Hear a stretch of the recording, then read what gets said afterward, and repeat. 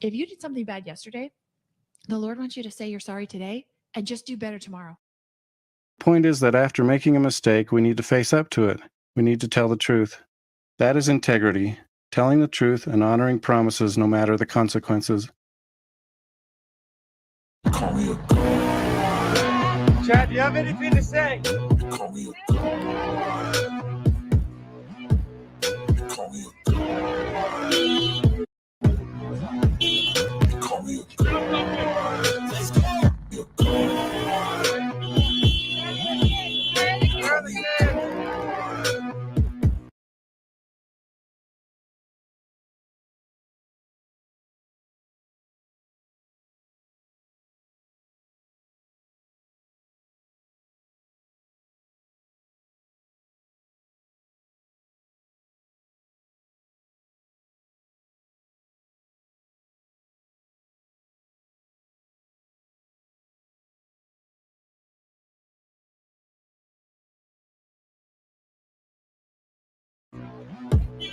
Call me a god. Call me a god. Let's go. Call me a god. Call me a god. Call me a god. Call me a god. Call me a god. Call me a god. Let's go. I'm about to go off like a weapon. Fuel to the top, got a filled up engine. In my thoughts, obsession. I will not stop, no, I'm never second guessing. I got a God complex. Haters love to hate, but I never feel pressed. Got a lot on my plate, but I never get stressed. I'll take all the pressure like I'm acing this test. Oh! Tear it up like I'm Jason. I see the world like it's ready for the taking. I see this place like a game I'm playing. Straight to the bank to collect my payments. Basically, from that, you have to put it down. You have to script, like, what are you going to do about it? Yeah. And then he just came back. Yeah, you shot him. Yeah, okay. Call me a god. Call me a god. Call me a god. I don't know how to stop. I just go till I drop. Whether it's working or shots, give it all that I got. You can watch me work in my element. Anyone in the way is irrelevant. You wanna cross me, cool, not intelligent. Cause I don't forget shit like an elephant.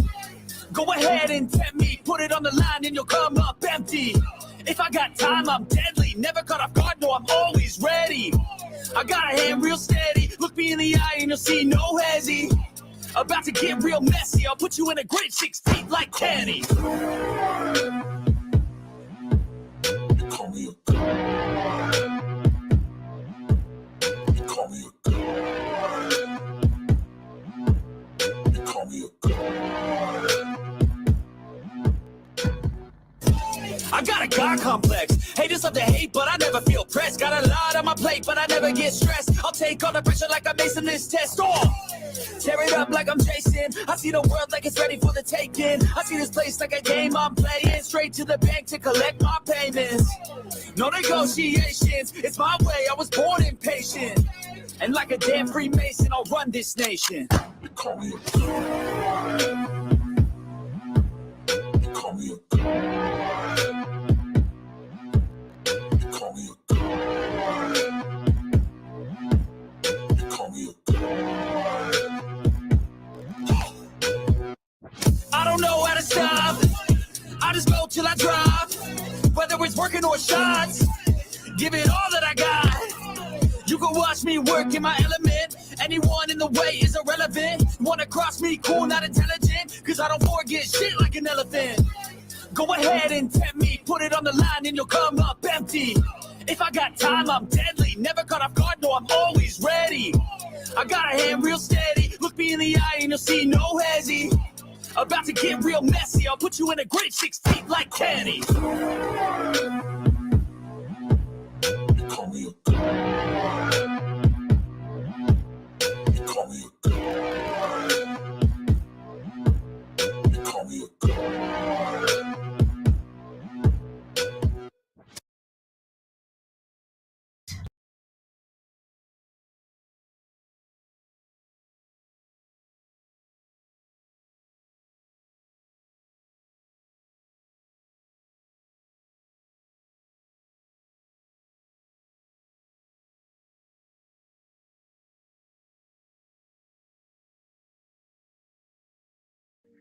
power, and sex.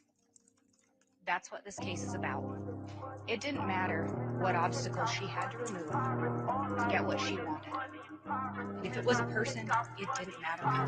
All I want is money, power, and I think I'm money, power. All I want is money, power, and I think I'm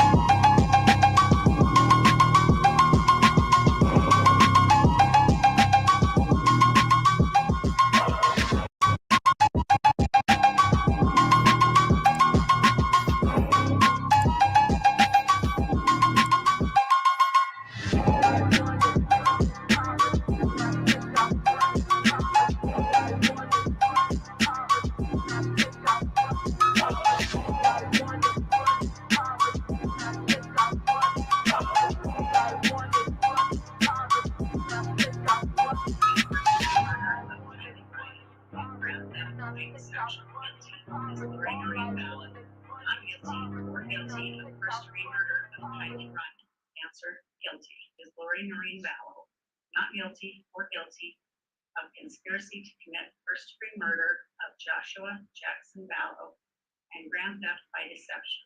Answer, guilty. Is Lori Vallow not guilty or guilty of first-degree murder of Joshua Jackson Vallow? Answer, guilty. Is Lori Vallow not guilty or guilty of conspiracy to commit first-degree murder of Tammy Daybell? Answer, guilty. Is Lori Vallow not guilty or guilty of grand theft? Answer, guilty. Dated this 12th day of May, 2023, signed by the presiding officer. They got the bitch. Hell yeah. All I want is money, power, and I think I'm money, power. All I want is money, power, and I think I'm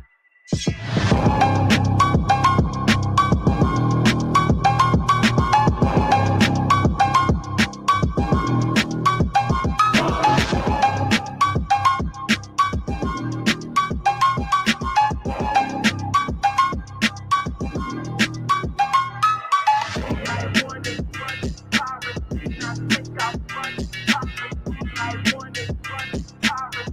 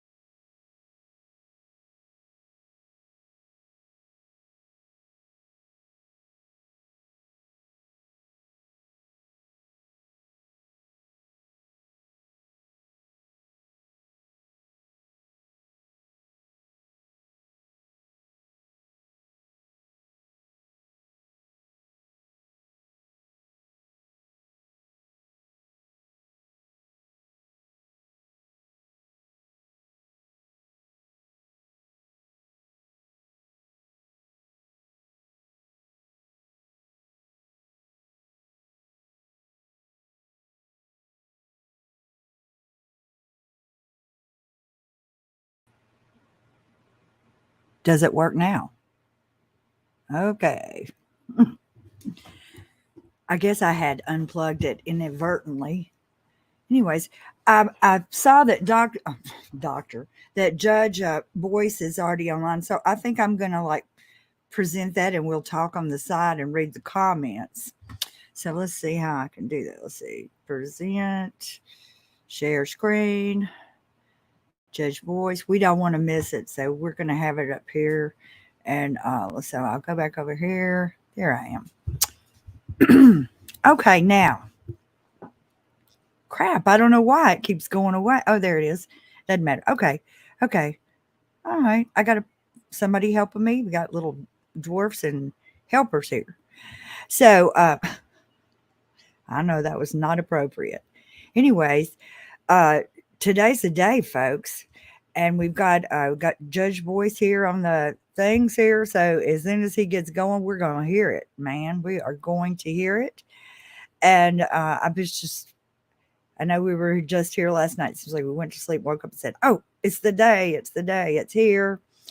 And it is Judgment Day for this thing. It's the sentencing. And so we're going to find out. I mean, any right-thinking person would know that she does not ever need to be walking around again. So hopefully, everybody will, the judge will have her do life without parole, surely. That's what we'd like. Or what was it? It was LWAP, I think is what we named it. LWAP was what we want her to get. And I'm going to read some of the comments. I can see oh, no, I can't even see the comments. I better not read the comments.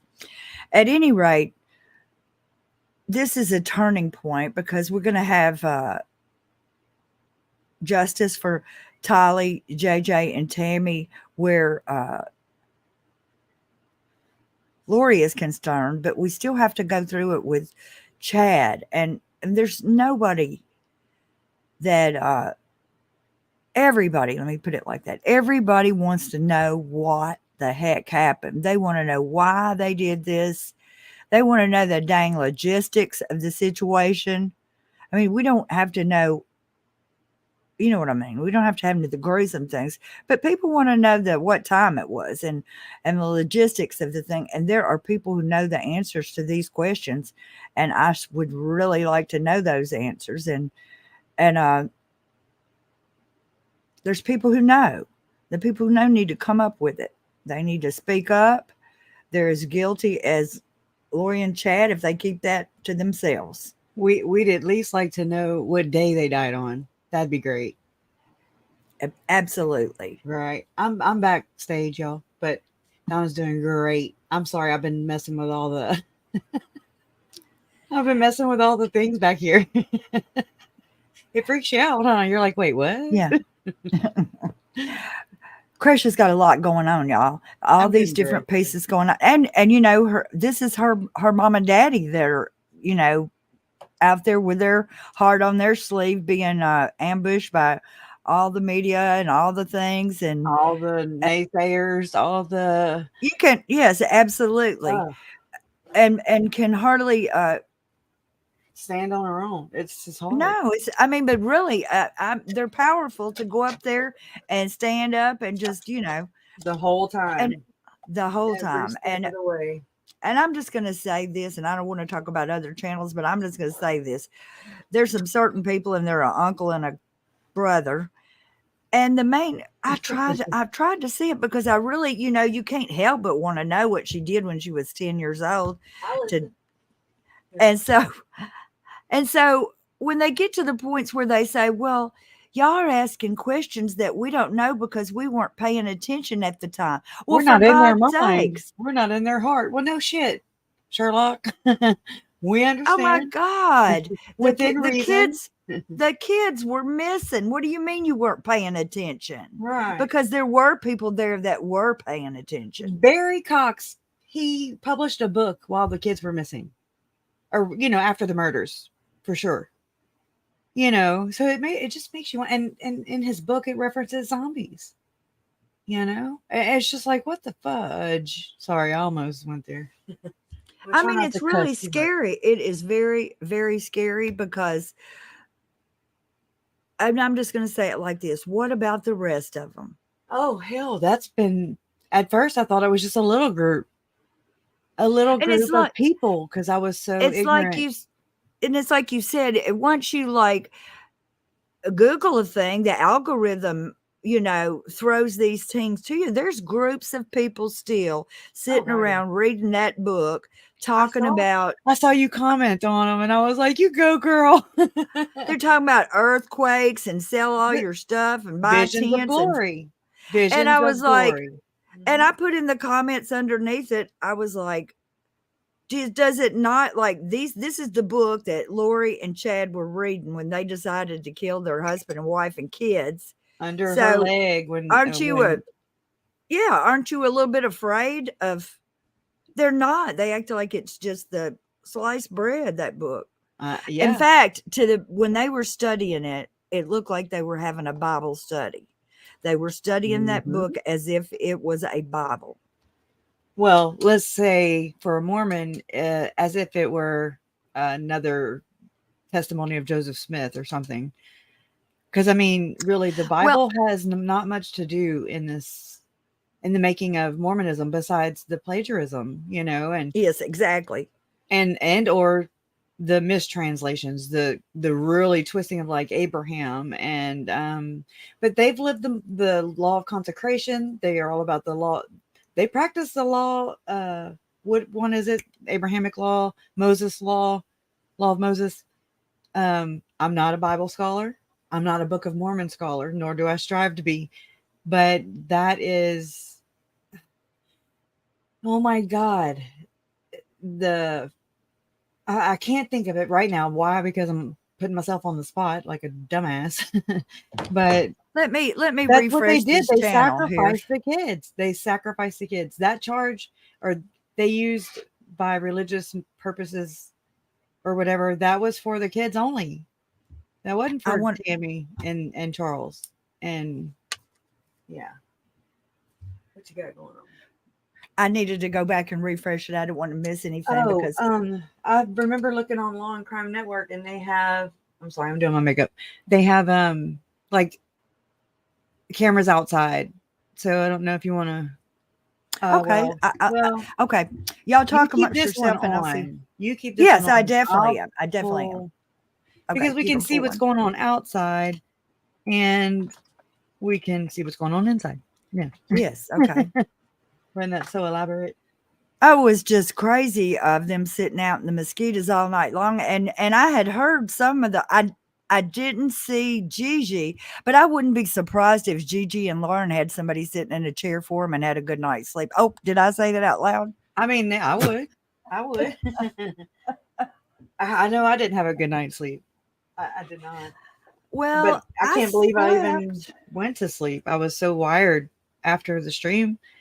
But then, you know, I've kind of forced myself to stop, but that I didn't stop. And I went on to do some other things last night. And anyways, I fell asleep about 3 o'clock this morning. And then Jason woke me up at like 8. And let's see, here's the outside the courtroom. Okay. You just put it up there? I mean, it's a video, but you just make sure that you watch the the Judge case something goes up. Okay, Yeah. I will. So let me you share. put that up there and yes. All right, and cover me up if you want to. Roger Dodger. Okay.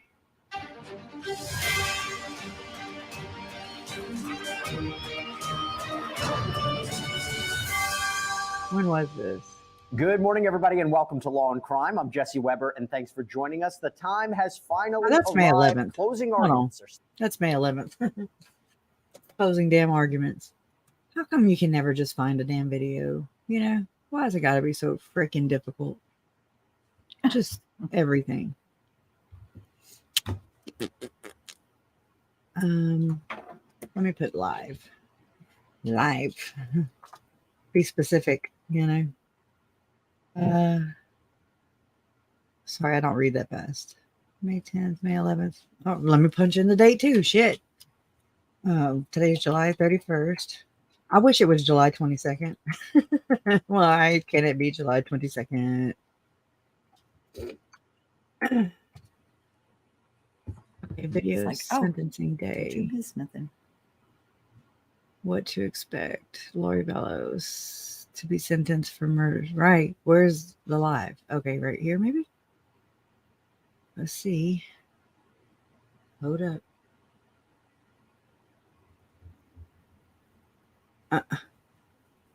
To today. Let's see. I don't know. I should have just stayed backstage and finished my damn makeup. Gotta be extra. We have Well, go ahead. I was just going to say, I can put Judge Boyce back up there and show him this morning. It is Uncle Jerry, right? That said Uncle Jerry. Okay, Yeah. well, I made an Uncle Jerry mug that says, Aw, "We got the bitch." Woo! That's Sure awesome. did. So, and it says Uncle Jerry on his hat. So I want to make sure that was right. Yeah, Gerry. Oh, no. Really? Well, I've got to go back, take that down. Don't anybody buy one till I fix the J to the G. Oh yeah, he's named after my uncle or my great uncle Jerry. That's my Papa Vallow's only brother, and he's still alive actually. My Papa came from 3. You know, It's just going to be any second, y'all, that they're going to do it. Surely, because it's 9:23 here, and I saw him do a sound check a little while ago, just before we went online. It was up there. And so I feel like it's going to be any second and, or any minute. And that's all he wrote for us. So this is, it's unbelievable that it's unbelievable that it's taken 4 years, but so much has happened. How could it not took 4 years the way that they went about it? Yeah, we should have to refresh because it's already got feed is what I'm saying. So we don't have to refresh anymore. Okay. All right. So quit doing that, Donna. Stop it. Stop it, Donna. No. No, don't. Detective Slaughter says it's only 8:24 over there. Thank you so much. Love I'm the wrong way. Detective. I was wrong. I was like, forgot what I've lost my mind. So I found it. Look, here you go, girl. It's an hour and okay. KJ says for the mods to put up the link to the I'm gonna do it over here, I think. I don't know. I can go put it in the description box. I just don't know if I have the right link. We kind of had a rogue moderator that happened, while I was in Boise, actually, without knowledge of it happening, and it taketh away. And so it's been a struggle to try and put that back up. Thank you, Donna, for doing that. Appreciate it big time. Some things are just too many. There's too many things to have to do and grieve and feel and research. It's like, I don't know if I'm not trying to be on my soapbox or anything, but it's a lot to do. I don't know if people stop and realize. And don't buy the bitch cup, because I got his name misspelled. So don't buy the bitch cup. I'll have to replace it. Do you think that's going to get us unmonetized as many times as I said that word? It's a dog. It's a female dog. No. Cute little dog. I'm sorry. I don't know why I did that. I'm playing with the layouts. I put on my lipstick because I saw a little bit of my video from last night and I needed some. Well, that, and it makes Lori jealous. Lori loves her lip gloss. So I would love to have some lip gloss right there in the, if I could, in the merch store. I'm feeling tired. I don't drink anymore. Like, I haven't drank in since 2018. I just decided to stop. It's not that I did have a problem. I had a problem in my opinion, but I can still drink, or sometimes I still want to. So I have a big Corona in my refrigerator just in case. I've been through a lot of things without having to resort to drinking. But anyways, I thought it was funny because it's been in there for 2 years. You know, it's been in there for 2 years. If I go out to eat and other people are having a drink, I'll have a drink, but mostly I don't buy it and have it around the house. Right. And I don't go out to eat that often. So yeah, I used to think I was a social butterfly, and then I was like, nope, that was the liquid. That was the alcohol. Dumb. You know. Now when KJ and her husband came in, they took us out to dinner, and that was awesome. It really was. I have a thing about eating in public. It's just like, I don't know. I have a complex. Everybody got a complex, right? Mine is eating in public. And anyway, so I drank a few beers when they came. So that was, you know, it was cool. It was so cool meeting them anyways. It really was. It's one of my highlights of this thing. That and going to Salt Lake City, even though I don't like Salt Lake City. No, nothing against Salt Lake City except for the overwhelming panic attacks. You know, but that's where Jen and Michelle are, and they're just awesome people. And so it's just all these friendships. You, Beach Bum, Trace on the Case.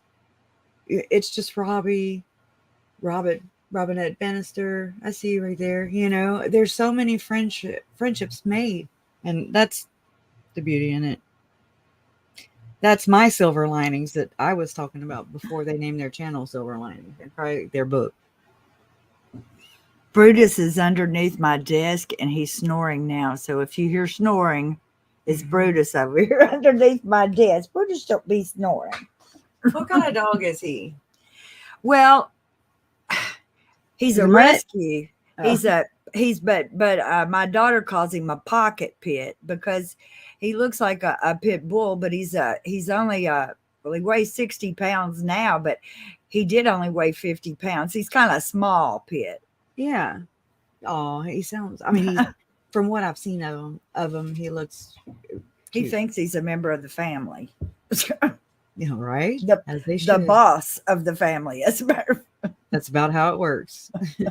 And then I see when people have grandbabies, then they become the boss.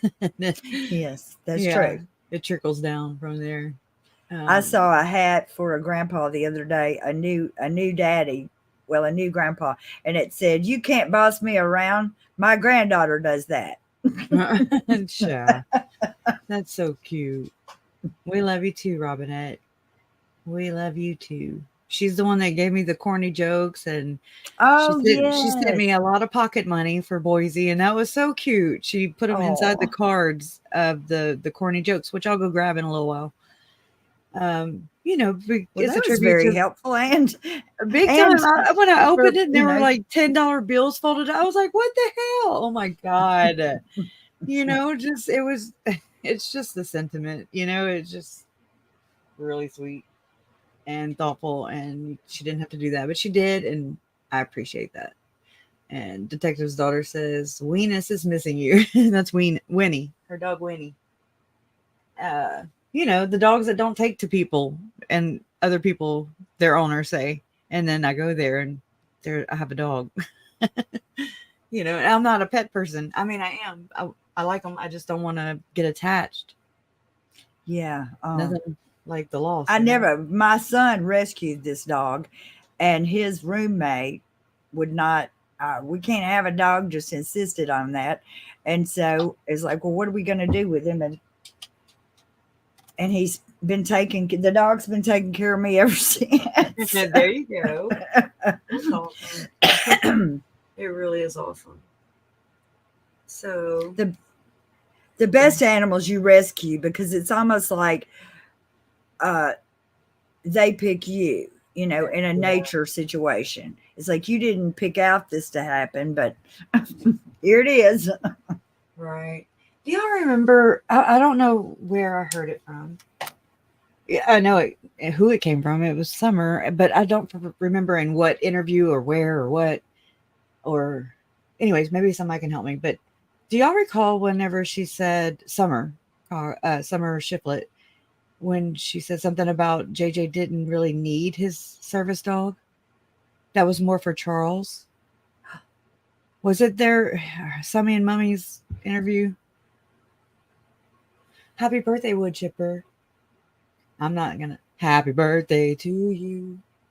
You look like a monkey and smell like one too. I can't help it. That's just the way I was raised. We were raised with, Anyways. Now I you don't got me know. wondering about I remember that comment. that. I'm going to get my her pad out and saying write that down. Yes, I do remember that. And thinking how cold-blooded that is. Because if somebody said that about me, Yeah, she didn't need that dog. And I want people to realize, there a lot of people, it's like they either came in, towards Lori's, towards the beginning of, I guess, around the time of Lori's trial, and they weren't around maybe, or not as involved in the reading the FOIA docs and everything, and just not, you know what I mean? There's some people that are just fully invested, and I'm not casting judgment at all. It's just, there's different spectrum. There's a spectrum of involvement. And so it's like after they played Summer's phone call in court and trial, it's like everybody forgot, the dig she made. And I mean, I'm not trying to villainize anybody. That's not at all what I'm saying. It tells me a lot whenever I went into the trial courtroom and Summer was there, and I was like, oh my God, there was Rex, there was the whole family, There was one cousin that her name is Christy, I think, and Tylee looked a lot like her. It's not the same one that Gigi was talking about, but this is actual family member and I was just like, oh my God, you could see the resemblance, And Summer turned around and she offered her condolences, and I was hesitant. Yeah, I really was. I was like, but I went ahead and was just like, oh my God, suck it up, just be the bigger person. And so I thanked her, and I didn't get that from the other aunt. And I mean, I'm not casting judgment, just simply sharing the truth. And that told me a lot right there, just in that dynamic, but here's the same snake in the grass who's saying shitty stuff about my Uncle Charles. You want me to go and kill, shoot him myself, that kind of thing.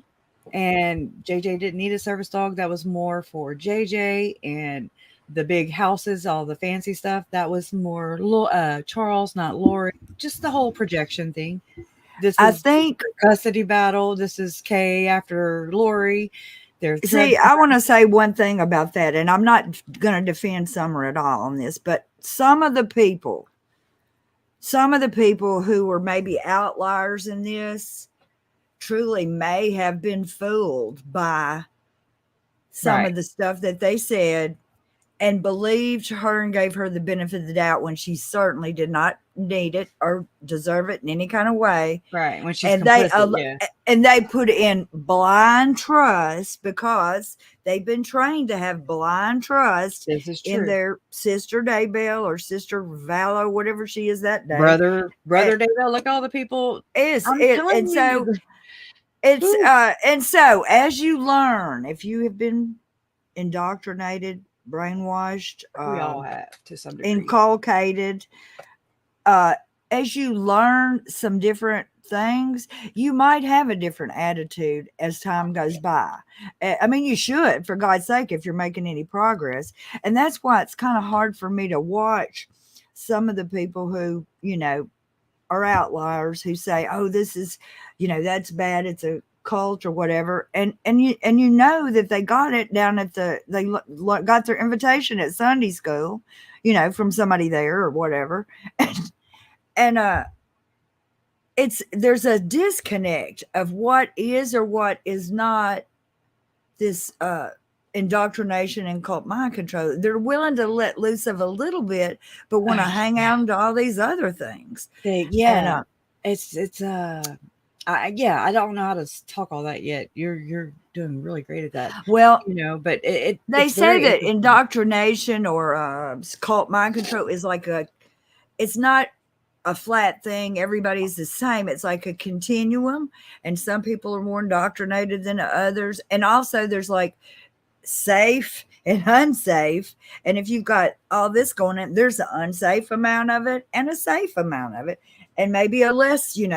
If you're just like, none of it is maybe not safe. The extremes are always the dangerous part, anyway. But anyways, enough of that. But I wasn't defending her at all, but I'm just saying, I'm sure during this whole time period, at some point, their brain is bound to have turned flips to make this okay, then make it, oh, it's not okay now.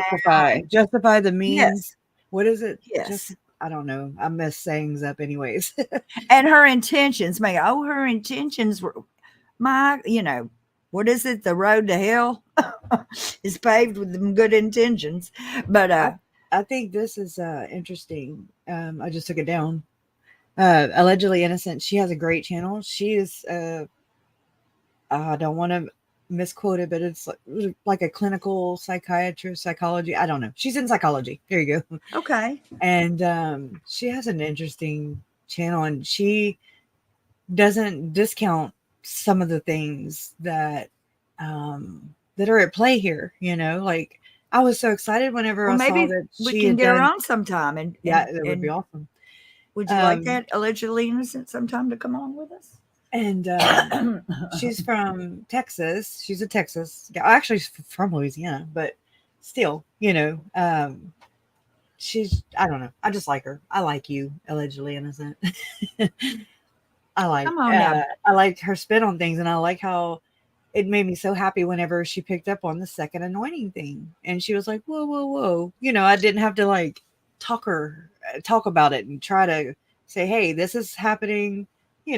I just hashtagged it in Twitter, which is now X, and then she followed the hashtag, and I was like, "Oh, bless her, God bless her." Sorry, And I had never heard the broken chef, thing before that a lot of the LDS people talk about. Like whenever there's something they don't understand, and you can do this about other stuff too. If you don't understand it, but you're just going to say, well, I'll just put that away and God will straighten it out, or it'll figure itself out, or whatever, and you put it on a shelf. Well, you just keep on doing that with stuff until finally the shelf breaks. And that makes a lot of sense. But really, you got to be using your head to put the stuff up on the shelf and not just take it by blind faith. Any of it, anywhere, any day. Yeah. Preach it, sister. Preach it. Yeah. Say it loud enough for everybody to hear, or for the people in the back to hear. Anyways, yes. I mess things up, especially when I'm like, I'm not even awake yet. Y'all, I keep turning around because I've got another computer over here, and I'm watching the YouTube chat to kind of make sure that it's not went away. What? Crush and I are not just sitting here talking to each other. Allegedly Innocent. She says, Crush is right about the second anointing. I'm convinced this is what is going on. Thank you. And I mean, it's like I don't want to be right. I don't want to be right. Well, even Summer told you that. Summer said, well, maybe it is. She said, I can see how you get there. Oh, I can see. And I was just like, and I was like, never mind. No. I said, no. I shut her down. And I was like, I'm just letting you know that's where my research has brought me. I wasn't asking, like I wasn't asking for her approval or a nod and a wink, or, it just, because it's what it is, that's how I look at it. And so she started it's like they're apologists. They're raised to be apologists in a way. Yes. Like, okay. And I mean, you could go at any number of things that are incorrect or not true about the church, or that are happening in the church, and they will discount our knowledge because they have the right knowledge. They are the one true church, and we're Gentiles, and I'm a proud Gentile. Well, I'm just going to Amen. say this out loud. If you see something going on with any kid anywhere, call the police. And that Please. is the biggest problem we have in this country, is because people see something and they don't say anything.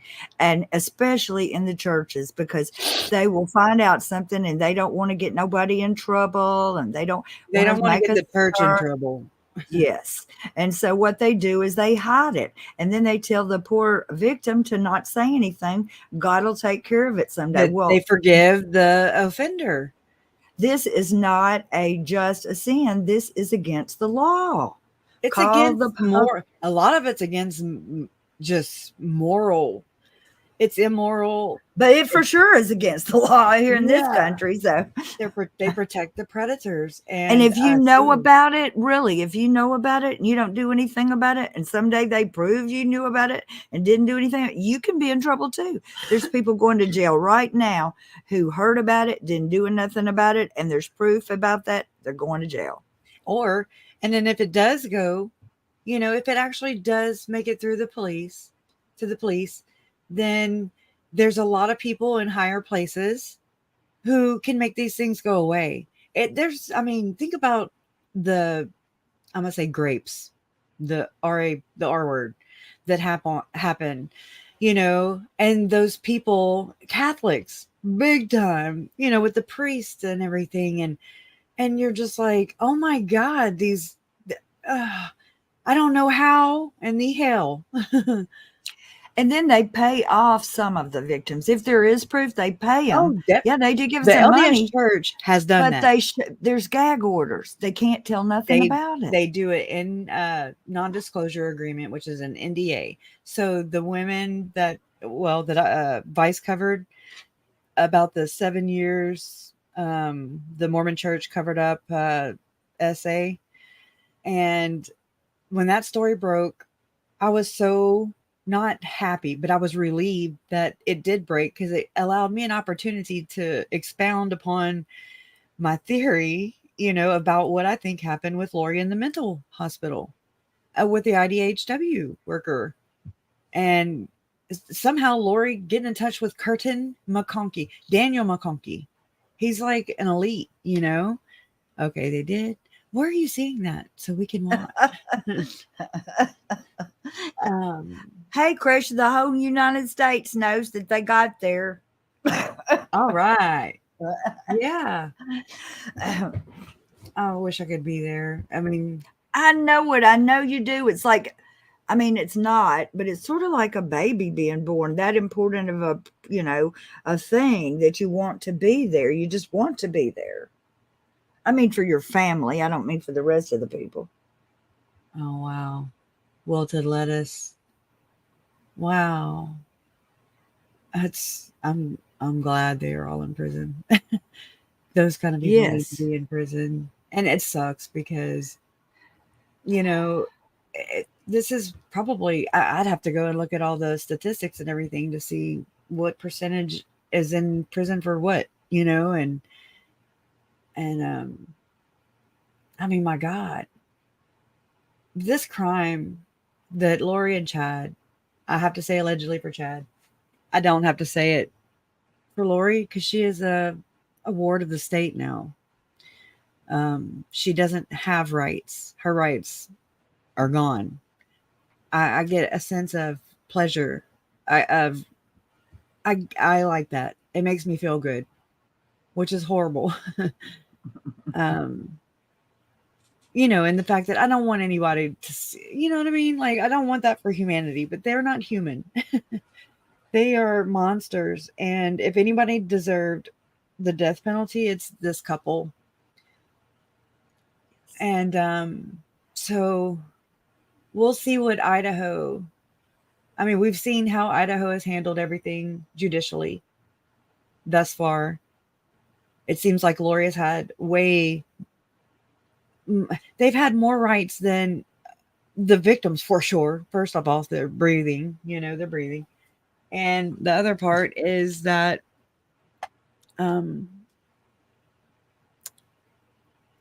they get to make these decisions.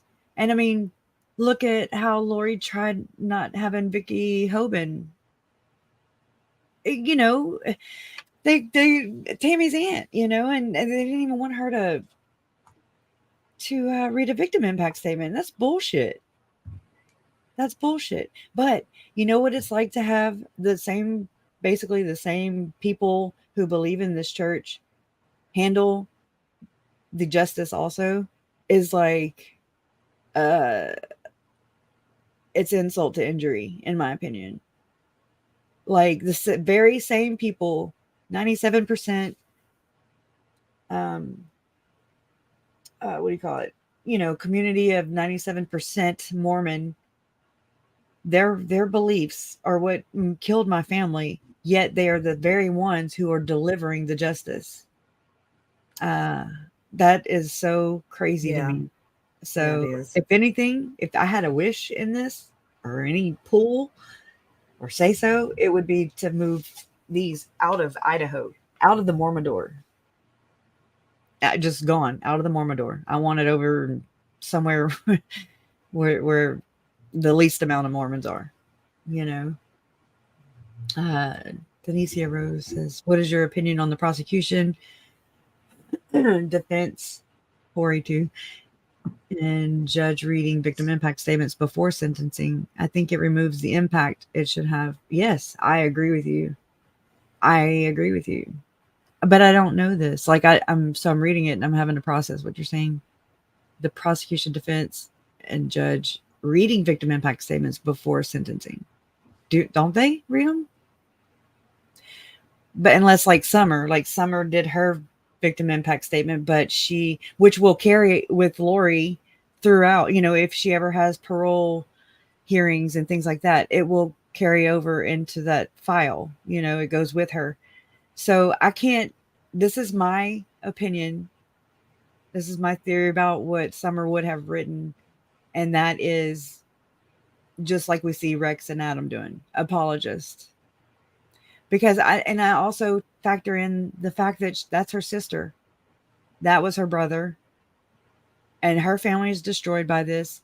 Her own religion, the one true church that she believes in is exactly what destroyed this. And her sister and her brother going really rogue with it, you know. Again, y'all have to know my theory to see why I say what I do. Because it sounds like sometimes I'm like, oh my God, I sound like I'm exonerating Chad and Lori, and I'm not.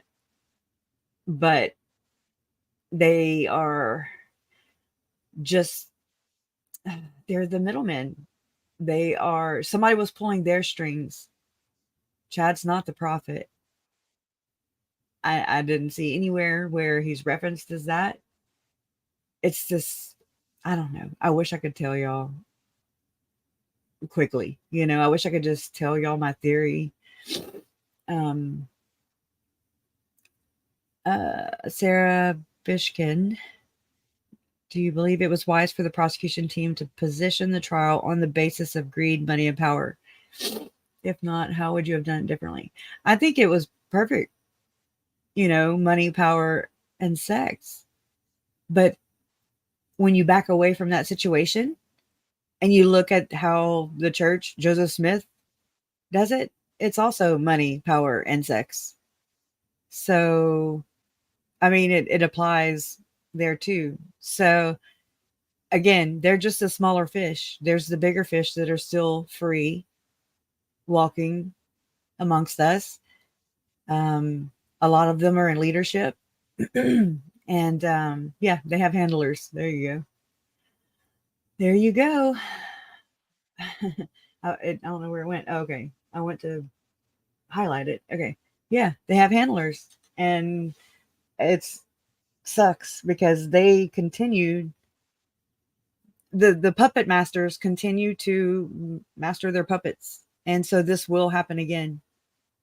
So what about the rest of them? What about the rest of them? They report 16 million members worldwide. I think that's a fudged number. But still, there's enough of them. You see it. I see it everywhere.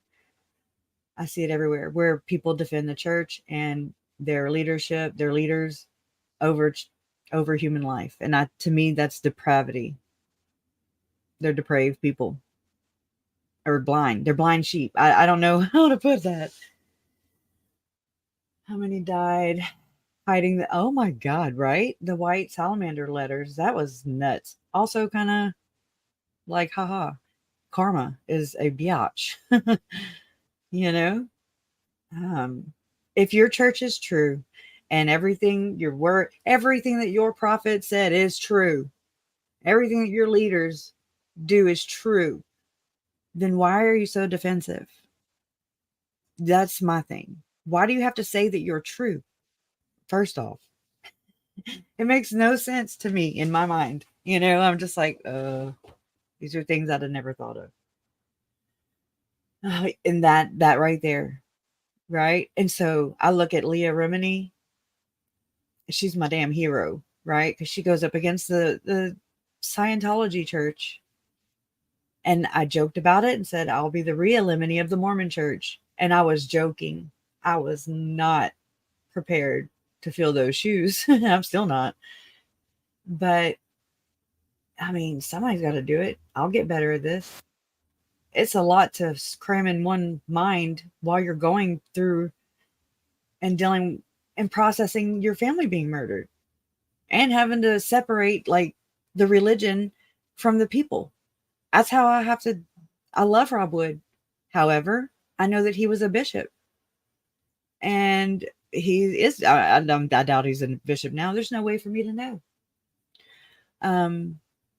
But they protect their church. That it's just ingrained in them. I'm not trying to say it to be rude. It just is what it is. There we go. I hope we get to talk to your friend. Her friend is in the correctional center. She basically like mentors to him. And I wanted to see if he would maybe do a pre-recorded interview with him, because he's in the men's prison, state prison in Idaho, where Chad will be joining him. And so I don't know if that's still a go. Let me know if it is, Mary. I would love to interview him and tell him, no, I'm not single.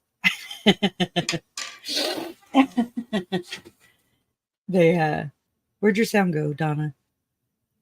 Is your sound on? I turned it down because Brutus was snoring so loud. Can you hear me now? Yeah, now. Liza Joe says Lori will likely be sentenced to asylum. And I don't think she's not crazy. Not that kind. I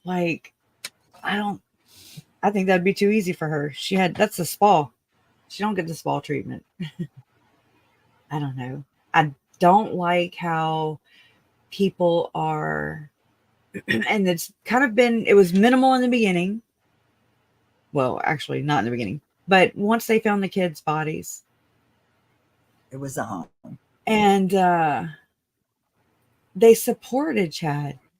And there's people that think that Lori led Chad, that she duped Chad. And I'm like, they equally duped each other. They're stupid. They takes two to tango. You can't have one without the other. Plus, the people pulling the strings above them, they're puppet masters, set this up. So Alex is Lori and Chad's fall guy. But Chad and Lori are the church's fall guy. I hope that kind of helps clear how I see it. I know it's a lot to take in. A lot of people are like, they think of these people as godly men. And I see it differently. And I learned differently. I didn't go in thinking that, I know differently. Oh, so Colby is there? All right. Thank you, Natalie. Did we ever find out? I've been just talking and rambling. Let me go look. Where are you seeing that from, Natalie? I'll look for you to answer. I don't know. Poor horror bothers Lori. Oh, I see. Well, that's East Idaho News. It looks like It looks like Larry and them coming in the door. You want me to share that? Yes, please. And I will watch. Actually, I got this playing, so whenever it does come on, I'll hear the court come on. I'm sorry, y'all. I'm stopped up. Let me put some of my nasal I didn't spray in. share it, I guess. Let me unshare. Let me stop screen.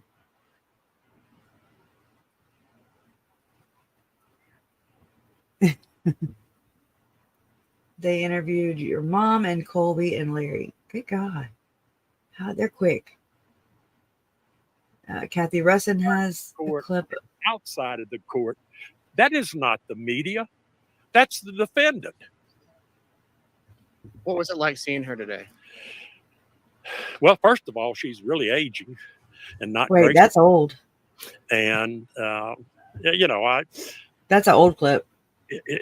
I really don't. Oh, like no. to put a I'm lot of sorry. emphasis on what Lori No looks wonder like, it was so easy she to says, find. what she does. It says Lori Daybell. I think what she did in it's a this case, replay. in the last hearing, was. It does say sentencing hearing. That's weird.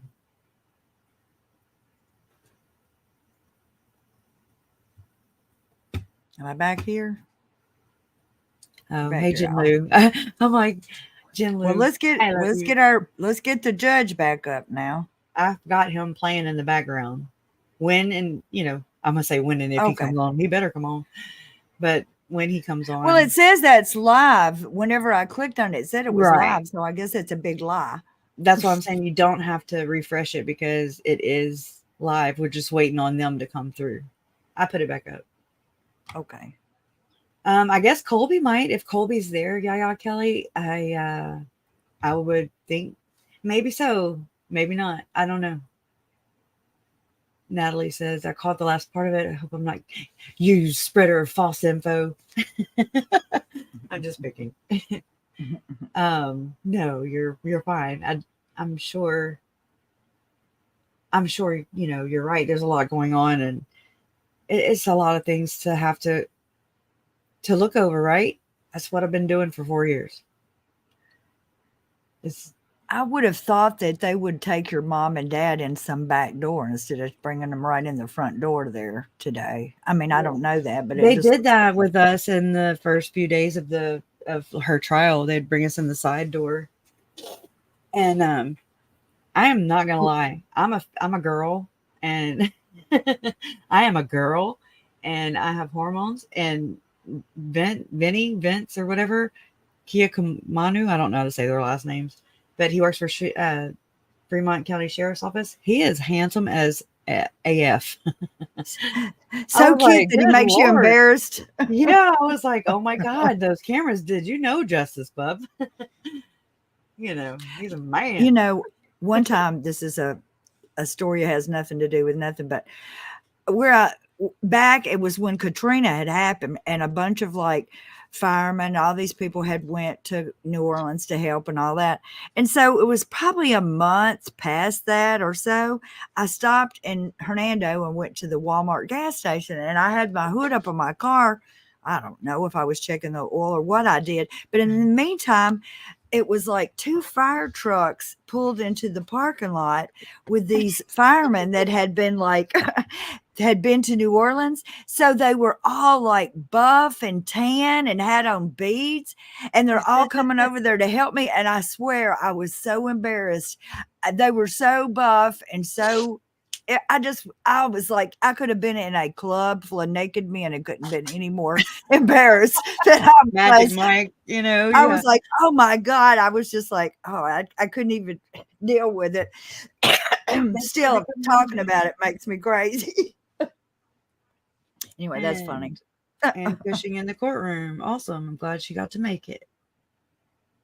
That's good. So, Sarah, I was trying to get back to this. In your opinion, as a standard, what is the best remedy who is grieving the loss of a loved one due to circumstances such as these? It depends on if it's in the media or not. I know I'll be able to help people handle those situations because it's not easy. You got to use social media as a tool. And the people that you meet along the way who are more than willing to help, especially creators who their content is based off of your family. If it wasn't for your family's murders, their deaths, they would not have content. And the consumer would not have, their favorite genre of studying true crime or just watching true crime shows. Those things, like, so it's like you don't bite the hand that feeds you, if that makes any sense. If you say that you are here, you're advocating for the victims, then show it. Don't just say it, show it. Do it by action. That's what'll set you apart from anybody else, in my opinion. To me, I value those who treat this case with dignity, with respect, and not just views and money. It's all about money, power, sex across the board for mankind. It's hard to navigate. I don't know. There's no right way or wrong way. But I think with the media, we have the opportunity to turn this around. And, Judge Boyce basically was like, hey, you don't qualify enough. You're not a victim or you're not a family member. Somehow that got intermingled. What is a victim and what is a family member? They're two different things, because you can kill somebody and not be related to them. So they're not victims, or, their family's not victims. Let's say I was not related. You know what I mean? Let's say that, how do I say that? Because he's going off of what, if you're related to JJ, Tylee, or Tammy, basically, you have to be an immediate family member to be considered a victim. So what if, like Lori being found guilty on conspiracy to commit murder against Tammy Daybell? They're strangers. Remove Chad from that situation. So then it just doesn't make sense to me. I'm trying to make it make sense to me, and it doesn't. And so the way they're doing it's kind of like gaslighting us. I don't know. That's how I see it. Allegedly innocent, said Boyce, initially did not even realize that Kay was the biological grandmother. The whole thing is heartbreaking. Right. And so Larry should be able to be in there. And nobody gets to define that. I understand there has to be, they put that in there. There's laws. They have to have stipulations and everything. But it shouldn't have came to this. Never should have came to this. If they were friends, you're affected by this. Every one of you, you're here because it bothers you, because it has impacted you in some way, shape, or form. So who is anybody to say that you don't get to make a victim impact? Anybody should be able to. If we have to sit there and listen to James and freaking Elena and their little loin fire, soft porn, juvenile, writings of Chad Daybell and Lori Daybell, then they're going to listen to us, is what I'm saying. It's like, we've listened to all your shit for 4 years. We've had to take all your shit for 4 effing years. The least you could do, Judge Boyce, is, I'm not saying his shit. I'm just saying he could do that for victims and make it right, to where she finally gets to sit down and shut the fuck up and listen to us. Sorry, but it just is infuriating to me. It really is. Yeah, Kelly. In the Stout trial, even people who searched for Gannon were allowed to make a statement. There you go. There you go. Oh, thank you, Isabel. It's so good to see you. I miss you and I love you. Makes me want to cry. And it's interesting, A. Aguilar. The public is traumatized, right? And that's normal. That's a normal reaction to horrifying, gruesome and these monstrous people. They say that Lori's entered the courtroom, so I What don't know how long it's going. No, I'm guessing it hadn't started until it starts. You know, it says she's smiling, dressed in an orange and white jail uniform, wearing shackles and Is this East handcuffs and Idaho makeup. News or what? It was Nate. It was Nate tweeting from the courtroom. So many freaking handles. And sorry. You know, no, it's too much to. Do y'all see this? Overwhelms me. Hold on, I'm typing. I'm so sorry. I have to regularly traumatize you. Oh no, you don't. No, I just adapt and overcome, or try to overcome. Oh. Thank you, daughter of Scotland. I can't see what you do. Thank you. I'm gonna say thank you anyways. See, I'm looking at East Idaho News, and I don't see. It says live. Lori Vallow Daybell sentencing hearing. Same thing we got. Yeah, same thing we had. I was on his Twitter is where I got, because he's tweeting from the courtroom. Okay, it says, okay, I'll read these because this is on eastidahonews.com. And it says, basically, okay, let me share the screen instead. So you'll watch for Judge Boyce, please. I'll watch for Judge Boyce. And I will read this. If he comes on, I'm going to quickly just go there. Yep. Okay, 8:41 a.m. I'm in the courtroom. Lots of law enforcement in the room, and 5 of the jurors who found Lori Vallow Daybell guilty are also here. Wow, that's awesome. We'll post live updates all morning. So there's the people. There's one white camp. No, I'm kidding. Oh, hell yeah, they got food. We'd have gumbo. We'd have a couchon de lait. We'd be having, yeah. Around 40 to 50 people spent the night at the Fremont County courthouse in hopes of scoring a seat inside the courtroom this morning. Rusty Taco, Rusty Satan tacos, eh? No, I'm joking. Brought breakfast for everyone. That was nice. 8:52 a.m. Lori Vallow Daybell was brought over to the courtroom very early this morning. Police were very discreet on getting her in the building. I wonder how many bulletproof jackets she had on. Police were very discreet on getting her in the building through the side door. We were waiting for her and her attorneys. We are waiting for her. Okay. Prosecutors are in the courtroom. Rob Wood will present his sentencing recommendation on behalf of the state.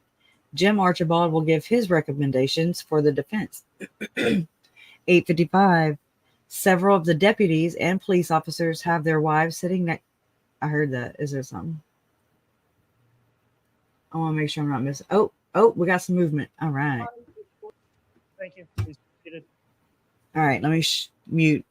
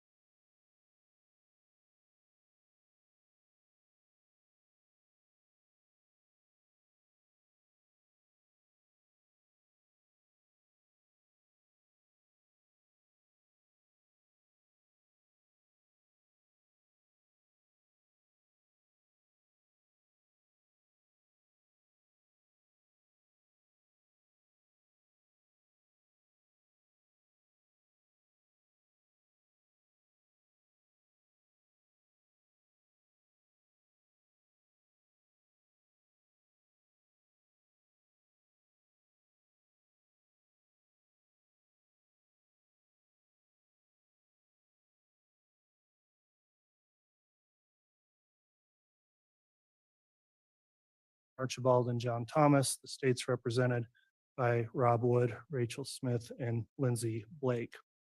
At this time, I do want to inquire of counsel from the state who will be making the sentencing recommendation today.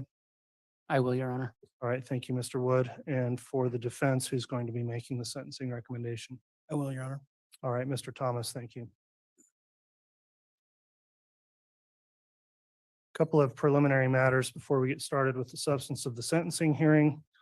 Court would first note there is a conduct order that's been entered in this proceeding governing this courtroom. The court is live streaming the hearing today. However, for those in attendance, there's no provision to allow any type of recording, either audio or video, in this proceeding. So that's prohibited. In addition, the court requires that any electronic devices be turned off or put in a silent mode. If any cell phones or other devices go off and cause any disruption during the proceedings, they'll be taken by the bailiffs in this case. And also, the court would note, as part of the conduct order, there's a prohibition against any kind of disruptive behavior. So no outbursts or other types of acts will be tolerated in this sentencing hearing. We'll maintain order as we did throughout these proceedings in this case and throughout the trial as well. So I appreciate all of the presence of our bailiffs here to enforce the order.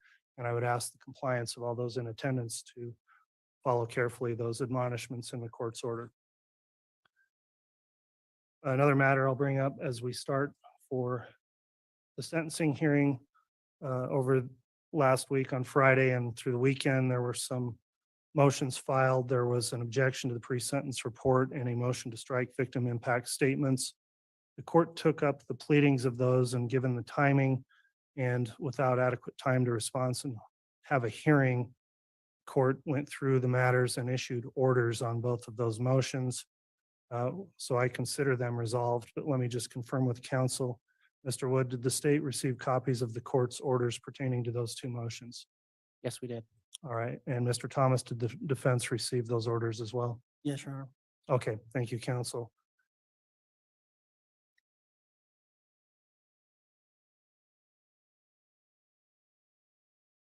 All right, we'll commence then with the sentencing hearing today. I'll go through some procedural history of the case first.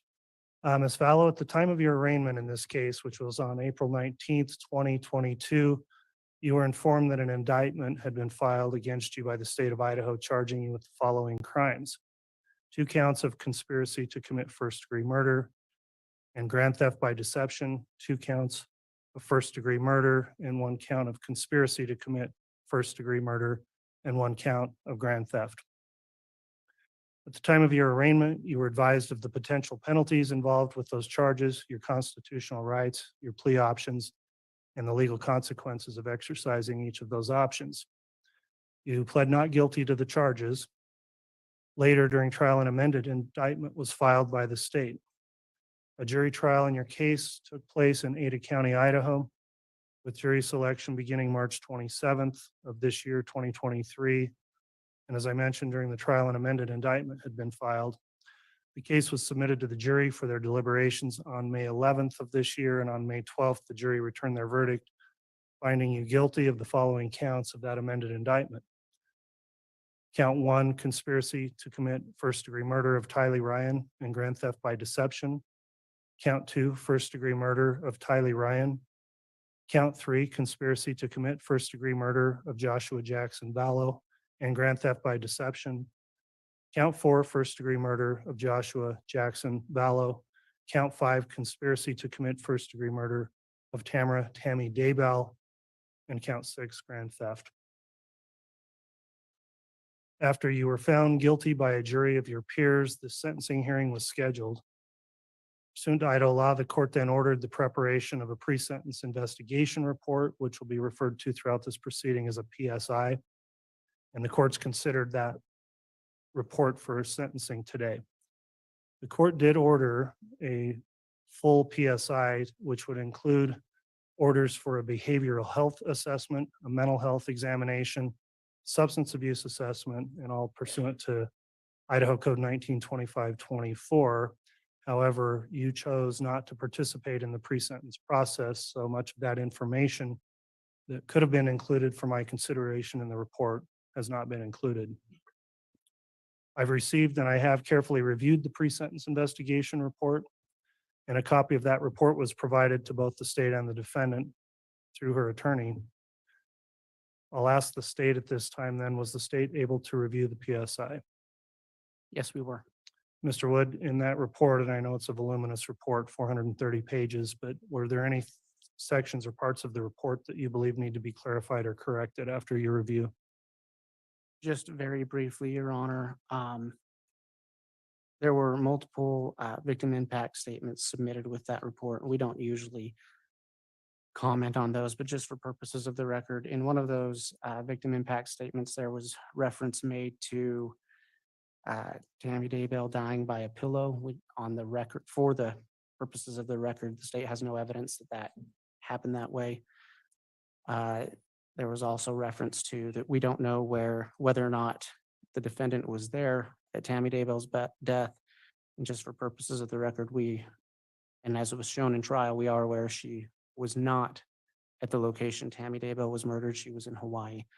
Again, our concern, we just wanted to be clear for purposes of the record so that an allegation could not be made down the road that the state had provided evidence or information to victims that we had not, one, that wasn't true, or two, hadn't been provided to the defense. All right, regarding those statements, then the court would most likely strike those from the record based on those comments. Court would also note in ruling on motions over the weekend, I further ordered stricken certain parts of victim impact statements. Mr. Thomas, any objection to me striking those comments in those statements? Your Honor, Mr. Archibald is going to address this portion if that's okay with the court. Very well, Mr. Archibald. We've reviewed the court's order striking portions of those victim impact statements. We do not object to the court ordering those stricken. All right, thank you, Mr. Archibald. So back to you, Mr. Wood. Could you clarify with some specificity where those specific comments were located? And the court will go through and what they would refer to as redlining. I'll line those out in the final PSI that gets submitted into the case file. Yes, thank you, Your Honor. They were contained in Ms. Hoban's PSI, or I'm sorry, victim impact statement. And if the court would like, I can find the page number of that. I think just to reference for the record, if you could reference the page number, then I will go in and redline those revisions to the report before it's finalized. It is in the third paragraph on page 2. Okay, the court sees those comments as mentioned in the third paragraph of page 2. The court will go and redact those out of the victim impact statement. And if the Ms. Hoban intends to make a statement, I would ask that she refrain from making any further comments to that extent. And we'll get those filed. Other than that, Mr. Wood, then is there any other requested clarification or correction to the PSI? No, there is not. All right. Let me next move to the defense then. Mr. Archibald, in regards to the PSI filed in the case, does the defense have any further objection or anything you wish clarified or corrected in the report? Your Honor, on June 13th, I submitted 661 pages to the pre-sentence investigator that I believe dealt with the health of the defendant. 660 pages. I didn't know how many of those pages would be included in the report. Turns out only 27 pages were included. The 27 pages do include Dr. Watson's psychological opinion and also Dr. Cunningham's. So I appreciate the pre-sentence investigator including those two reports, but I asked for additional reports regarding the health of the defendant. The court has now issued an opinion this morning ruling on that, but my objection to the pre-sentence report stands. All right, thank you, Mr. Archibald. The court would note in the order issued this morning, and it's entitled Order on Objection to the PSI, court went through an analysis on the statutes and the rules as relating to the prior competency information and why I found it was inappropriate to include in the PSI as the investigator noted. And so that will be the court's order at this time on those submissions. Any other matters in the report you wish clarified or corrected, Mr. Archibald? No, Your Honor. Okay, thank you, counsel. Let me confirm with counsel then too, Mr. Thomas and Mr. Archibald, was your client able to review the report as well? Yes. Yes. All right, thank you. All right, I will note that I'll rely on that report then with those redactions in fashioning the sentence today. Moving now to the question of whether there will be any witness statements or testimony here proffered today. For the defense, are you offering any statements from any witnesses today, Mr. Thomas or Mr. Archibald? No, Your Honor. Just All right. Ms. Vallow may speak. on her Very well. behalf. So the defendant, I'll address that. She'll have a right of allocution if she wishes. From the state, Mr. Wood, is the state intending to call any witnesses to testify or victims to provide oral impact statements today? Thank you, Your Honor. The state will not be calling any evidentiary witnesses. However, there are 4 victims who wish to be heard. The victims, Tylee Ryan and JJ Vallow's brother, Colby Ryan, has asked that we read his statement into the record. So with permission of the court, I will do that on his behalf. After that, Samantha William, Tammy Daybell's sister, has asked to be heard. Vicky Hoban, Tammy Daybell's aunt, has asked to be heard, and Kay Woodcock, JJ Vallow's grandmother, has asked to be heard.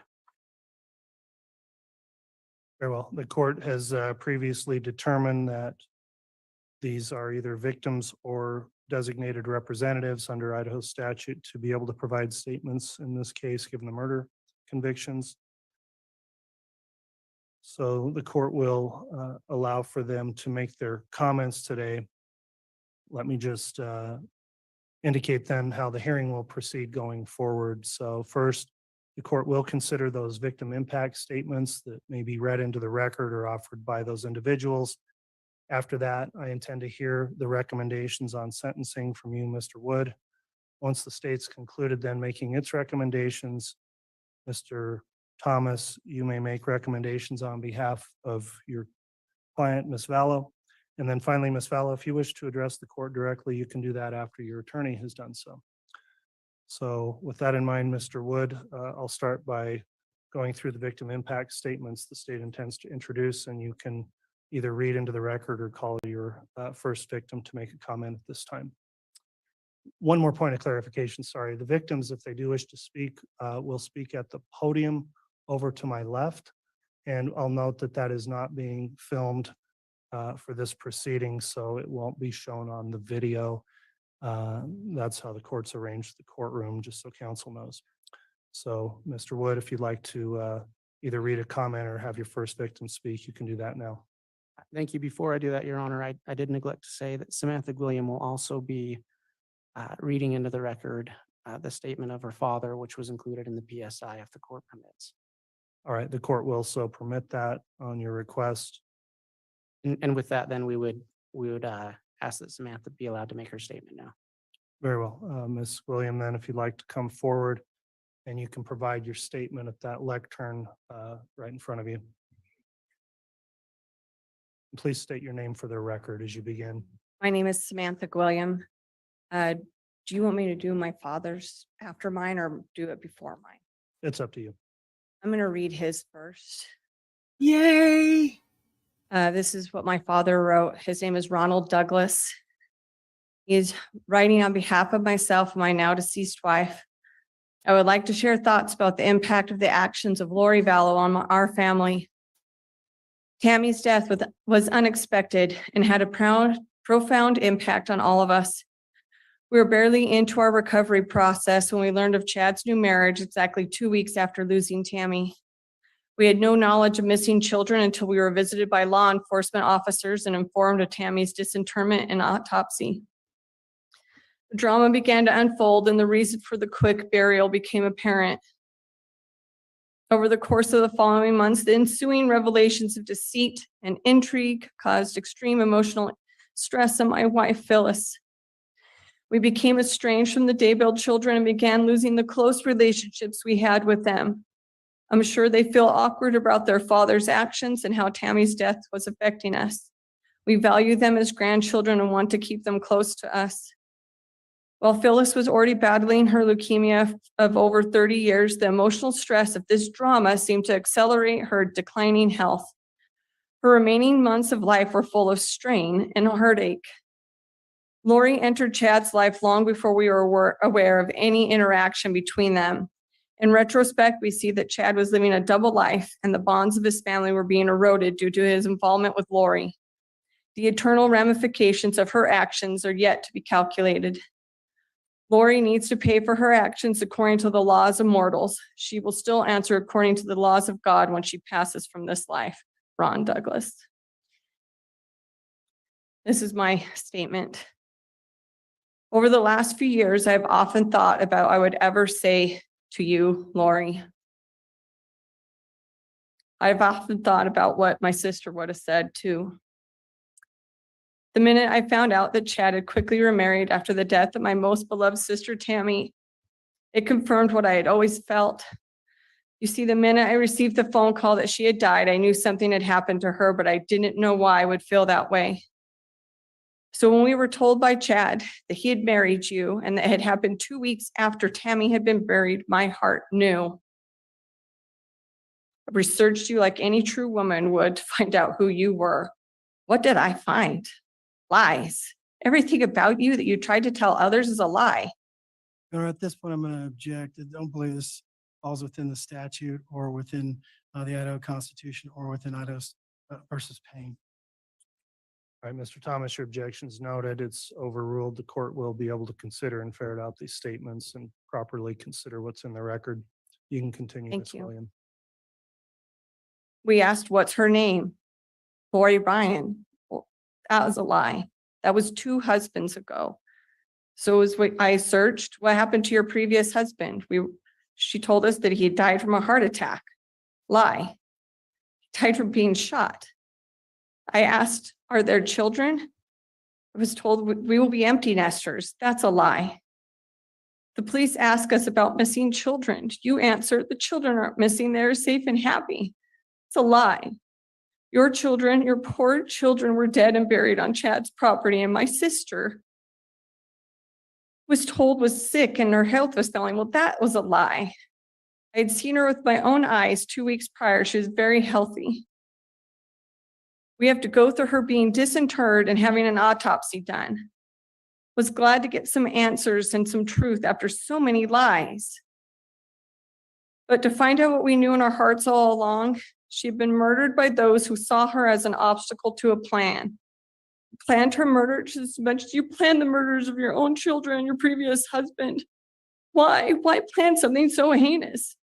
You had an affair with a married man. You lied to yourself by what is okay to sneak behind the backs of your spouses. You are not exalted beings, and your behavior makes you ineligible to be one. But why pick Chad? He was an average guy, and you had married several men before him. He made you feel special and singled out. You tell yourself that you were high spiritual beings who have lived lives together through time. You felt powerful. This is too is a lie. But Chad has no real wealth. How will you live? You can easily have divorced your spouses and made your own perverted life together, but you need money. So you tell this story about people being dark and that they are zombies. This is how you justify who needs to be removed. You use this lie to justify the murders of 4 people whose deaths you profit from. But you could sit there and think, you've never met me and I don't know you.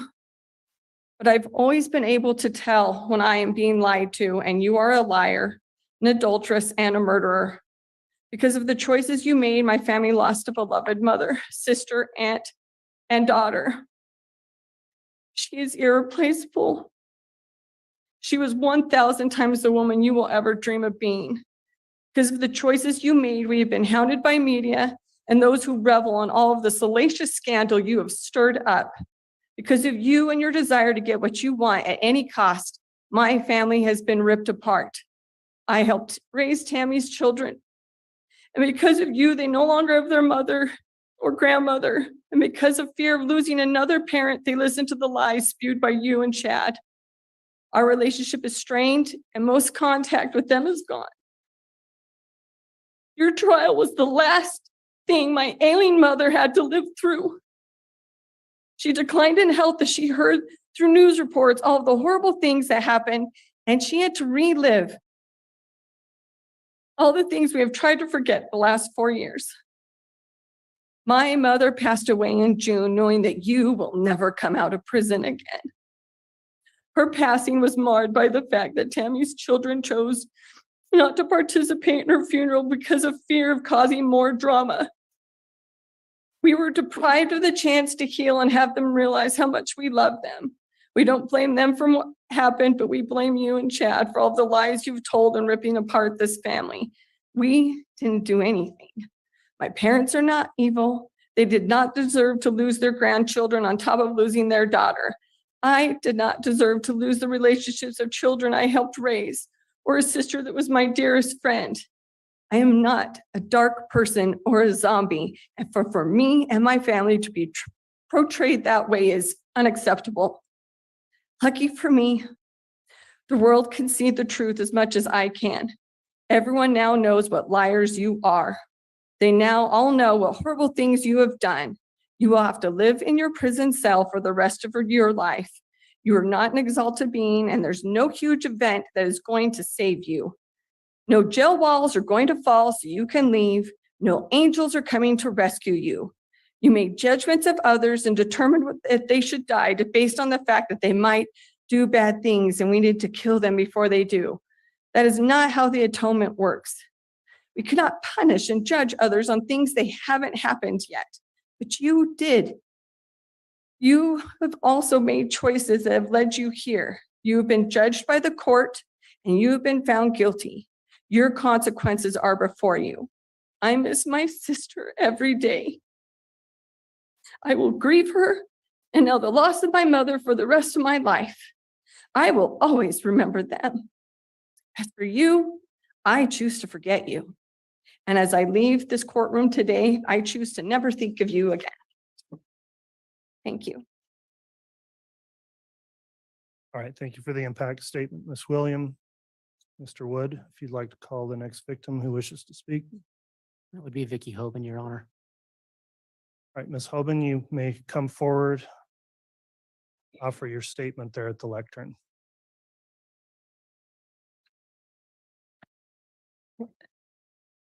First, I'd like to thank the court for allowing me to give a statement here today.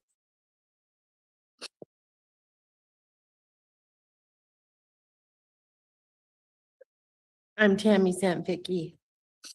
I was able to attend a big part of this trial, and so my first comment will be to address what I felt the defendant's behavior was.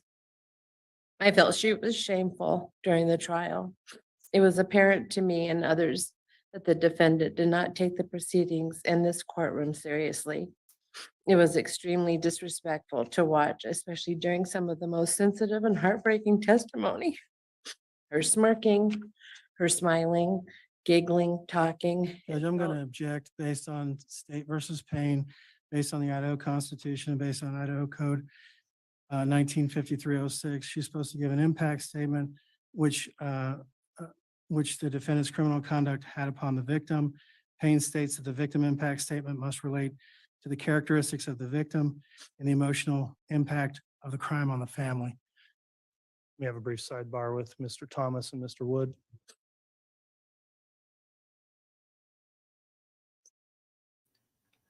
Welcome to the sidebar. What a fucking dick. Sorry, said it. I don't care. Or I don't care anymore. You ever just not care anymore? Because this is bullshit. That was beautiful. That was... this is bullshit.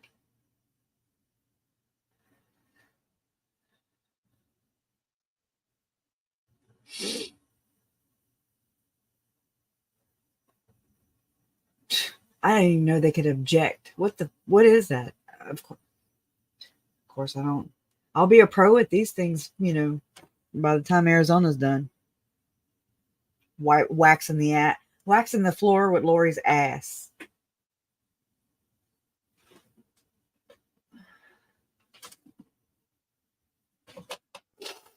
I know I fidget and stuff, y'all, when I'm uncomfortable. So I, I'm doing makeup and stuff. I don't know. I'm so uncomfortable. So triggered.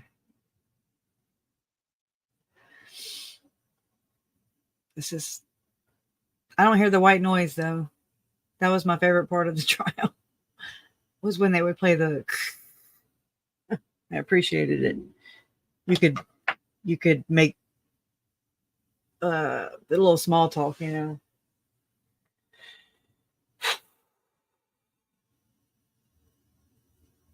just said the only thing I was like 144,000% better than you, Lori, my sister. Beautiful. Hurry up.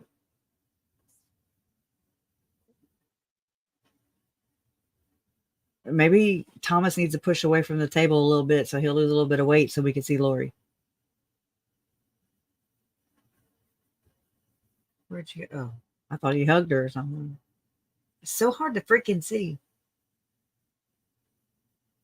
All right, the court will just note on the record, there was an objection lodged on this victim impact statement. I had a brief sidebar with counsel and discussed that. I do in part grant the objection, and I've instructed the state to discuss that with the victim to tailor her comments to those appropriate for an impact statement at this point. So, Mr. Wood, I gave you an opportunity to discuss that with Ms. Hoban. Ms. Hoban, if you're ready to continue, apologies for the interruption, but we want to make sure the record's followed carefully here. Thank you.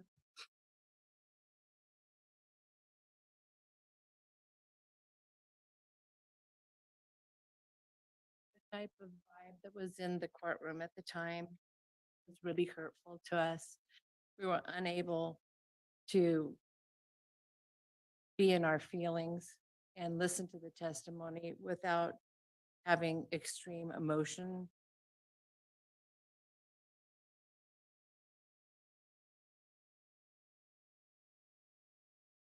I'll say it this way. This was a woman who had killed her own children and was on trial for doing that and for killing Tammy, and felt that she could have had more respect for the family members in the courtroom. Tammy was a most excellent person, and she led her life with the utmost dignity and was beloved not only by our family, but by the community at large. There will be a huge void, and this is Tammy's story, and therefore it's part of our family history. This statement will not be about Lori. It will be about Tammy because it's her story. It's her life that was taken. She was a mom, a grandma, a daughter, a sister, a niece, a cousin, friend, and yes, she was a librarian. But more than a librarian, she was a teacher. She loved her job and went above and beyond for her students. Her last days filled with preparing a book fair for underserved children. I'm sure when she arrived home Friday, October 18th, 2019, she was very tired from a long day and the hours at school. As she got into bed that night, I would imagine she was thinking the same thing as every other night. Nothing more than getting a good night's sleep once her eldest had checked in from his late night job. She had no idea what the plan was for that night or what had been the plan for quite some time. Unbeknownst to her, there had been quite a bit of discussion about how to get rid of the obstacles that Lori had. Lori had already killed 2 of her children. Tammy was next on her list of obstacle removal. Lori wanted money, sex, and more power, and what Lori wants, Lori gets. The plan was in place on how to get it. Instead of a good night's sleep, Tammy was brutally executed in her own bed. She was taken from us by murdering thieves. Lori sits here convicted and prepped for prison. And let's be honest, the only question left is for how long? But Tammy was robbed of her entire life. And all of her family robbed of ever seeing her again. Never will she whisper a joke with a friend and laugh. Never see another sunrise or a sunset. Never smell fresh rain or see her grandchildren stomp through a mud puddle. Never to hear being called grandma or mom. Not another birthday, Christmas, birth of a grandchild, graduation from preschool. No seeing pictures of prom, first dates, or weddings. No searching for something fun to do or growing a garden. Never attending one of our families just for the girls' lunches where we reconnected from all over, laughed about the good old times. And the funny way that Grandma Cooper took pictures. And then we take photos with each other that we would compare at the next lunch.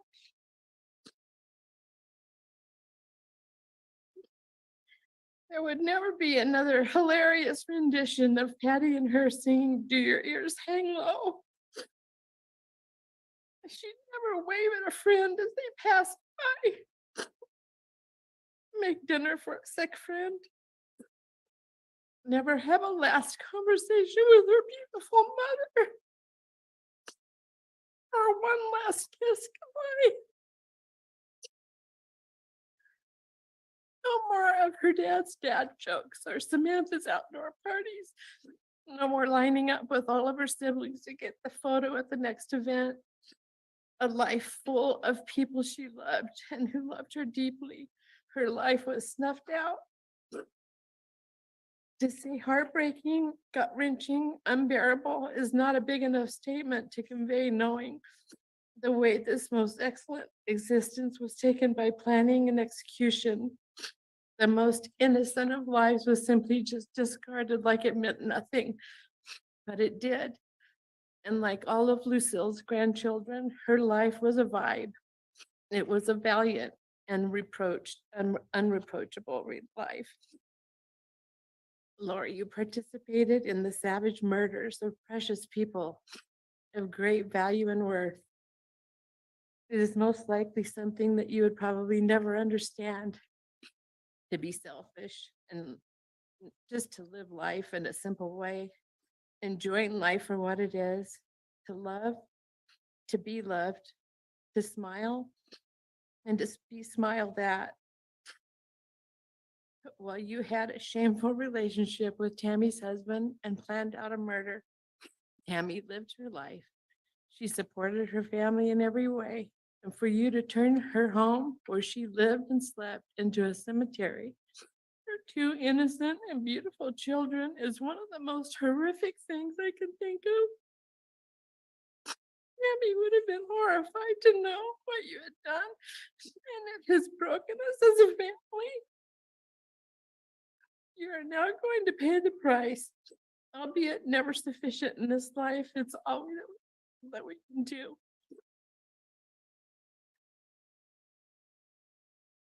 I hope that the life you live is filled with fear and that every day you are terrified, just the way that beautiful Tylee lived in fear for hers and sweet JJ as you continue terrifying her by saying they would be zombies. And she knew the consequences of being what you called dark. Tylee had many wonderful friends that loved her, and in a cruel irony, my granddaughter was a good friend to Tylee.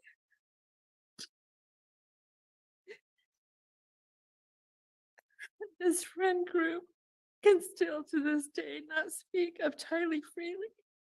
They are so stuck in their grief and sadness for their friend who is savagely brutalized and murdered at her mother's hands. It's unconscionable to them, and the grief is still overwhelming.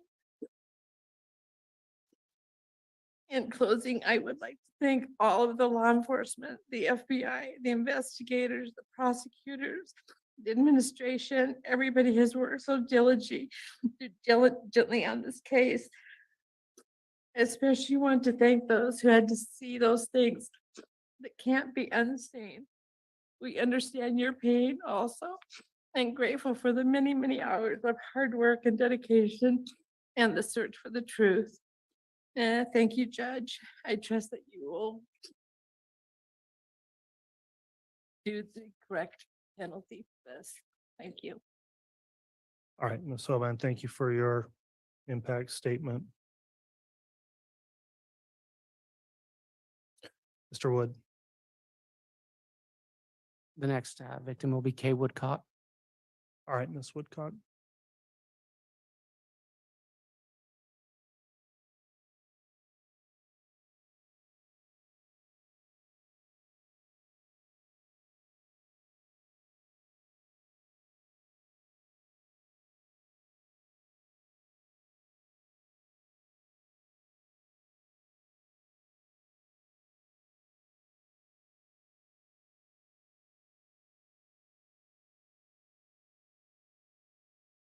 Good day, Judge Boyce. I want to express my thanks and appreciation for being able to speak publicly today on the impact of the defendant's actions. Thank you. 80, 1401, 1481, 1, 72, 1536, 0, 52, 8, 72, 319, and finally 1 million. These are more than just numbers and very important numbers and will make sense as I continue. 80 days ago, on May 12th, 2023, the word guilty was read for each of the charges inmate Daybell is being sentenced for today.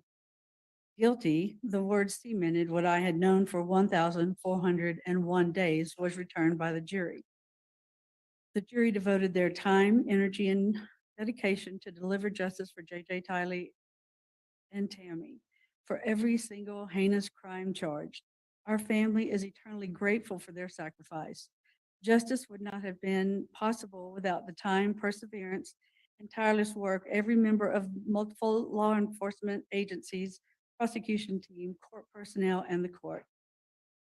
Our appreciation and thanks can never be expressed in a way that will adequately or effectively convey our gratitude. Today marks 1,481 days that have been filled with terror. One was the day my brother Charles was murdered.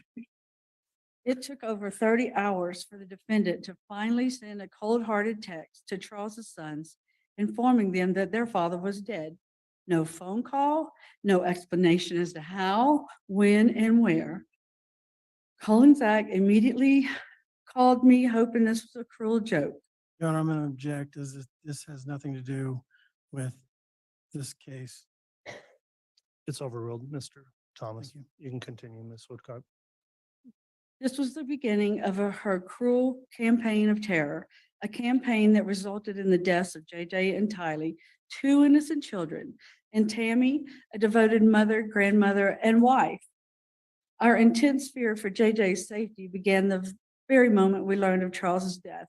We knew Lori didn't want JJ anymore, as we had seen her abandon him for 72 days with little to no concern of his well-being.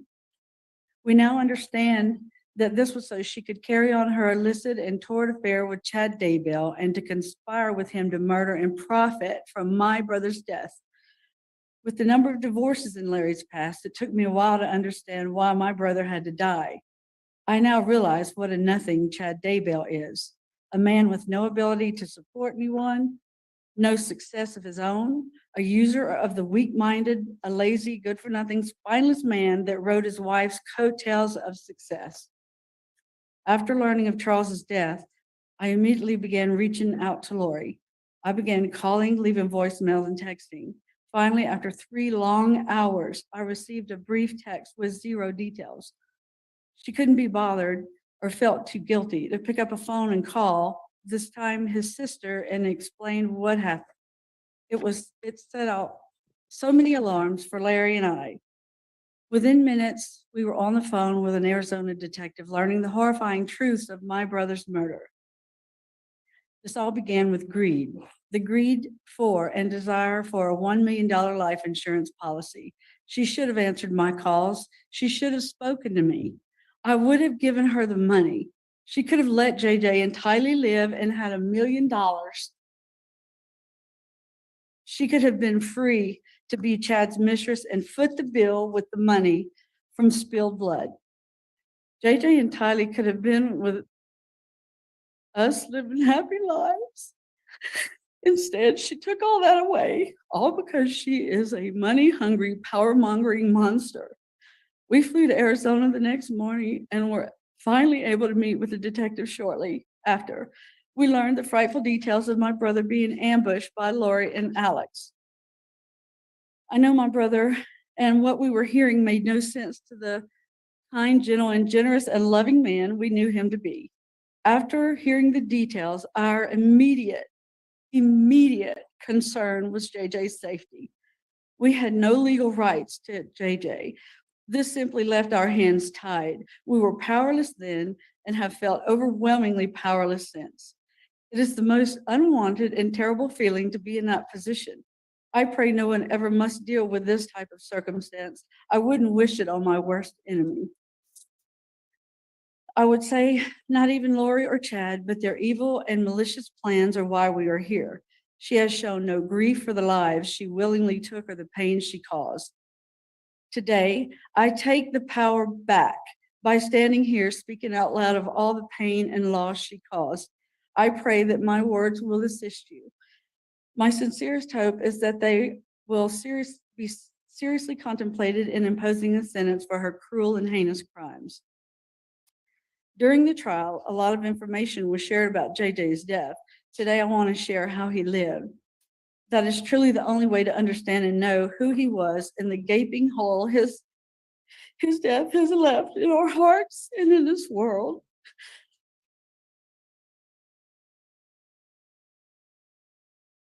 Payne and Todd Trahan came into this world fighting on May 25th, 2012, 10 weeks premature and weighing in at a tiny but mighty 2 pounds and 14 ounces.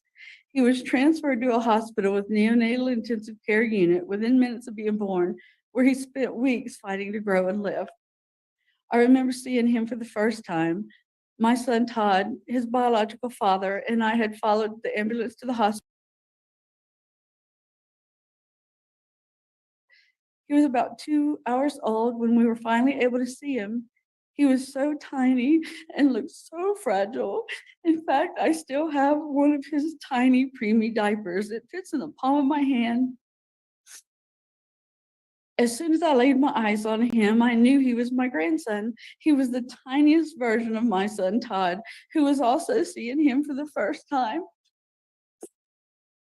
Todd struck with the love for him that can't be explained. The love that hits new parents can't be put into words. I remember him later saying, "How can I love someone I've never met this much?" It is a feeling I and millions of others have experienced at the birth of a child. Lori, Todd forgives you. I wanted to make sure you know that. While he was in the NICU, I was only able to see him for a few minutes at a time until I was notified he could be released to Larry and I in a few days. When we were initially asked if Kanan could come home with us, Larry and I didn't hesitate and immediately said yes, even though it had been 25 years since I had a new baby at home and never a preemie with their many medical needs. The only place we wanted him to be at home with us was at home with us. The night before he was discharged, I stayed in a little room next to the NICU, talking to the nurses and learning all the little things that our little preemie grandbaby would need. The next day, when it was time to leave, the nurse brought a wheelchair in and said, "Have a seat, and I'll get you out of here." I looked at her and kind of perplexed. "I don't need a wheelchair, I can walk." She gave me a smile and a little chuckle and then let me know it's hospital policy for discharged babies. So I sat in the wheelchair, took Kanan in my arms, and was wheeled out of the hospital just like a new mama. I felt so much pride for this little baby who had not only overcome being born 10 weeks early, but also being born with illicit substances in his tiny little body. He was healthy and ready to come home well before he was expected, and my pride in him knew no bounds. We knew then that he was a champion and oh so very special. That day began an amazing experience of raising our cherished little man. His first night home, as I bathed him, he cried so hard, and I cried right along with him. My heart was so heavy with all that he had been through in just the few short weeks since his birth. After his bath and still crying, my husband Larry, who JJ called Pawpaw, asked me to hand Canaan to him. He placed our baby Canaan on his bare chest and wrapped his robe around him, gently breathing on his head, rhythmically patted his back. Larry kept patting and breathing warmth onto the top of his head until he finally relaxed, stopped crying, and fell asleep. This became a daily occurrence, part of our routine. He would hold him for hours so that Canaan would feel loved, comforted, and secure. I saw my husband in a new light. Larry jumped in feet first at 65 years old and did all the things a young and new father should and more. It made our relationship grow and gave us a new strength. Canaan was our strength and we were his comfort. His first 6 months were spent going to countless appointments. We went to appointments with doctors, heart, kidney, and urology problems, then to appointments for speech and occupational therapy, as well as visits to other pediatricians for a host of medical problems. We were always going from one appointment to another, constantly working to help him thrive and grow. That, along with loving him, was our number one priority. At each appointment, it became inevitable for me to cry. It deeply wounded me to see him go through so much, but I also felt immense pride in seeing him grow and how much love and happiness he gave to us and everyone that met him. My sister Susan had a special bond with Canaan and spent her days watching him so that I could work. She used to take him for walks, pushing his stroller endlessly. She could get him to belly laugh with silly animal noises, especially the froggy noise. There is no sweeter sound than a baby with an ecstatic belly laugh.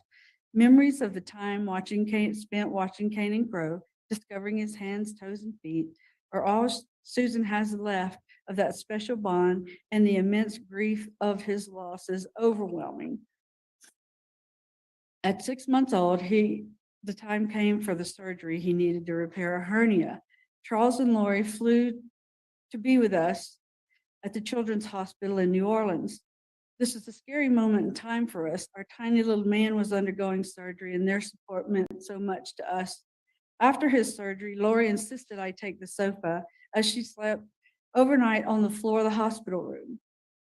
Later, the decision was made to let Charles and Lori adopt Canaan. I knew she would always be 1000% involved in his care, and I knew it would be okay since I witnessed that. She would always. That is part of why this is so hard. How does a woman that would go to that length for a baby boy a few short years later brutally take his life? It is mind-blowing, and I will never understand it. Charles and Lori were granted custody a short time later. It was then Canaan became JJ. It was happy and devastating at the same time. We loved every minute of raising him. We poured all our love, energy into ensuring he grew and thrived. We knew our unconditional love, and that time was priceless. Canaan's growth and milestones were clear evidence for our love for him. We knew the adoption was the best decision for his future, to have energetic parents, siblings, and access to the types of schools and services we didn't have in Lake Charles, Louisiana. With his departure, we felt a grief that really can only be compared to the grief of losing someone to death, which is now a feeling we all know too well. We had barely made it 30 days before we were standing on Charles's front steps to love on our baby. When the door opened, there he was in his little baby walker, and I swear I saw tears in his eyes at seeing us. He had missed us too.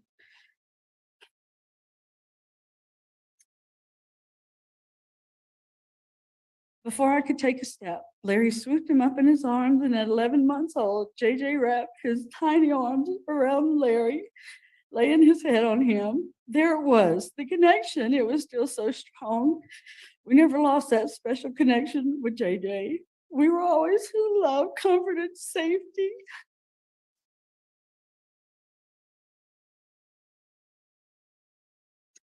JJ's adoption was final in July of 2014, and Charles and Lori moved with the kids to Hawaii, living in a house that backed up to a closed golf course, and it was perfect for JJ.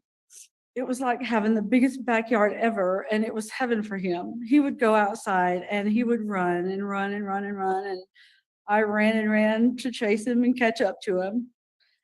Somehow, he never ever ran out of energy. JJ also had no fear, and everything was an adventure. He climbed on everything, and he could do it in the blink of an eye. We have pictures sent from Charles of JJ sitting on top of refrigerators and cabinets with a grin on his face. Listening to testimony during the trial and hearing the defendant claim to others that he turned into a demon for doing what he had always done devastates me. How dare she take his energy and adventurous nature and turn it into a reason to further her murderous conspiracy? We would visit Hawaii every 4 to 5 months and stay 10, 14 days. We needed to soak up as much JJ time as we could. On one trip in the winter of 2015, JJ stayed home with me while Charles and Lori went to church. I was making a big pot of gumbo. I had to bring a little bit of Louisiana home cooking to Charles, and JJ was excited to help me. We pulled up a stool. He poured ingredient after ingredient. I can still see him standing next to me pouring chicken broth in the pot. Afterwards, he climbed on the counter and just watched, taking it all in. It is a memory that I will always cherish and dearly hold on to. During our visits with Charles or Lori, Charles or Lori would comment on how JJ would do things with us that were in stark contrast for them. He always awoke at the crack of dawn, never sleeping any later. However, when we would visit, we would have him sleep with us. JJ would ask Pawpaw to pat his back, just like when he was a baby, and fall asleep. He would sleep until 9 or 10, which astonished them. There was never a doubt he had an innate and unbroken attachment to us. Each visit, no matter where they lived, Lori always expressed her deep appreciation that we gave them the greatest gift ever in JJ. Lori loved to entertain and have family visit, ours and hers. She invited family and friends to Hawaii and friends from Hawaii to Arizona. 0 is the number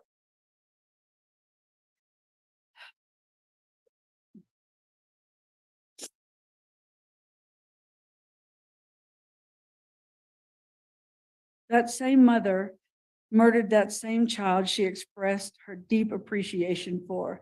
It is mind-boggling, and I don't think I will ever be able to understand it. Back to JJ, he was incredibly smart. He was reading at middle school level by the time he was 4.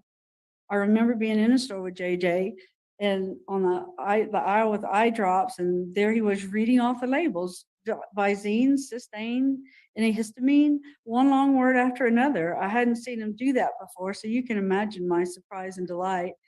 As we stood there, he would occasionally stumble on a syllable or pronunciation, but we took the time to go through the words and helped him learn. As he got a little older, his special education school in Arizona told Charles he was a math savant. He could calculate anything. I continually wonder what he would have become, what type of man would he be? What did Lori deprive the world of? JJ loved school, loved his family, friends, and cousins, especially his cousin Braxy. The two of them had such a special bond and love for each other. There are so many lives he touched, from family, teachers, neighbors, and church members, that all feel the immense pain and loss of him being gone. Not only was JJ smart, but he was also funny, content, healthy, compassionate, and an empathetic child. JJ didn't show his empathy and compassion with hugs and kisses. In fact, you had to chase him down for those.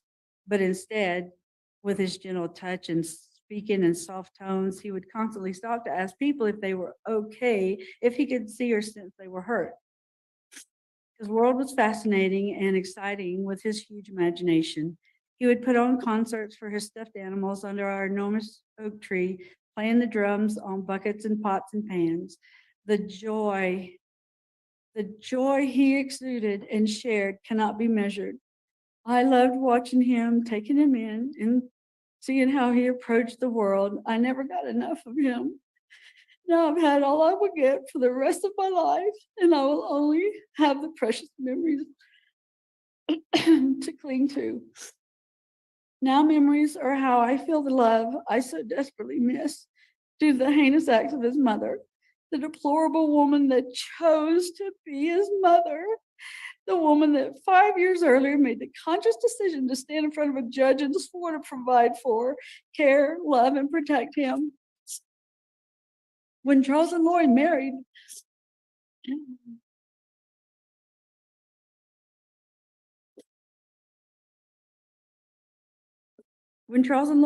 Tylee was 3 years old. She was the most precious blonde-haired, blue-eyed little girl. There was never any doubt that Tylee was an absolute mama's girl. When she was little, she adored Lori. I was thrilled to have a new niece, especially one as sweet as her. While Charles and Lori lived in Austin, we visited frequently. On one of our visits, we passed a roadside stand selling swings made from old tires. I saw one that had been made into a horse, complete with a saddle and stirrups. I grabbed Larry's arm and said, "Stop, we have to get that for Tylee." Her brother Kobe and stepbrothers Cole and Zach were always around her, and she needed something girly just for her, and she loved it. As a big sister, Tylee would put notes on her bedroom door, one of them being, "Do not enter." And as you can assume, even though JJ could read and understand the notes, it didn't mean he listened. After all, isn't that what little brothers do? He would storm into her room and she would laughingly tell him to get out. I think she did it on purpose, just to tease and play with him. It was hilarious to see them interact and warmed our hearts seeing them together. Tylee was 9 years old when JJ became her little brother. She loved him so incredibly much, and he loved her right back. She doted on him, and JJ loved every minute of attention he got from his big sister. The love they have for each other is captured in the last photo taken of them, both grinning and hugging each other. Hauntingly, this photo was taken shortly before and by the defendant hours before she murdered her own child, her sweet girl Tylee. I have a niece that is a few months younger than JJ. Her name is Maddie. She and JJ loved each other and would spend days playing together when Charles and JJ would visit. On her 8th birthday in October of 2020, we were celebrating and singing happy birthday to her. The glow of the candles shining on her face, that huge grin that kids get during the singing, hit me like a truck. I grabbed the keys from Larry and ran to the car, and I just bawled and bawled until I could compose myself enough to rejoin the party. I knew then that JJ didn't get his 8th birthday song, and it broke me.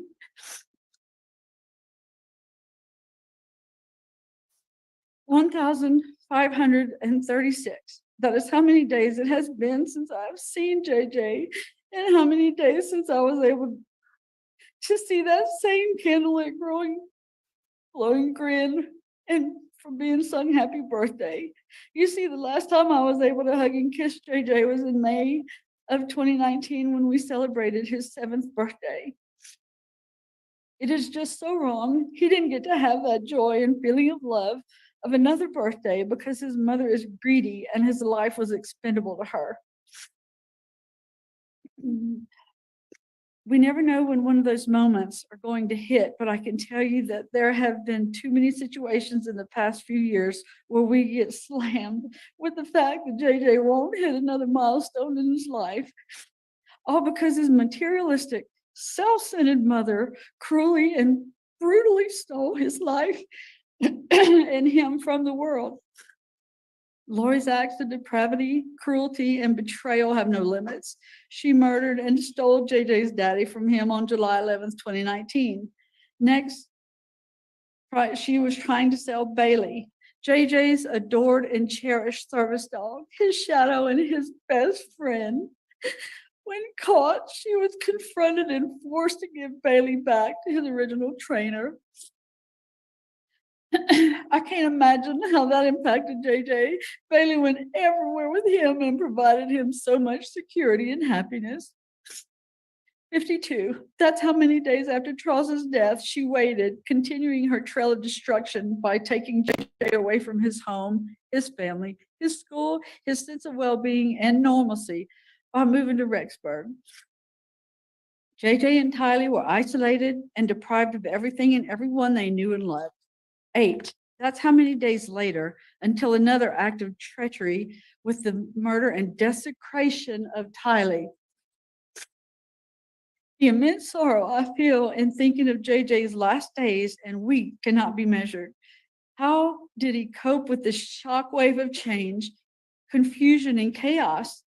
Being autistic and just a child in general, he thrived and excelled with his routines and schedules, and nothing was routine at that point. How much grief and fear did he experience? The loss of his dad, his world was upside down. During those 2 months, I continually asked, to the point of pleading with Lori to let us visit JJ. She only agreed once and then canceled. The trip was for JJ to attend Charles's memorial services back home in Louisiana. Our FaceTime calls, something that had been the norm, were cut shorter and shorter until our last call on August 10th of 2019 that lasted for 35 seconds. This all started with her greed. Her greed for a $1 million life insurance policy and her lust for Chad. 72 days, that is how many days it took Lori to take everything from JJ. He lost his dad, his home, his best friend Bailey, his beloved big sister, and his life, all in 72 days. My sister said it best. My sister Susan said it best. She killed him slowly by taking away everything that mattered. The following 9 months were pure hell. Nothing else can describe the feeling of not knowing where the children were. We were continually learning more about the evil that the defendant was involved with, and our fears continued to mount daily. 319.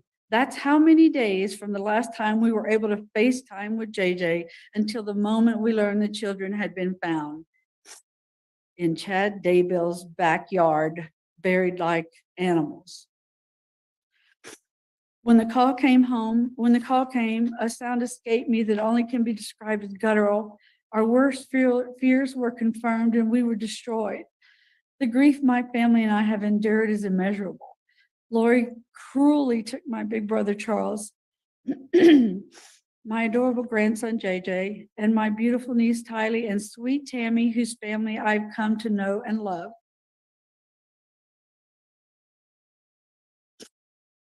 Lori is undeniably a monster that has not taken any responsibility or shown an ounce of remorse for her vile actions. She deserves to never again breathe oxygen as a free member of society. Her actions, dismissive behavior, and disinterest in court proceedings continue to validate her lack of accountability and remorse or any possibility to be rehabilitated. Lori Cox Daybell is a danger to society.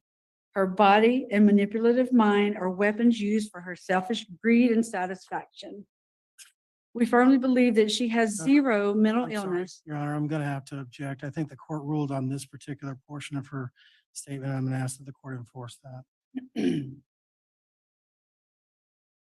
me a moment. Let me review the Very good, Your section of the written PSI in the court's previous order.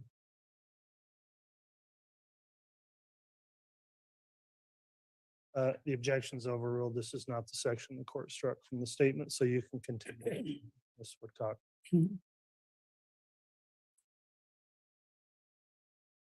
We firmly believe that she has zero mental illness that drove her to commit these heinous acts.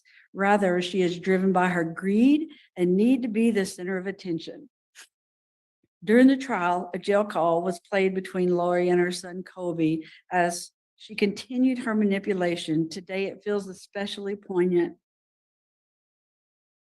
Quoting Lori, "They have made all these judgments. They think they know what happened. They think they know who's responsible. They think they know everything, but you don't know because you weren't there. And one day you will know. One day you will know what actually happened. Those are her words. It is the one truth that Lori has told since the beginning of her campaign of terror. We do know what actually happened and who is responsible. Lori. Today is the day that she will finally be punished for her manipulation, cruelty, and criminal acts. She has shown no remorse for the murders, the lying, the deceit, or the pain. During the trial, we heard Lori deflect and minimize her sister's grief. We heard her exclaim that she was trying to go on with life, that she needed to be happy, all while she was dancing on the beach and her children were buried in Chad's backyard. Only someone with no remorse tries to justify the cold-blooded murder of her children with her needs. We wholeheartedly believe she was not only complicit, but was an active participant in both JJ and Tylee's murders, making her crimes even more reprehensible. Your Honor, my family and I pray for nothing. Okay. We trust your wisdom in determining the sentence for the fraud. Sorry about that too. Strike that. Okay.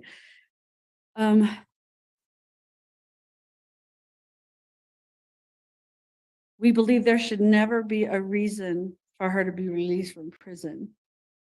She deprived JJ, Tylee, and Tammy of that right and should never be given what she so easily took from them. I'll leave with two final numbers. 3 for the 3 people who were murdered, who we will never forget. And finally, the number 1 for the defendant, the person that will never matter again once we walk out the door. All right, Ms. Woodcock, thank you for the victim impact statement. Mr. Wood, are there any other statements to be offered into the record? Yes, Your Honor. We have been asked to read Colby Ryan's statement into the record, and so I'll do that now. Very well. As the older brother to Tylee Ryan, JJ Vallow, and the son of Charles Vallow, I want to say the generations have been affected by these murders. My children will never know their uncle, their aunt or grandfather, or even their own grandmother. Tylee and JJ brought so much light into this world. With their lives being stolen, I would like to share this. I believe that nothing could or will ever be the same. Tylee will never have an opportunity to become a mother, wife, or have the career she was destined to have. She will never be able to have the life she deserved. JJ will never be able to grow and spread his light with this world the way he did. He will never have a chance to grow up. My girls will never have a chance to know them in this life. My siblings and father deserve so much more than this. I want them to be remembered for who they were and not to be just a spectacle or a headline to the world. Tylee was sweet and kind, funny and bold, and she deserves to be seen as such. JJ was the most fun, sweet, and silly kid I'd ever known, loving and so smart. He deserves to be seen as such. Charles was a loving, kind, and generous father, and he did everything he could to help and provide for everyone around him. He deserves to be seen as that. This has affected me personally more than I could ever possibly put into words. I've lost my entire family in life. I lost the opportunity to share life with the people I love the most. I've watched everything crumble and be shredded to pieces. I have lost my sister, brother, father, and my mother. I've lost cousins and family, friends, and everything in between. These murders have changed everyone's life who loved these beautiful people, but I still know that God is above holding them in his arms and will provide a life after this to reunite. I pray for healing for everyone involved, including those who took the lives of all the ones we love. Thank you.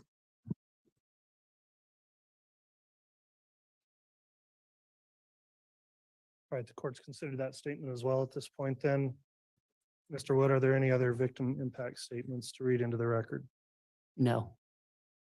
Very well. At this time then, as I mentioned, I'll move forward and have the state make its sentencing recommendations. After that, then the defense may make their recommendations. So Mr. Wood, you can commence with the state's sentencing recommendation at this time.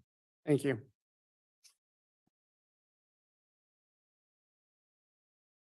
Your Honor, I want to start with the question. What is the value of a human life? What is the value of the life of a 16-year-old girl with her life ahead of her? What is the value of a life of a 7-year-old boy with special needs?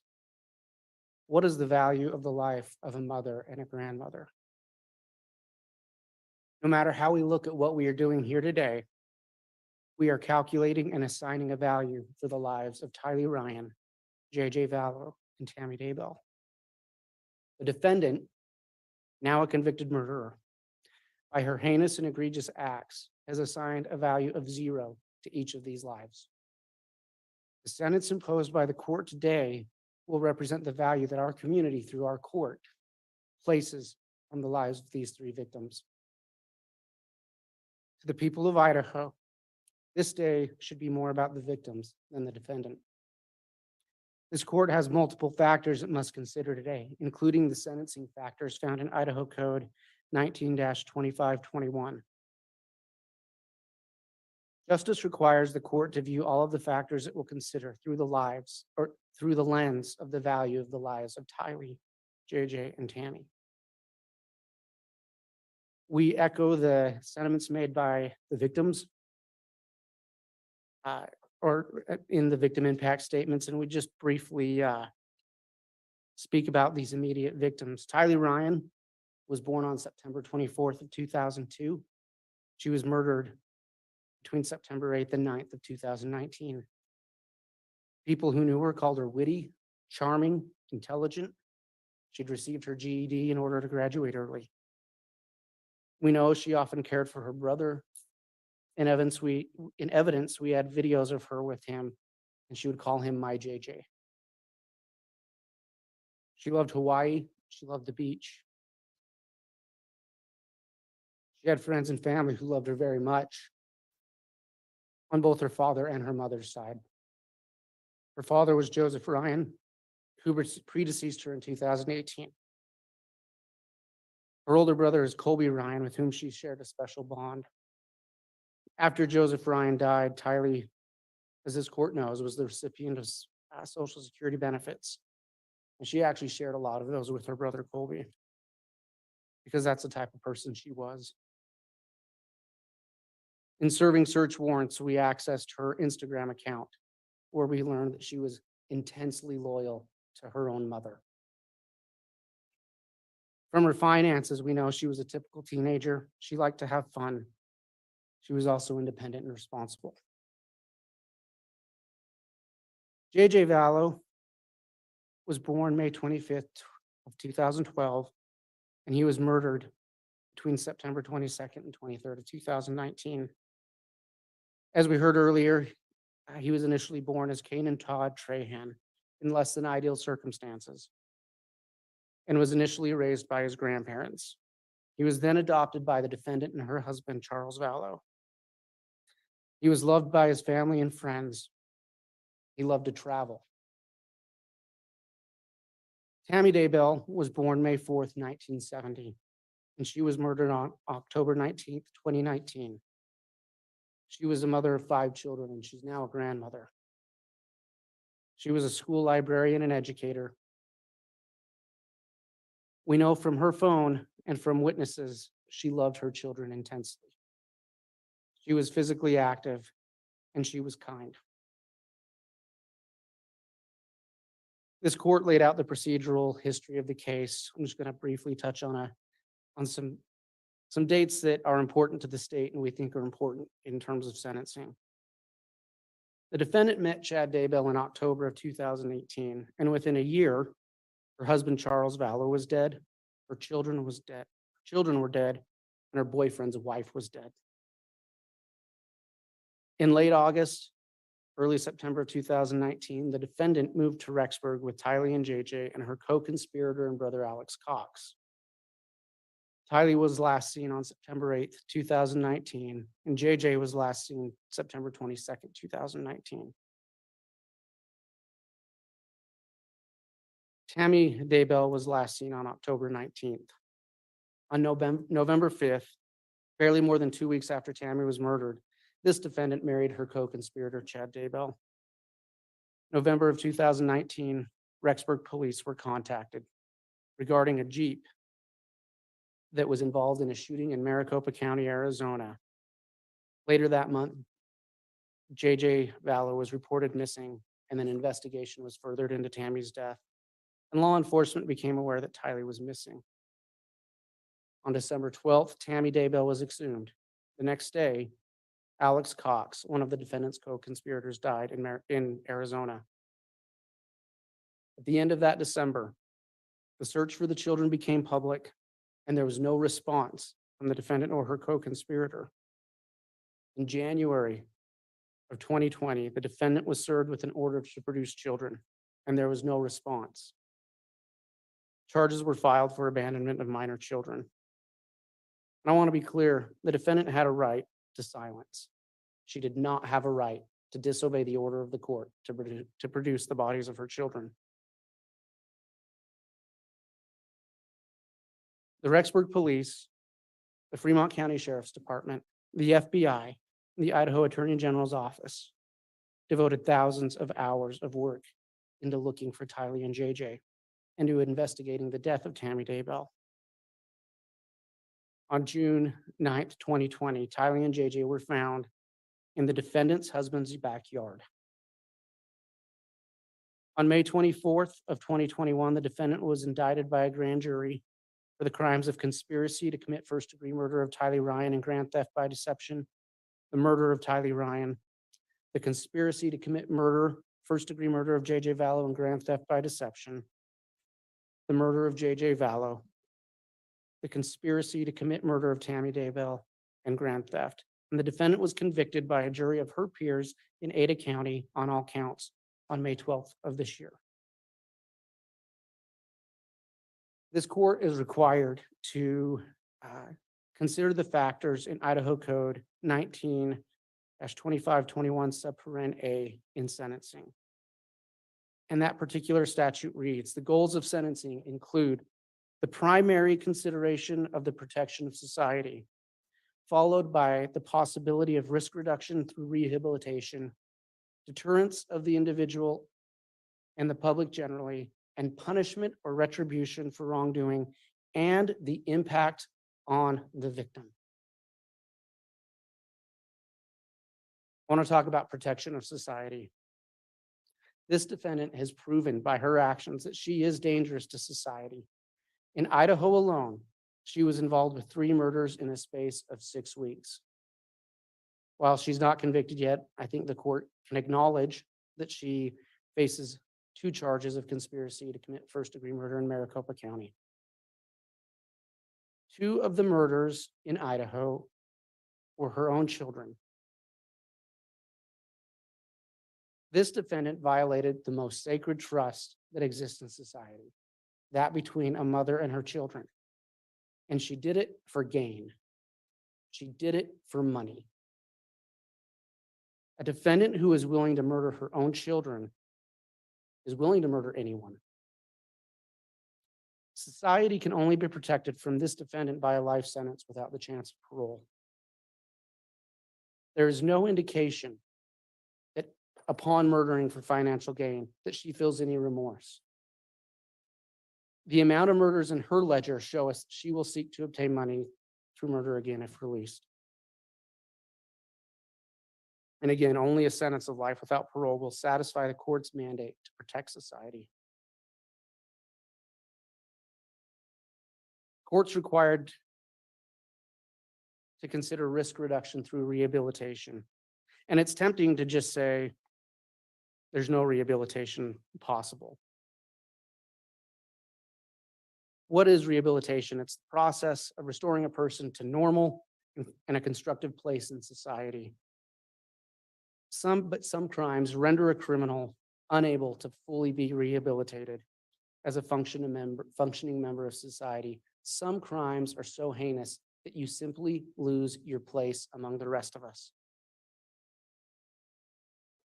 Killing your own children and your boyfriend's wife are these types of crimes. Rehabilitation requires remorse and acceptance of responsibility. And there is literally zero evidence that this defendant feels remorse or responsibility for her crimes. The court heard victims talk about her behavior at trial, and I think that was an indicator that she lacks remorse, that she lacks accountability. The only way to rehabilitate this defendant at any level is to make her face the consequences of her heinous crimes that she has committed.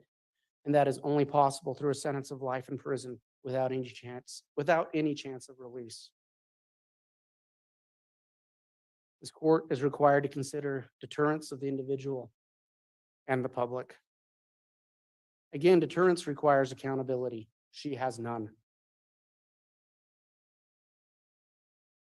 One thing that has been so shocking about these crimes is where it happened.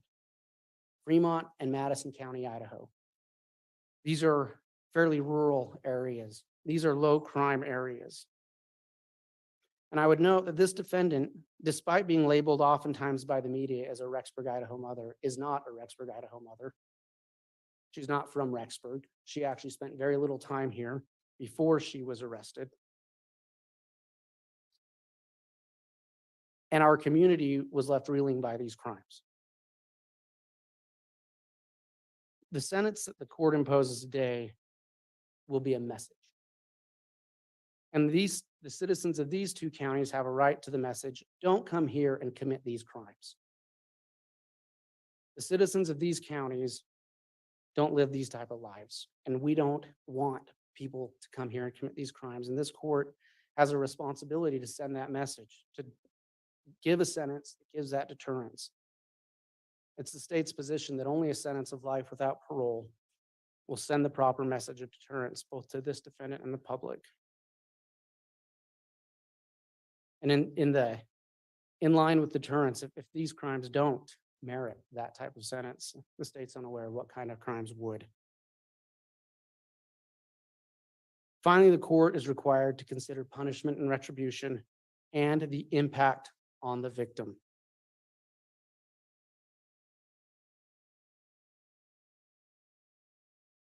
The obvious impact of the defendant's crimes against Tylee Ryan, J.J. Vallow, and Tammy Daybell was death. And we can't ask Tylee, J.J., and Tammy about that experience because they're gone. They don't have a voice. We can't ask them what it felt like to be murdered. We can't ask them about the impact of their last moments. We have to instead look at the evidence and glean what we can regarding the impact of the murder of Tylee, JJ, and Tammy. This court sat through a trial. This court saw the same evidence that the state saw, that the defendant saw, the jury saw. This court was the custodian of that. And so this court has seen how horrific these crimes were. And I want to talk individually about the impact of these crimes on these victims. So what was the impact on Tylee? We don't even know how she died. And why is that? Because her body was mutilated, it was dismembered, and it was burnt beyond recognition. We only know for a surety that it was her because of DNA testing.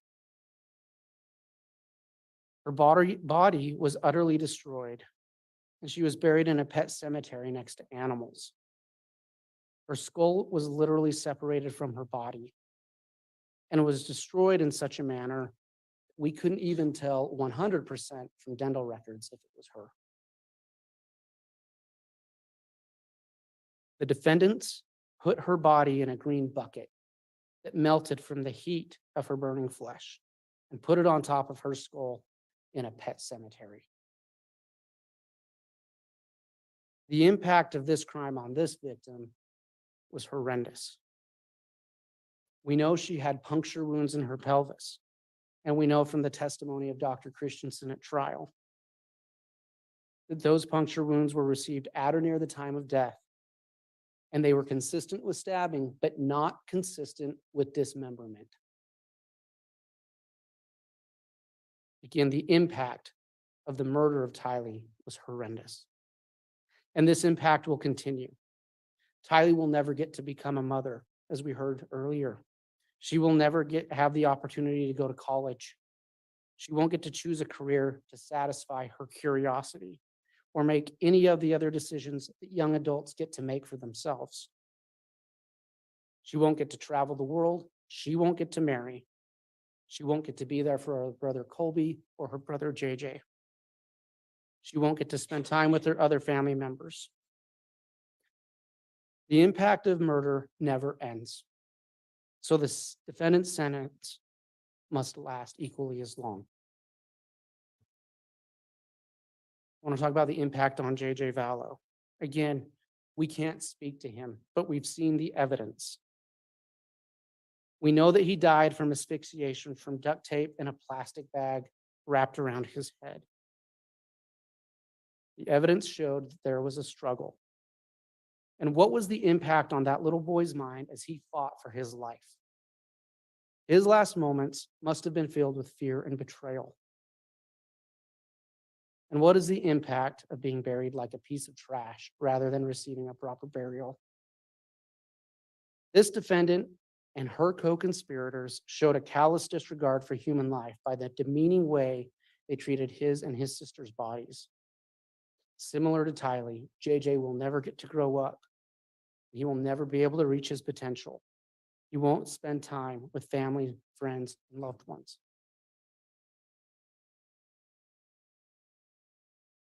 What was the impact on Tammy Daybell? This defendant was not charged with the actual murder of Tammy Daybell, but she was charged with the conspiracy to murder her and convicted of such charge. I would note conspiracy is not a lesser included of murder. It is an equal charge. We know that because the sentencing by statute is equal. It is equally as bad to conspire to murder as it is to murder. It's bad enough to steal someone else's spouse. But this crime rose to a whole other level of egregiousness because this defendant planned with her boyfriend the death of his wife.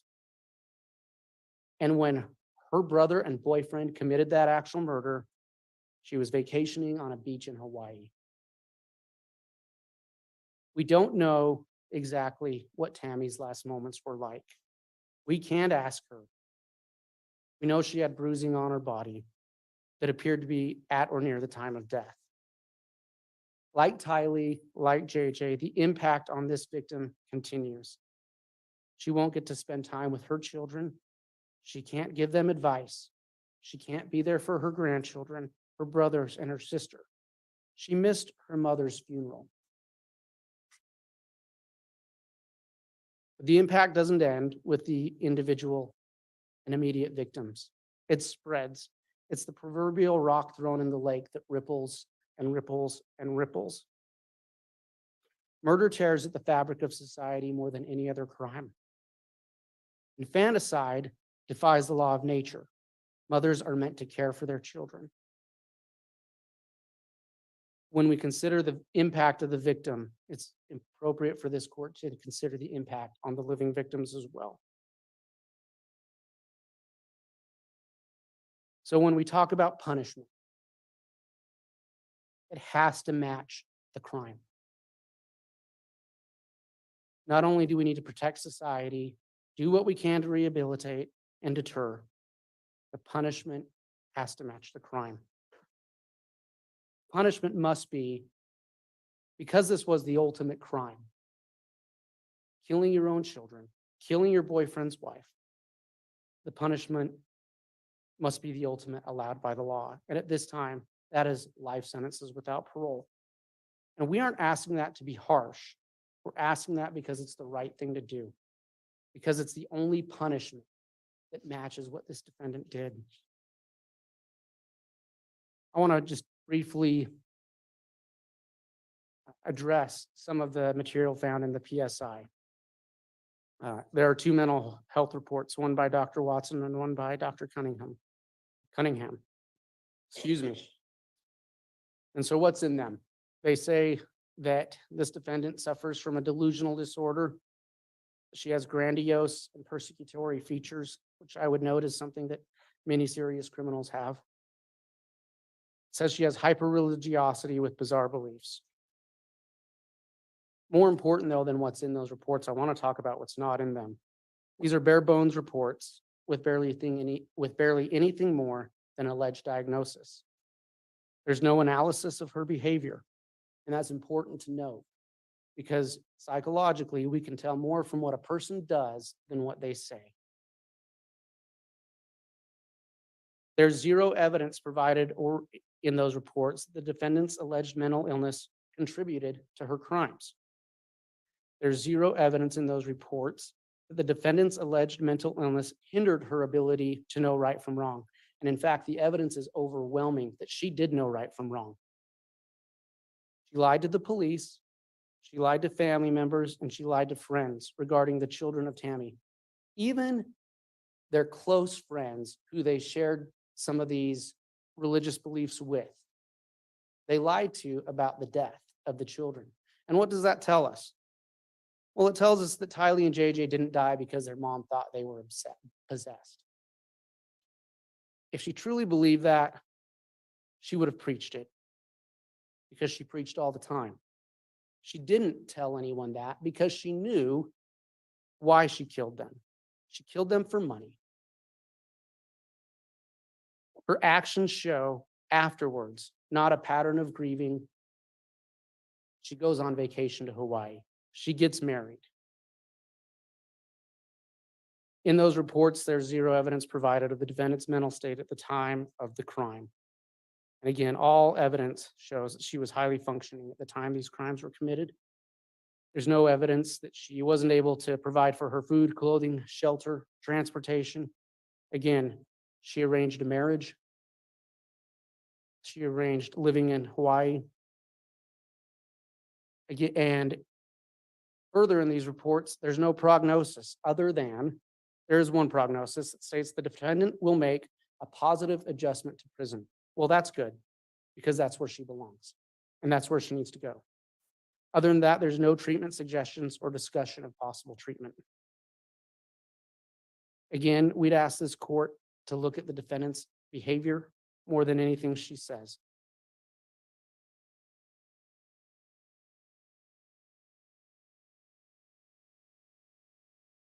At trial, the defense made it clear that they see Chad Daybell as the primary antagonist and that he should be blamed for these crimes and not the defendant. That was in the closing. I want to be very clear. This court is precluded today from even engaging in any analysis of that. Chad Daybell's guilt has not been determined yet, and this court cannot engage in some type of guilt when he must be presumed innocent by this court until proven guilty.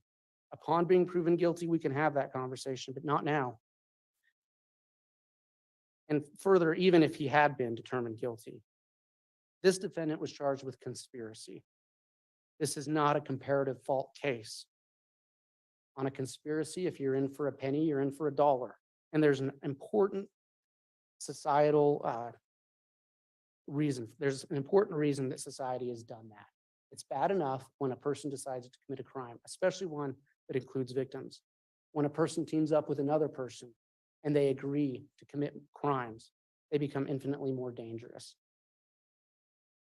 And so there is no comparative guilt. There is no comparative liability. This defendant has been found guilty by a jury, and that's all the court can consider in that regards. I would note this case is a perfect example of why we punish conspiracy the way we do, because of the damage that arose from these agreements to murder. So, Your Honor, for the sentence that the state recommends, before I state that, I ask, this court to remember the victims. And what does justice for Tylee, JJ, and Tammy require? I note that the PSI made a recommendation, and it states, on January 3rd, 2023, the defendant's attorney filed a motion indicating they did not intend to raise a mental health defense. However, if she was convicted, they plan to submit information in support of mitigation during sentencing. It seems important to note that while she has been diagnosed with a mental illness, she had the mental capacity to fabricate a story regarding the whereabouts of her children, change Tylee's Social Security payments to her own account, plan a wedding to Mr. Daybell in Hawaii, attend a family vacation with Mr. Daybell's family, lie to them about not having minor children, and relocate to Hawaii. She did all this with the knowledge her children's bodies were buried on Mr. Daybell's property. Those closest to the defendant describe her as a loving and devoted mother. They indicate both children loved her very much. A mother is meant to protect her children. However, the defendant has been found guilty of the brutal murder of her children. The focus should be that 3 innocent people, Tylee, JJ, and Mrs. Daybell, were murdered. The sheer devastation of all the lives impacted by her abhorrent actions warrants punishment. Therefore, it is recommended she be sentenced to a period of incarceration under the custody of the Idaho State Board of Correction. This court is aware PSI riders don't give specific recommendations for what time an individual should spend in prison, but the state does have that. This court is aware that the state's position has always been that justice requires this defendant face the highest level of punishment for her crimes, which at this point is a life without parole sentence. The heinous nature of her crimes and the aftermath of those crimes show an utter and callous disregard for human life. She committed these crimes for remuneration and financial gain, and she has shown no remorse or accountability, and she sees herself as being above the law. She has shown contempt for these proceedings and the process of justice for her children and for Tammy Daybell. At this time, the ultimate punishment is fixed life sentences without the chance of parole. And so specifically, for count 1, for the conspiracy to murder Tylee Ryan and commit grand theft, the state asks and requests a sentence of fixed life without the chance of parole. For count 2, the murder of Tylee Ryan, the state requests a sentence of fixed life without the chance of parole to run concurrent with the fixed life sentence for count 1. For count 3, the conspiracy to murder JJ Vallow and to commit grand theft by deception, the state requests a sentence of fixed life without the chance of parole to run consecutive to the fixed life sentences for counts 1 and 2. Consecutive sentences are justified here by the severity of the crimes, the fact that it involves different victims, and there was an appreciable amount of time between the murders of Tylee and JJ. For count 4, the murder of JJ Vallow, the state asked for a sentence of fixed life without the chance of parole to run concurrent with the fixed life sentence for count 3, but consecutive to the fixed life sentences for counts 1 and 2. For count 5, the conspiracy to murder Tammy Daybell, the state requests a sentence of fixed life without the chance of parole to run consecutive to the fixed life sentences previously requested. And for count 7, grand theft, the state requests the full sentence of 20 years.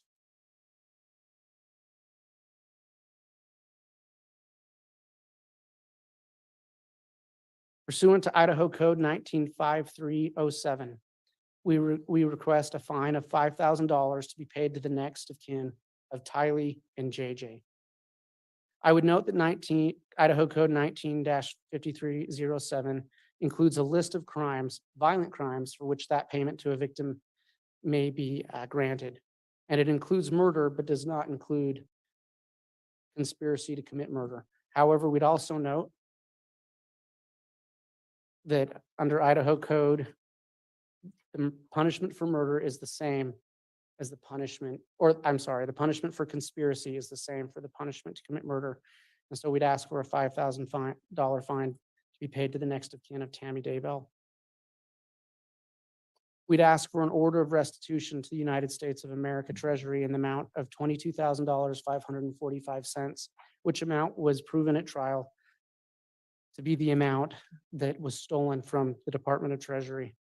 I would note, Your Honor, compared to these other crimes, grand theft does not seem like a big deal. But I would note that in context of these crimes, this grand theft is a big deal. It shows her contempt, not only for her children, shows her contempt for everybody else, because that money belongs to everyone. Finally, pursuant to Idaho Code 18-112, we would ask for fines of $50,000 for each count of conspiracy and murder, for a total of $250,000 in fines. The state has essentially asked for the maximum sentence allowed under the law. The sentence is not only justified, it is necessary to satisfy the 4 goals of sentencing in Idaho. A sentence less than what the state has requested will not satisfy those goals. And I want to end, Your Honor, where I began. What is the value of a life? What is the value of Tylee Ryan's life? What is the value of JJ Vallow's life? And what is the value of Tammy Daybell's life? Our communities and the people we represent, the value is great, it is immense, and it is immeasurable. No sentence given today will bring those victims back to their loved ones. There is no true justice for murder, so we have to do the best we can. And any sentence that would allow this defendant to even hope for release from prison would send a message that these communities don't value the victims' lives appropriately. Again, in regarding the goals of sentencing, we request this court make its decision pursuant to those goals and through the lens of what justice requires for Tylee, JJ, and Tammy. These crimes were heinous, they were egregious. Again, she murdered her own children. They had a right to depend on her. Tylee and JJ had a right to be protected by her. She betrayed their trust in the most awful and horrific way imaginable.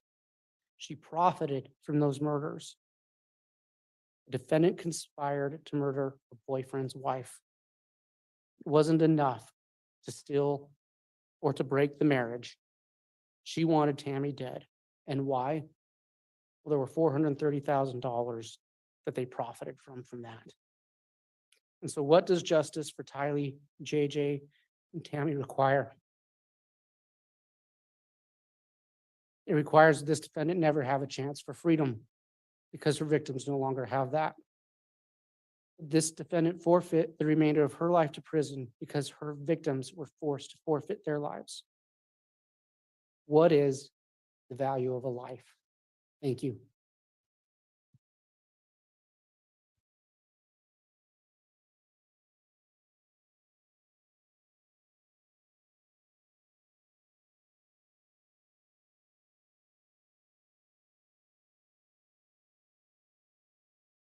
All right, Mr. Wood, there was just one point of clarification I wanted to have on the grand theft recommendation. You recommended a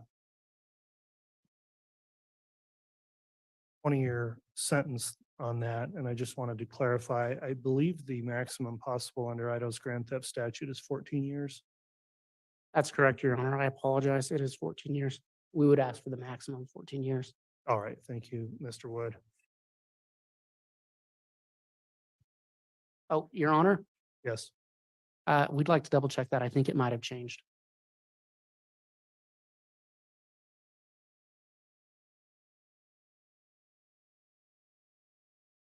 Your Honor, I believe that has been changed to 20 years. And I think is that only if it's by extortion? I think there may be a limitation. I'll double check, counsel, and allow the defense to comment on that as well when they have their opportunity to speak. All right, we'll consider the recommendations of the state submitted at this time. I'm going to take a mid-morning break at this point. We do have a court reporter that has to take down all of this verbatim, which is a large task, and others may need to use the restroom. I'll note that given all of the people here, the facilities we have, that it will take some time, so I'll plan on a 30-minute recess and then I'll have the defense, if they're ready to make their recommendations after the recess. Is that all right, Mr. Thomas? Yes, Your Honor. Okay, we'll take a recess then, and we'll continue with the recommendations of the defense after break. Okay. All right. I'm about to pull some videos up of the of what Mom Let shared. me just indicate, we'll have the audience and those in the gallery, please wait while we have the defendant escorted out for security purposes. Once the bailiffs have given you the word that it's okay to exit the courtroom, you can do that, but please remain where you are until that.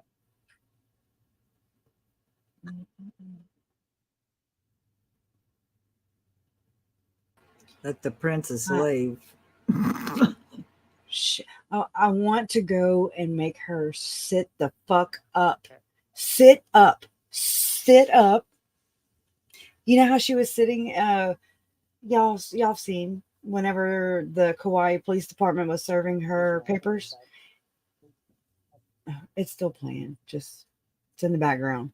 But yes, and so she's sitting straight the F up in her lounge chair by the pool in Hawaii. Sit up, and then tell your prosecutor, no, your defense Thomas to shut up. I don't know. Again, I'm not a professional in like all these. I'm just I don't know. I don't speak of the legalese, but I have worked as a ward clerk. I was deputized and everything, and you have to show respect in court. No, we know you don't show it for anybody else, but show it for the damn court at the very least. Show it. Just anyway, she's depravity. That's all I can come up with. Okay, Samantha did so good. I can't believe oh my God, I've never heard of anybody objecting to victim statements. What is that? Do y'all think she's gonna speak? I want to know what y'all think. 50-50 chance, you know. I don't want to hear nothing she has to say, but it would just be interesting. Depraved. Look, it's taken me 4 years, Mad Marsha. It's taken me 4 years because I always felt that her and Chad were more evil than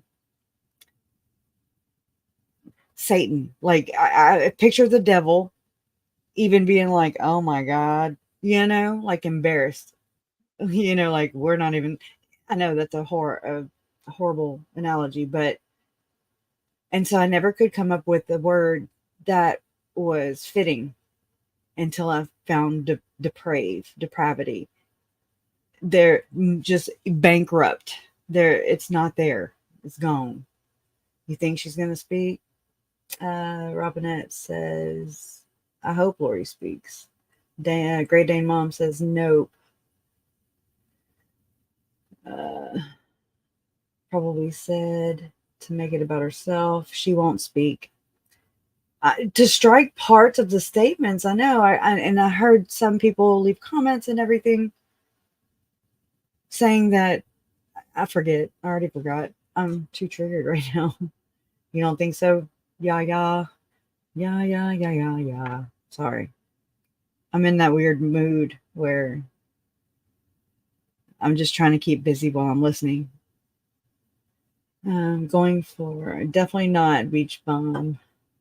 Oh, no more Hawaii.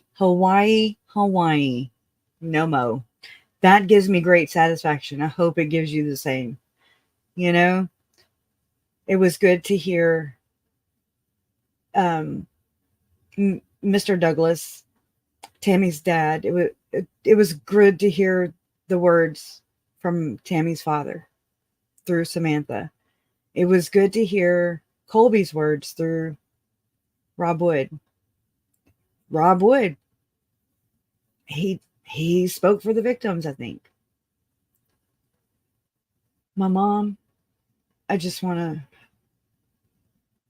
probably steer clear of that because I just want to fold and start bawling like a baby. I'm so proud of my mom. I'm so proud of Larry. I really do have the best parents.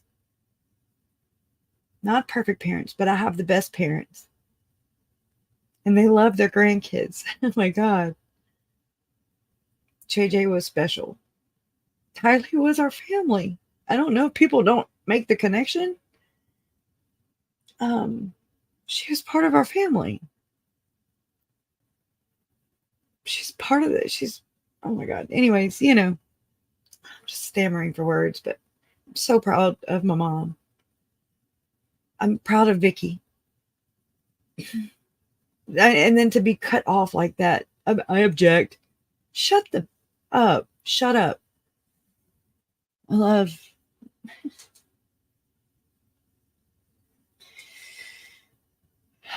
It's just, it sucks. And I just wish if the bitch would just sit up. If she would just pretend, just fake it. She faked everything else. This is my brother, and this is his baby. This is my nephew. This is Mandy's son. This is Todd's son. And it's the best thing that ever came out from that relationship. My brother does forgive her, and so did Mandy, because they are better effing people than that bitch, that murderer. Oh, here. It's going to have a glare on it. This is what it used to be.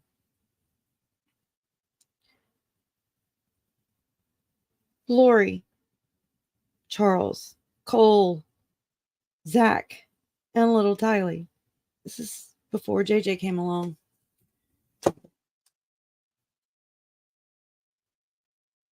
Looks normal, right? Just happy chappy, like Melanie freaking Gibbs says. This, I found a whole packet of pictures left. It was in my Uncle Charles's stuff, which was ultimately him and Lori's stuff. Not one of these pictures was given to anybody. The whole packet was there. She's beautiful.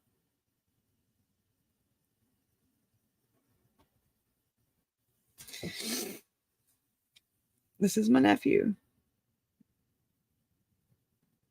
Little man. I hate the glare, but you get it.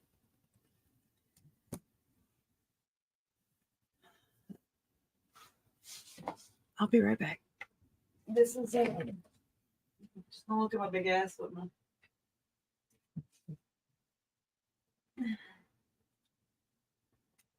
Let's see.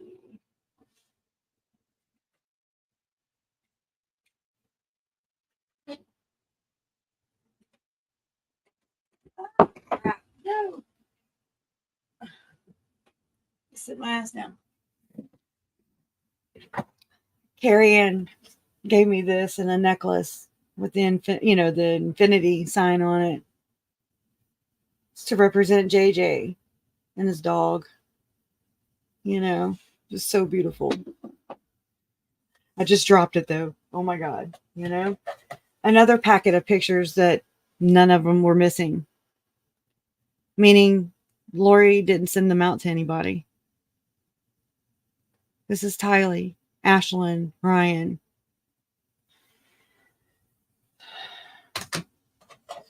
This was something I threw together because this is what I do or used to do.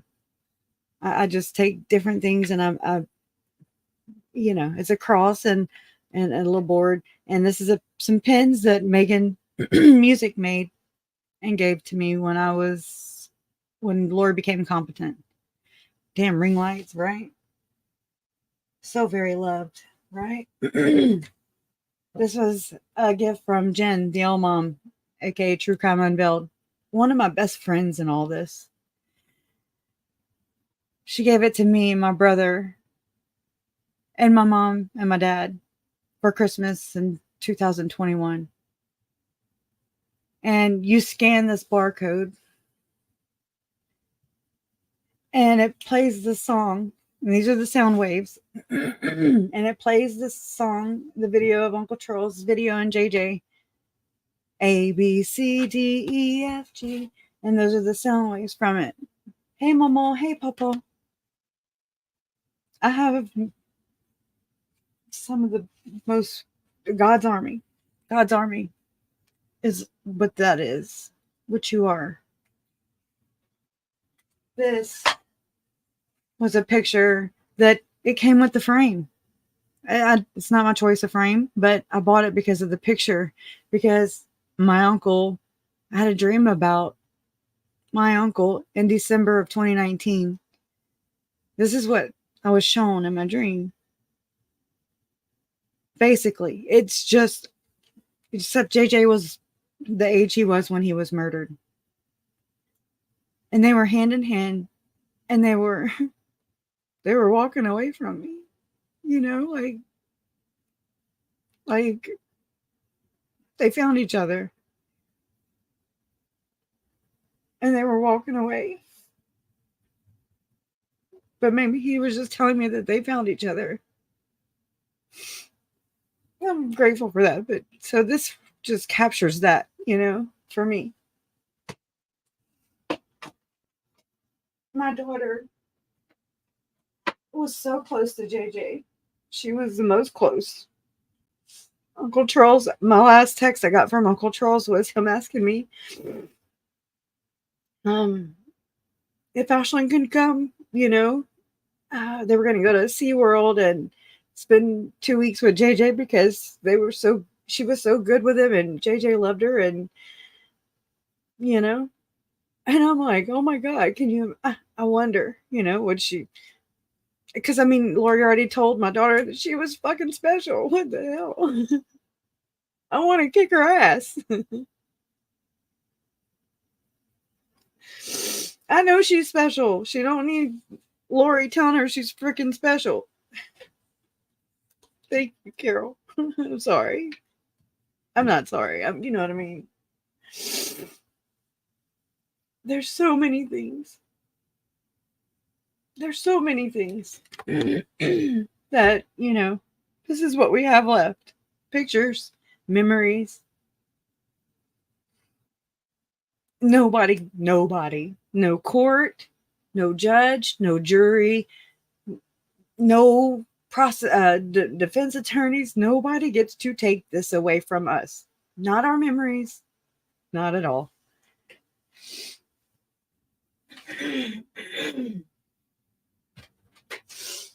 This was something I made because it was my uncle's words.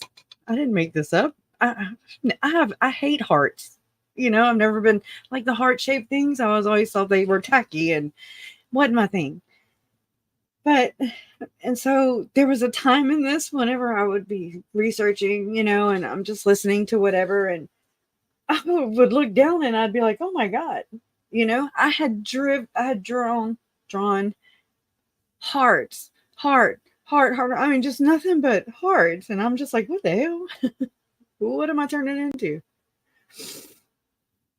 But they've led me every step of this way. I promise you. This is not me doing this. This is them. This is not me. I'm just honored that they choose me. And they, you know, I've had an encounter, supernatural, whatever you want to call it. Maybe I was losing my shit, but it was good shit. And I'll take it. But this one wasn't good. JJ, I was outside in my shop. I was bent over. I was digging in a box. And it was about 2 a.m. because I'm a night owl already. I'd go outside while my kids were sleeping and I would just work, you know, make stuff. And out of freaking nowhere, I'm bent over digging in a box when I hear, hey, Krisha, you know, and I mean, I stood straight up. Never have I ever stood up that was just knee-jerk reaction. Stand up. And at the same time, it was one swooping motion, one swooping occurrence or whatever. And so my nephew is saying, Aunt Crescia, and he's like in a whimpering voice, and he's like, Mommy hurt me. Mommy hurt me. And so I just, as if he was there, and he just, like, I just clung to him, you know, on my side, and I did these motions, you know, and I mean, I started to coddle him and say, Mommies aren't supposed to do that. I'm so sorry. We love you. Mama and Papa love you. We love you. We're going to find you. You know, it was still in that mode. They were still not found. That scared the shit out of me. Tears were rolling down my face, and I felt so helpless because I just wanted to help. Find him. Find them. So helpless. But they tell you so many things. Again, whether it was real, I can't prove it. It happened though. I'm not crazy. No. It's blessings. It's a gift from God. But it's just been a nutty experience. I can never put it into words. And it's just a huge void that you know, I try not, it's not, this is a distraction. It helps me grieve. It helps me feel like, okay, it's okay to look at things. It's okay. I've done used everything, I think. The way my freaking face. I just don't want this to happen again. I know it's going to. That's realistic. You know. I'll do my best. I'll do my best. I'll never stop. I made a promise to them. I made a vow. And I'm trying to be a woman of my word and to not, you know, let them down, because obviously it matters. It matters to them. As it should. So again, if this doesn't shake people, if this doesn't shock the shit out of you and make you question things, or, you know, just kind of take your blinders off, because mine were on. I had blinders. Holy shit, did I have blinders. You can't live in that protective bubble, because I know it's comfortable there, but you're setting yourself up, or your children up, to become victims. And I'm not a victim. I am not a victim. I am the aunt that I was never able to be to my nephew. You know, that he deserves. I will always advocate for Tylee, Charles, JJ. I knew them. I did not know Tammy, and I did not know Joe. But they are part of this. They're part of this. They're part of my life. I grieve people that I've never met. And they matter. Their lives matter. Yeah, I'm a survivor. Thank you. Thank you, Jenny Bitty. And KJ. And I don't know. It's so, I remember being a little girl. Thank you, little Brand. Live, laugh, love. Right. Thank you, Alex. Thank you, Carol freaking Claus. Carol freaking Claus. Beach Bum. Thank you. I appreciate it. Thank you for everybody that's in here. Thank you for supporting our back, just, yeah, supporting, giving a level of comfort. You're here, to support a family member and not just a content creator. I never would have become a creator or whatever YouTube kind of pushes you to do, or society, really. I don't. I really don't, Dolly. It just, I know people do. And I think that people should be a little more open to these things happening and don't discount them as, I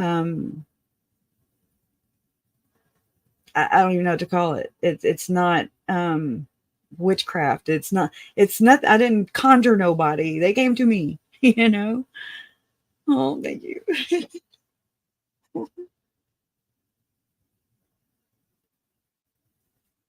I wouldn't be without him, without you, Jason. He's my rock and my soft place to land.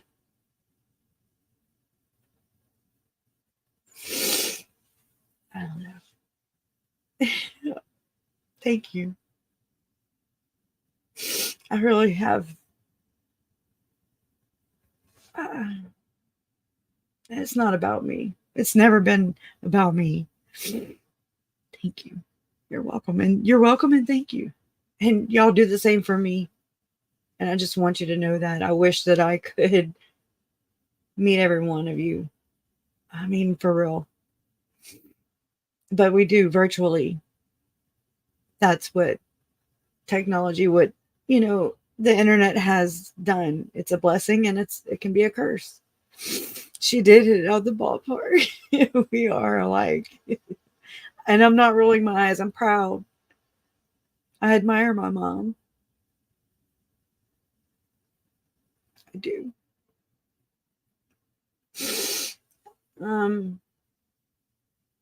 What is there anything here that surprised you guys? I don't know. Is there, because I don't always catch everything. Thank you, Ron. Ron's writing a book, and I can't wait for it to come out. Rid the world. Thank you, Ron. There's no way in hell I would have streamed this. I'm so glad. Thank you. It shows. That's what I'm saying. It's just, hey guys, I know I scheduled already, but let's go support and let's be one big community, because it's rallying around these victims. And that's what this is. That's how this started. This is your content. Support it. I appreciate that. It's called integrity, and it's doing the right thing, especially when when no one is looking, even when no one is looking. Thank you, Ron. That's what integrity is. That's what my uncle was integrity filled. And I mean, he lived far away from me. He lived in Texas, or he lived in, so I mean, it's not like I grew up right, like my other uncles and aunts and me either, Jason. I'm sure you wish you weren't informed sometimes. He's probably like, oh my God, he could probably recite the whole Book of Mormon. Jason is the selfless human being that God said, here you go. He knew I needed him. When I saw Jason, don't know why, I was like, home. That's what I related to Jason when I saw him. I never knew that I was looking for home, first off, and then I never knew home could be in a person. He is my home. And so I'm in the comfort of my home with my loved ones and you who are here. Thank you. Alex says integrity field and handsome. You're not kidding. I've heard that quite a bit. He was 60 something years old and he scaled a damn fence. I'm 45 and my ass would have gravity's not my friend. Right. And I love how mom cut down. No, she didn't cut him down. You'd have to be up here in order to be cut down, but she told it like it was about Chad. She showed it. Oh, that's sweet. You'll find it when God's ready and he'll send them your way. Charles was hot. Gigi told me that too. She was like, I'm just saying, I'm like, so I need to call you Aunt Gigi or what? No. Cherry Pie is in here. She's been in here. She was my uncle's first love. And I have some pictures I think it was I ordered the yearbook from my Uncle Charles, but it ended up being my Uncle Jerry and my mom were in the yearbook. Uncle Charles had already graduated. I'm like, damn it, $90, right? But, but I remember mom had sent me a picture and I think it came from Alice. Yeah. And it came from, anyways, I just messed up. It came from Allison. And thank you, A Dose of Reality. Thank you, Jen Lou. Yeah, they are estranged from Tammy's children, but Cherry Pie said I think the picture that I got from mom that mom had asked me to clean up was a grainy picture from, it's a black and white picture and it's from a dance. And I think it's the back of Cherry Pie kind of side view and then Uncle Charles, but I cleaned it up pretty good. And I have pictures of, I love sharing them. It humanizes them. It does. That's what I'm saying. It's like these people were real story, real lives, real people around them. Thank you, Isabel. Oh my gosh. I have the Vallow throat. I don't know if this.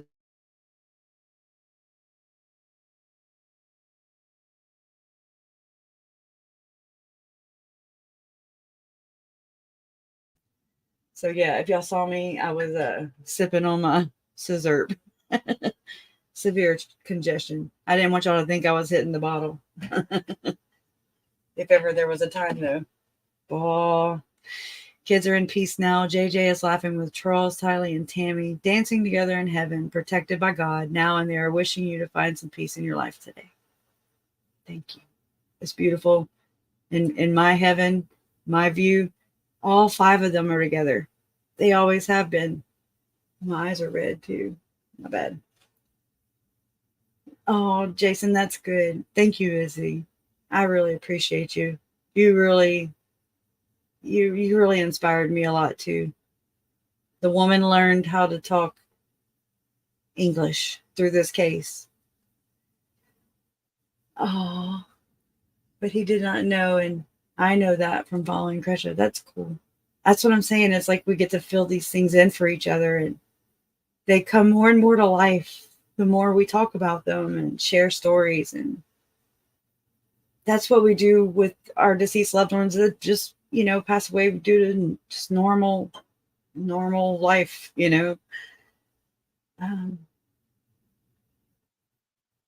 It's hard to breathe these days in South Louisiana. Is that where you're from? High five. Mad Marcia? Huh. Yeah. It's easier to breathe up in Idaho until you get near when I get near a temple, I'm like, I don't know. Thank you, Yaya. Appreciate that. And like Jason says, let's continue to bring humanity, show love, humanity back. Show love, respect, and integrity. Be your brother's keeper, not just your Mormon brother keeper, not just your Catholic brother keeper. Everybody, all lives matter. Every one of us. I must recite what KJ has. I mean, I adapted this from her. There's a lot of things I've that I've gotten from other people. And that, like Jen, my friend Jen, Elmom, True Crime Unveiled, she's like, she told me nobody gets to tell you how to grieve. And that was the most empowering thing I'd ever been told, especially going through this situation where the public, it's like I don't know. They know my mom and Larry because they are the face of the advocacy work. They are the face of, where are the children? Where are the children? Where are the children? They are the face of holding Lori accountable for things she was doing. The rest of us, we're family. And whether it's my family or other members of family, can you imagine if we all were on the same page? What a powerhouse we could be. Can you effing imagine? I'm just saying. I'm game, I think united, we have more. Hey, Okay. Kresha. Oh, yeah. No, I've got a picture of Lori coming in the courtroom this morning. I want to show it to you. Okay, yeah. I just checked the court.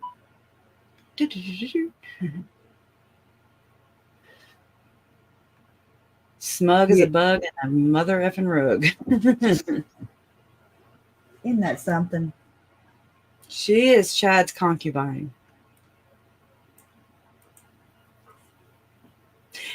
Somebody, who was it? I don't remember. Somebody in chat said that I should take mom's statement and post it, like transcript, I guess, maybe, or whenever this is finished, we can go and break these down into different parts. We can do Samantha's, we can do whether their own,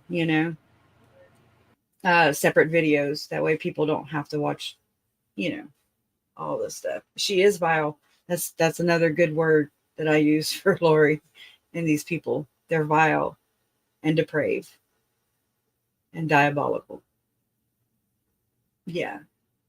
Oh, I have a picture of Lori actually that, I have screenshots from I have some from December 20th, 2019.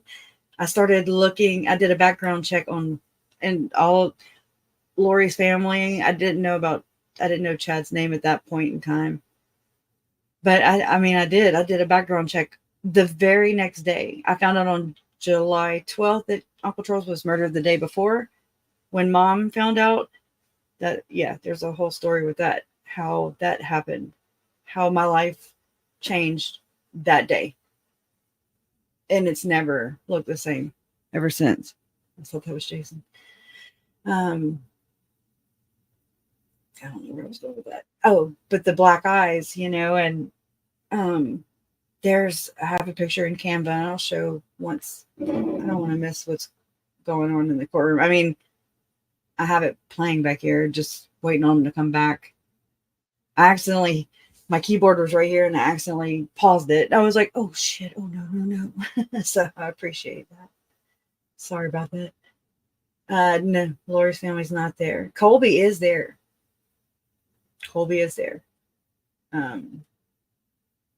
He just didn't want to. I mean, I understand people don't feel comfortable doing this kind of stuff.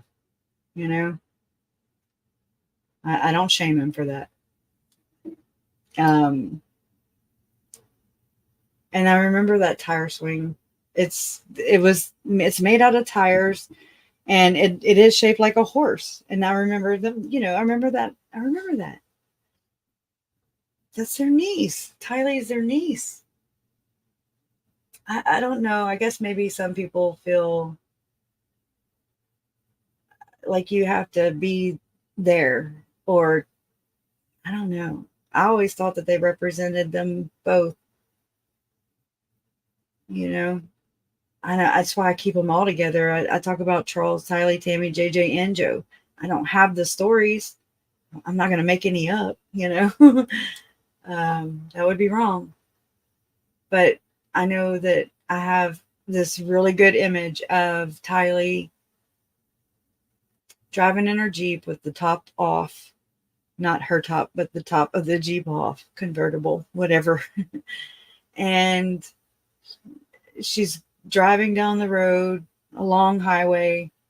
Her wind is whipping, you know, it's whipping through her hair. She's got sunglasses on and her freckled, her little freckled face, her little cheeks are red. The sun's beaming down on her and she's just with the radio up by herself, just doing, I don't know what I miss doing, actually, driving. And she's happy, in this image that I have when I think about her. She's whole again. JJ's whole again. They're good. They're better. They're no longer being abused, manipulated, used.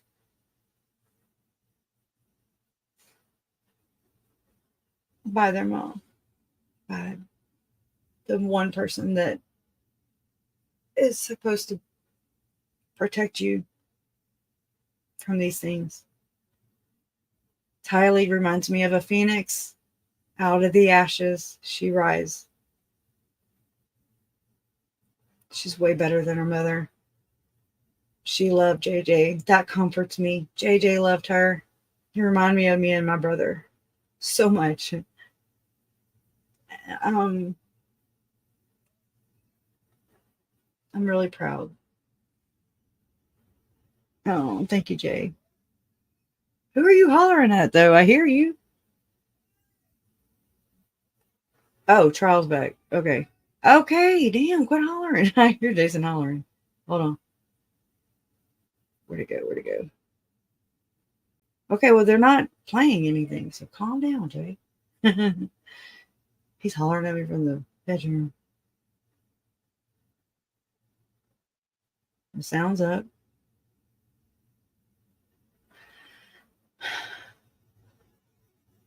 I'm looking.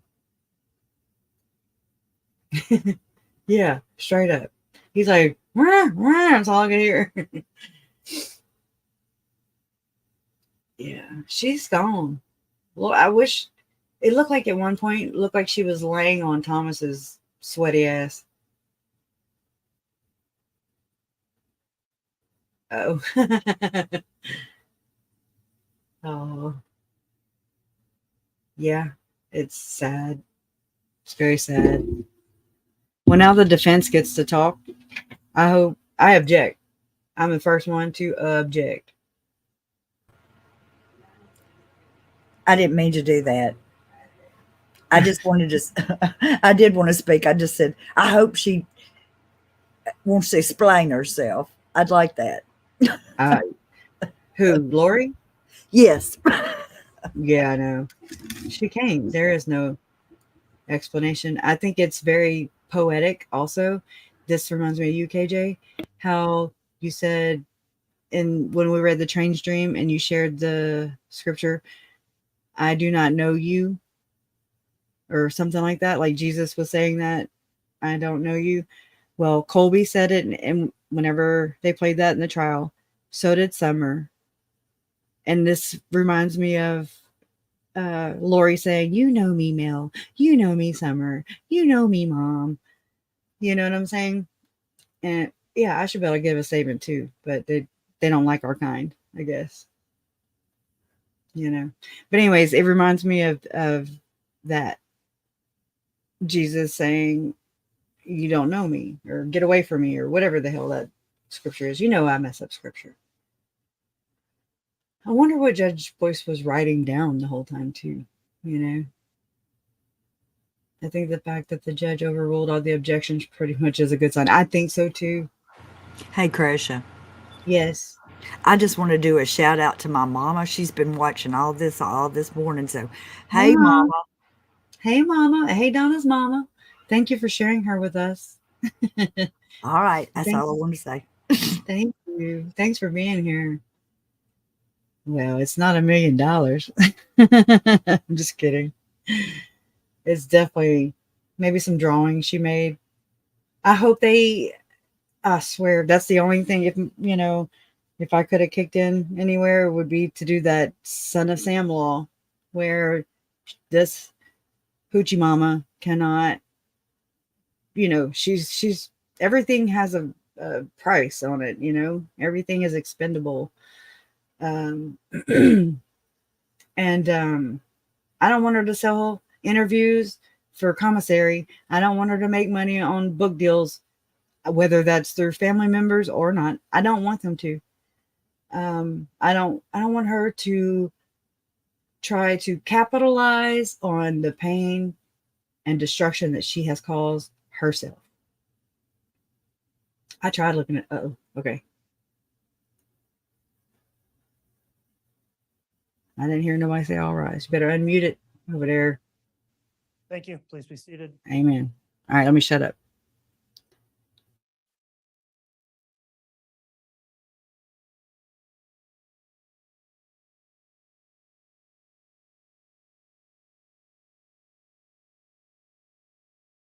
Okay, we're back on the record on KCR 22211624, State of Idaho versus Lori Vallow. This is the sentencing hearing. We took a mid-morning break. The state concluded its sentencing recommendations and the defense may now present theirs. The court would also thank everyone for complying with the conduct order in effect and not having any disturbances throughout the morning. I appreciate everyone continuing to comply with that order. With that in mind, then Mr. Thomas, is the defense ready to present their recommendations? We are, Your Honor. All right, Mr. Thomas, you can proceed. Would the court prefer if I stand or is it okay for me to sit, given the acoustics in the room? I think it'd probably be better if you remain seated to pick up the recording on the record. Very good, Your Honor. Thank you. Your Honor, some 20 years ago, I was sworn into the bar and took a sacred oath to uphold the Constitution. And part of upholding that Constitution is making sure that the state meets their burden on criminal cases. They're required to prove beyond a reasonable doubt every aspect of the case. And I used to be a prosecutor back in the day, 20 years ago. I understand the burden and I understand the weight that they carry. I enjoyed the job, but it was a bit of a commute. And after a couple of years, I found a job that was closer to home, gave me a little more opportunity to be with my family. And so I took the job, but I was going to be a job as a public defender. And it was hard. I was torn because people would come to me and they would say, how can you do that? How can you represent people that are charged with such horrible and terrible things? And so I went to my wife, one of my best and greatest counselors, and I said, what do you think of all this? And she told me, John, I don't think Jesus Christ was a prosecutor. He is our greatest advocate. And I sit beside Lori Vallow, and I hope and pray for words that he would have me say. And so I've reflected upon this day and this hour for a long time, several weeks. And the message that I think I need to tell the court and the recommendation that I need to give to the court regarding Ms. Vallow is a message of peace and love and joy and hope. First of all, peace. There are so many victims in this case. So many lives have been touched in the negative way. There is devastation and destruction surrounding this case, 3 deaths. And my heart aches. It truly does, as does the rest of my team, Jim and Brandon and all of our experts. We ache with the victims in this case. There's a lot of hurt surrounding this case, and not just the direct victims. As the court is well aware, there are cousins and uncles and aunts and people just in the general public who have been touched by this case. And that hurt can sometimes be manifest as hate. And I think that Lori Daybell is probably the most hated woman in America right now, and maybe in the world. But that hate will never bring closure to the victims. That hate will never bring about the healing to those who are hurt by this case. And hate will never bring about peace. Martin Luther King Jr. once said that hate cannot drive out hate. Only love can do that. Darkness cannot drive out darkness. Only light can do that. So how do we stop the hurt and the pain and the loss? And I've heard from a number of people today who've talked about JJ never being able to reach his milestones or his 21st birthday, or we wouldn't know what Tylee was going to be when she grew up. We'll never see her playing in the front yard with her children. We'll never know.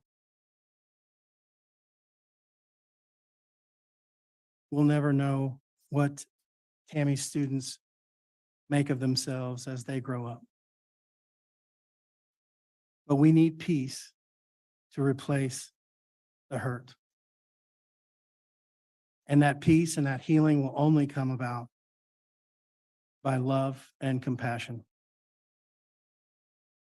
And I hope that each person that's touched by this case, whether they're a family member or a friend or just someone who has followed this case from the beginning, I hope they can heal and find some semblance of peace again, because this world needs peace.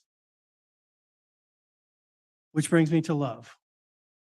And I think that's how we're going to get back to peace.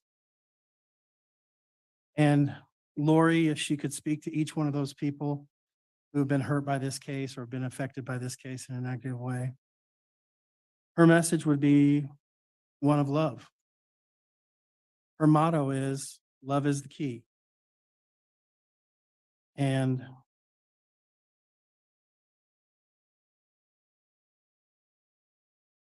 Lori's a very misunderstood person. People that know her, and I mean really know her, get the chance to know her the way that I did, the way that her family knows her. They would know that she is about love. Now, Lori and I didn't always get along. Our team has had tension and frustration and a lot of misunderstanding. But overwhelmingly, an overarching concept behind Lori and everything that she says to us and everything that she does is love. So if you get to know Lori, you'd find that she's a very different person than she plays on TV. She's kind, she's loving, she's caring, she's very witty, she's insightful, she's smart. And if you talk to people that knew her prior to 2018, prior to this whole crazy series of events, you'll hear about a wonderful person who was active in her church, who was active in her community, who loved her children, very active in their lives. You'll hear people who talk about how great she was with their children in her church callings, in her neighborhood. She was a great mother to her kids. Her son, Colby, in fact, testified at trial that she was a great mother when he was growing up. She has redeeming values. Kay Woodcock sang her praises today, that Lori was a great mom and that Kay allowed JJ Canaan to be adopted by Lori and Charles. And there's a lot of confusion and there's a lot of misunderstanding about how this ultimately came to pass. And that's probably not going to change anytime soon. There will be a lot of misunderstanding and a lot of confusion for a while. This brings me to my last topic of healing, and that is of hope. So what is hope? Well, hope is defined as a feeling of expectation and desire for a certain thing to happen. So what do we want to happen in this case? I think the court is well aware of the 4 goals of sentencing pursuant to Idaho Code 1925-21. The first and foremost is the protection of society. The second most important is rehabilitation, and then deterrence of the individual and the public generally. And finally, the least important, according to statute, is that of punishment. Now, first-degree murder is first-degree murder, and conspiracy carries the same punishment. Under Title 18, 4004, and I quote, "The court shall impose a life sentence with a minimum period of confinement of not less than 10 years, during which the period of confinement of the offender shall not be eligible for parole or discharge or credit or reduction of sentence for good conduct, except for meritorious service." So those are the 2 guiding principles that we have to look at. And I know the court's well aware of this. This isn't necessarily for the court's edification. But I think we have to think about how are we going to heal the hurt and the pain and the devastation of this case with hope. How do we reconcile the 4 goals of sentencing in Idaho Code 1925-21 and the requirements of punishment in 18-4004 with hope? Well, we, and collectively I'm talking about the court, the prosecution, and the defense collectively, have saved the life of the defendant. I don't think the court, nor the prosecution, or the defense team should take credit or blame for the death penalty being taken off the table as a possible punishment. In my opinion, it was a collective effort, an effort that led to the court's decision. It was a necessary outcome to a series of events that no one person can be credited or blamed. We saved her life, and that is a win. That's a win for all humanity. So now what do? Court can, as the state requests, find a sentence appropriate of fixed life without parole. That certainly meets the protection of society and punishment, the first and last goals of sentencing. However, if the court so chooses, the court can also give the defendant a fixed term of years to serve in prison, followed by an indeterminate term of life.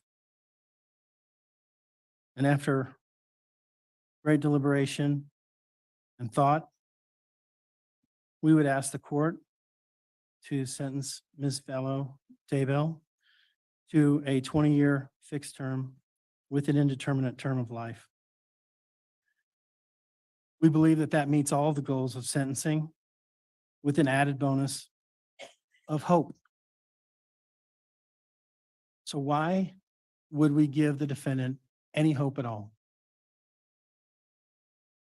Are we rewarding her? I don't think so. It's not about her. Giving her hope, it's for us. It's for everyone in this courtroom. It's for everyone watching on the internet. It's for everyone who's going to watch this on television. It's for everyone who lives and breathes outside the walls of prison. Her hope will benefit society. In our opinion, if you give her fixed life, you will have essentially thrown her away. She has no incentive to rehabilitate. There is no deterrent to her or anyone else. The punishment portion is final and all-encompassing. However, if we give her hope, we protect society by keeping her behind bars well into her 70s, but she has the incentive to be a model prisoner. She has the incentive to help those women that she interacts with in prison. And over time, she changes her behavior, her routines become habits, and she helps other inmates. She becomes a better person. And as these inmates interact with her, this better version of Lori Daybell, they become better people as they re-enter society. So without hope, the likelihood of success in reaching any of the goals of sentencing other than punishment is very low, if not non-existent. Your Honor, we live in the greatest country in the world. We can do this. We can't bring JJ back. We will never reach those milestones. We can't bring Tylee back. She'll never have children of her own. And we can't bring Tammy back. She'll never visit with her grandkids or teach a young student in the library or in her computer class. But we can try to bring others up who go to prison to a higher level than they are when they went in. And I think that's important. And I think that's a testament to JJ and to Tylee and to Tammy. I think that gives them something to carry on in the future. Forgetting about Lori Daybell is not the way that we're going to heal. Remembering JJ, remembering Tylee, remembering Tammy, and allowing Lori to be the best person that she can be in a prison setting, to help other people in that prison setting. That's how we're going to get the benefit out of Lori. The benefit to society of giving Lori Daybell hope far outweighs any detriment. And what do we have to lose by giving a woman in her 70s an opportunity to go before a parole board and to ask for release? There's not even any guarantee that she will be released in her 70s. But that hope is what's going to drive progress in this case. So in summation, we need to heal in order to have peace. Peace comes through love. Love is manifested in this case through hope. We ask the court to show mercy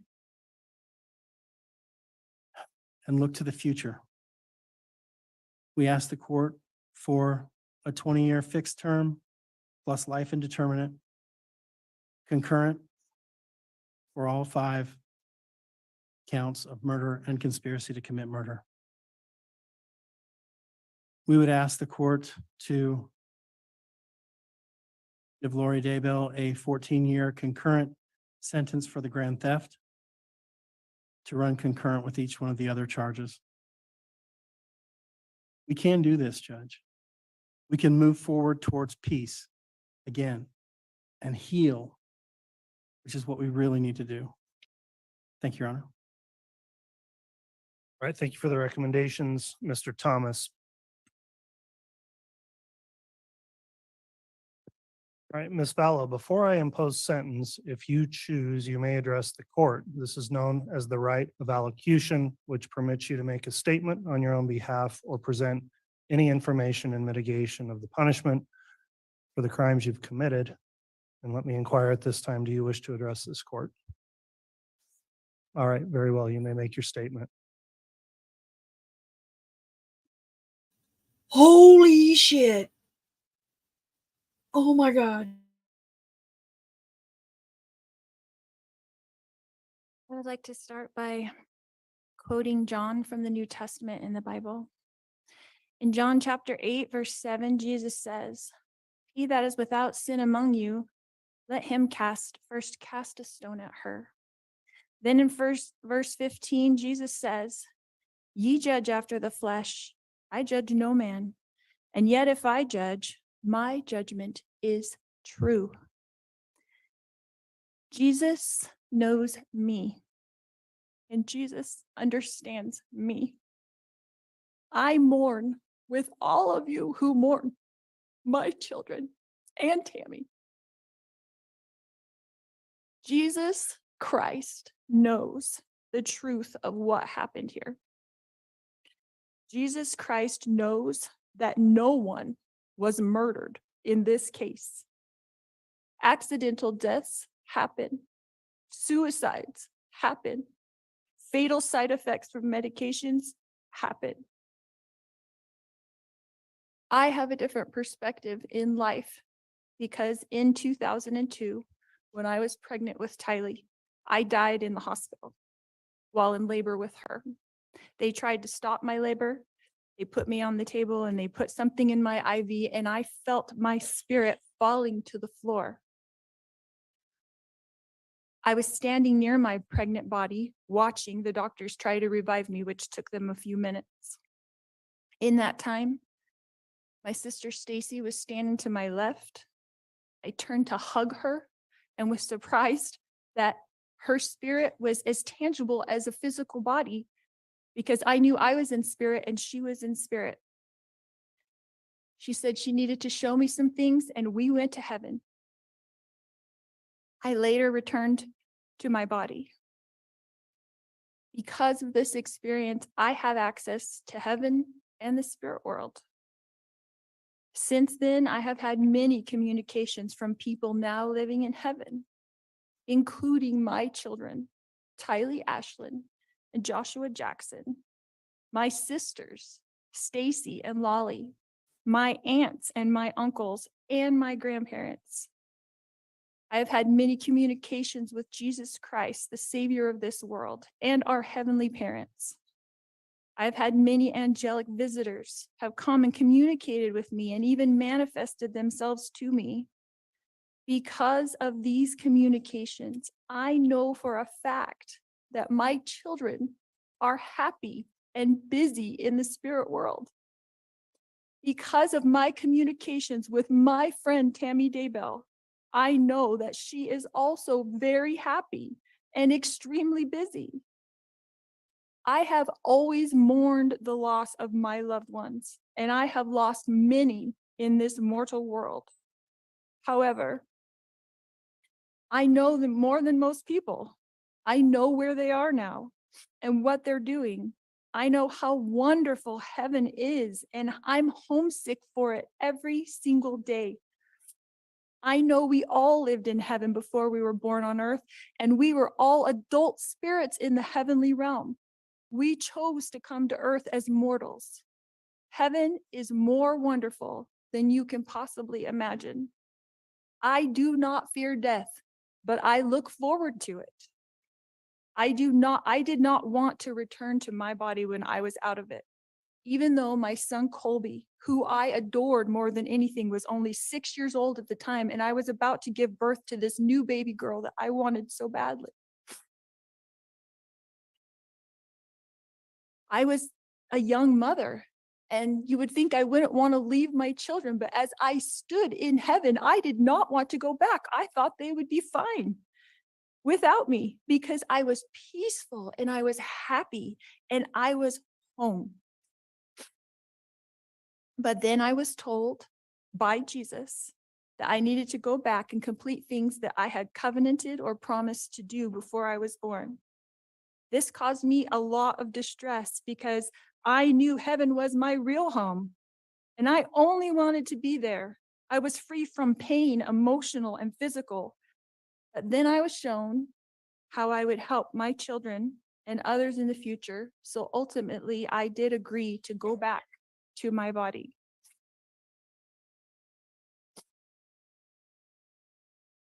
Tylee has visited me. She is happy and very busy. Tylee is free now from all the pains of her life. Tylee suffered horrible physical pain her whole life. I sat with Tylee in the hospital year after year after year while she screamed in pain when the morphine wasn't even enough to take away the pain of her pancreatitis. I sat there while she cried and I held back her hair while she threw up. And I am the only person on this earth who knows how much Tylee suffered in her life. She had pain every single day. She never felt good. Her body did not work right. And I don't know if that was from complications from me dying while she was being born or something else, but she had a very difficult life. She was sexually abused by her own biological father since she was 3 years old, and she was forced by family court to go visit him for 10 years against her will. I fought for her in court. I protected her. I tried to protect her with my whole life. I tried to protect her. I worried about her every single day. Tylee had to get her GED because she couldn't go to school every day because she never felt good. She felt sick. Nobody knows this because Tylee, like myself, tries to put on a good front, tries to be a happy person, tries to have hope in life, tries to know that she's here for a purpose and that she has an eternal purpose to be on this earth. But I never stopped worrying about her. One of the times that Tylee came to me as a spirit after she died, she commanded me and she said to me, "Stop worrying, Mom. We are fine." She knows how I worry and how I miss her. The first time JJ visited me after he passed away, he put his arm around me and he said to me, "You didn't do anything wrong, Mom. I love you. And I know you loved me every minute of my life." JJ, Joshua Jackson, was an adult spirit, and he was very, very tall when he put his arm around me. He is busy, he is engaged, he has jobs that he does there, and he is happy where he is. His life was short, but JJ's life was meaningful. JJ was a wonderful person and touched the lives of everyone, and I adored him every minute of his life. My eternal friend, Tammy Daybell, has visited me on several occasions. She came to bring me peace and comfort, and I know that she is extremely busy helping her family, especially her children and grandchildren, and I have a great love for Tammy.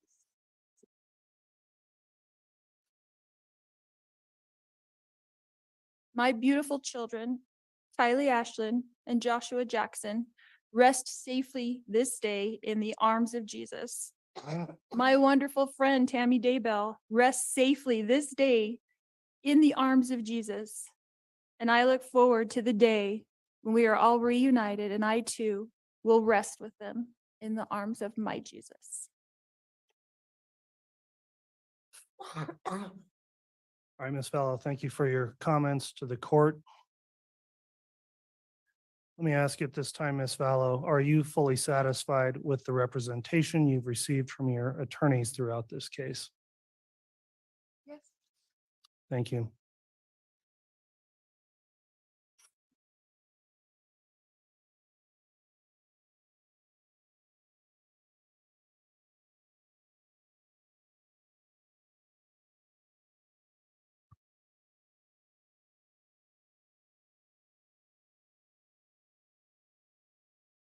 All right, the court will conclude then with my own review of the matter and then pronounce sentence.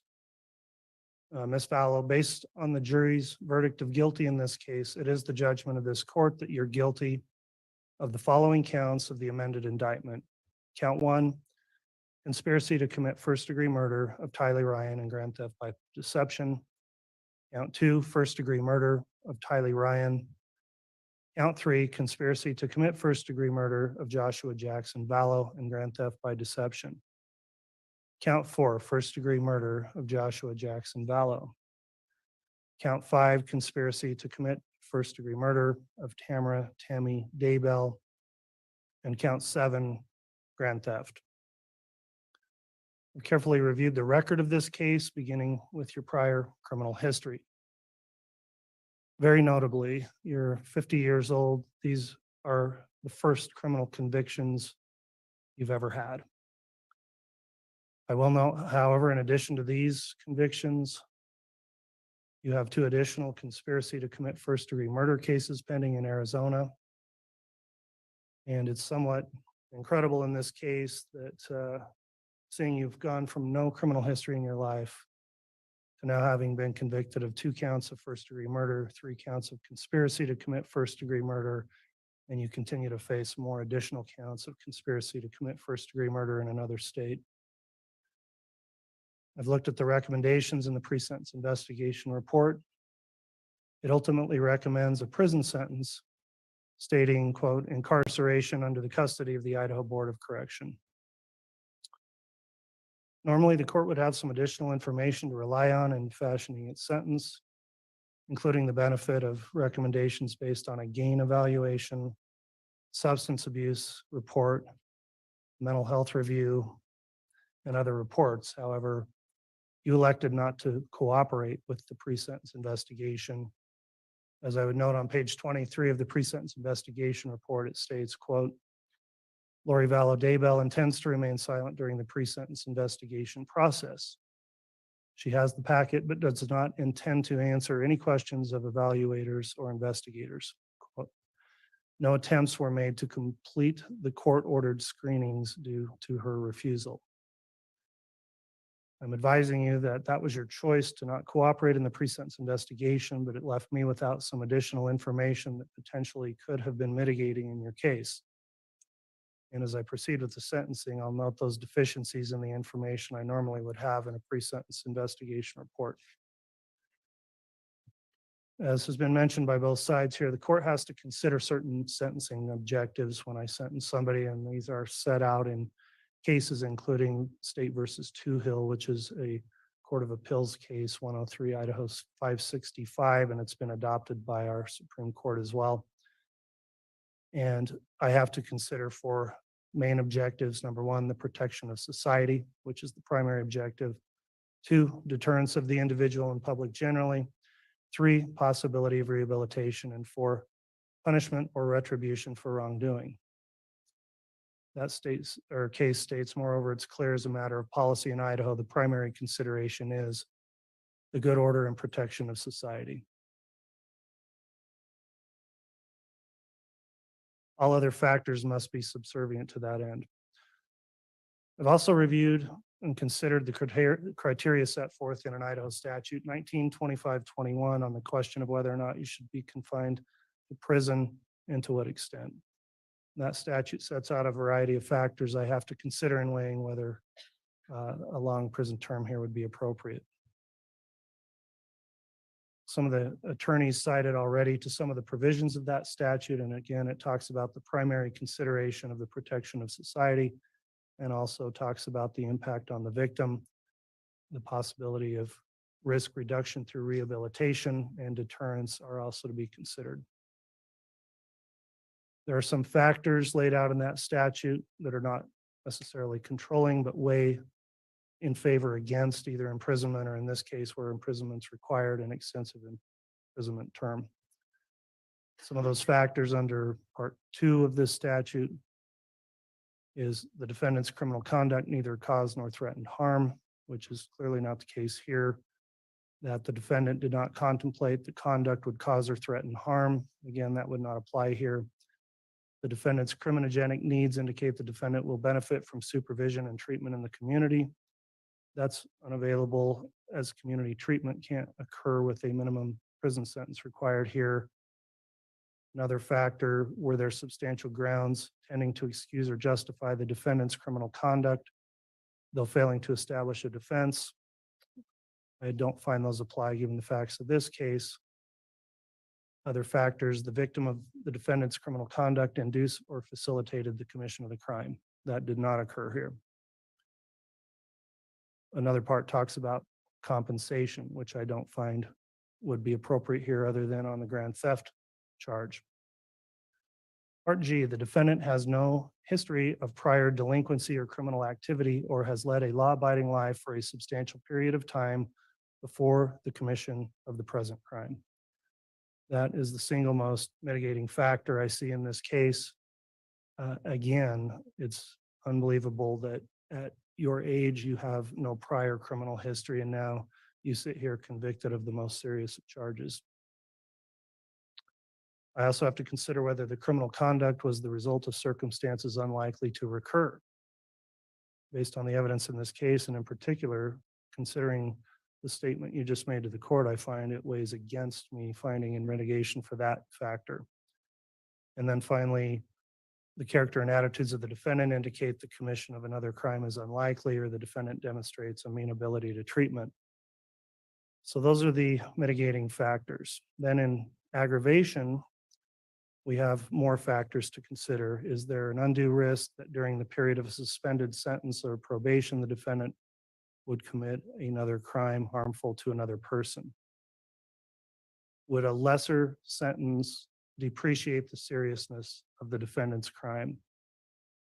Will imprisonment provide appropriate punishment and deterrent to the defendant? Will imprisonment provide an appropriate deterrent for other persons in the community? And a factor that would not apply here is the defendant a multiple offender or professional criminal. I don't have an LSI score, which is one value I can look at to help determine whether or not you'd be likely to reoffend. I don't have that because you wouldn't cooperate with the report. So considering here that you've lived a law-abiding life and for a long time, you were obviously a good mother, sister, daughter, and friend to many people. I have to take that into account. You've served a very long time of local jail, over 1,200 days, and the report is you've been a great inmate, never caused a problem for anyone in the jail. And you should be commended for that. And that also shows that you are capable of that. I believe your counsel when they tell me you're an intelligent person. Up until all these events began to transpire, you've achieved goals in your life, you've done important things in your life. And I'd note that despite some of the comments here today, I have found that during my interactions with you throughout this long case, including your trial, you've been respectful of the court. Do we know what this beeping is that keeps going off? Sorry. All right, the court will next consider, and I think it must be considered in mitigation, that you do have mental health issues. I've dealt with those throughout the context of this case where there were commitment proceedings. I've reviewed those reports and have that personal information from having gone through the determinations of whether or not you were competent or fit to stand trial. The most current diagnosis the court has is from Dr. Watson, and from February of this year states you suffer from, and I'll quote, delusional disorder, mixed type with bizarre content and hyper-religiosity, continuous and unspecified personality disorder with histrionic and narcissistic features. So obviously a very complex diagnosis that's been made here. Whether or not that can or how it would be treated, I think by all accounts is unknown at this time. I've reviewed your personal history, including statements from your own immediate family members, and it's clear something radically changed in you that led you to where you are today. In a statement made in the pre-sentence investigation report, your mother stated it perhaps best and said that you are not now, quote, the person she knew. The record in this case, including all the evidence I observed during the jury trial, indicates that if it wasn't already occurring, that this relationship with the co-defendant seemed to be a catalyst for the change. At this point, I'll note that I will not be making comments on any other co-defendants in this case, as your co-defendant is currently presumed innocent and awaiting trial. In sum, there are significant mitigating factors the court has to consider here when I consider you and your life as a whole, and that does make the case difficult. Typically, when I see somebody to be sentenced and they don't have a prior criminal history, they're given opportunities to first prove themselves on probation or avoid a lengthy term of incarceration. However, of course, some crimes are so serious that even with mitigation, there is no other reasonable option except for a prison term and a long prison term. And sadly, you've been convicted of and have committed the most serious crimes possible, and those crimes also require an equally serious punishment. So this is the part where I will consider what I think are the factors in aggravation. I went through those factors in the statute that I look at, and as I'll explain, I find that 5 of those factors weigh against you and in favor of a lengthy period of imprisonment. First, the case itself. I'll discuss that. There was a lot of pretrial litigation in the case. You decided to take your case to a jury trial. I will state and emphasize that I firmly believe it's the right of every person in our country to exercise their right to a jury trial, and they're afforded the full due process of the law.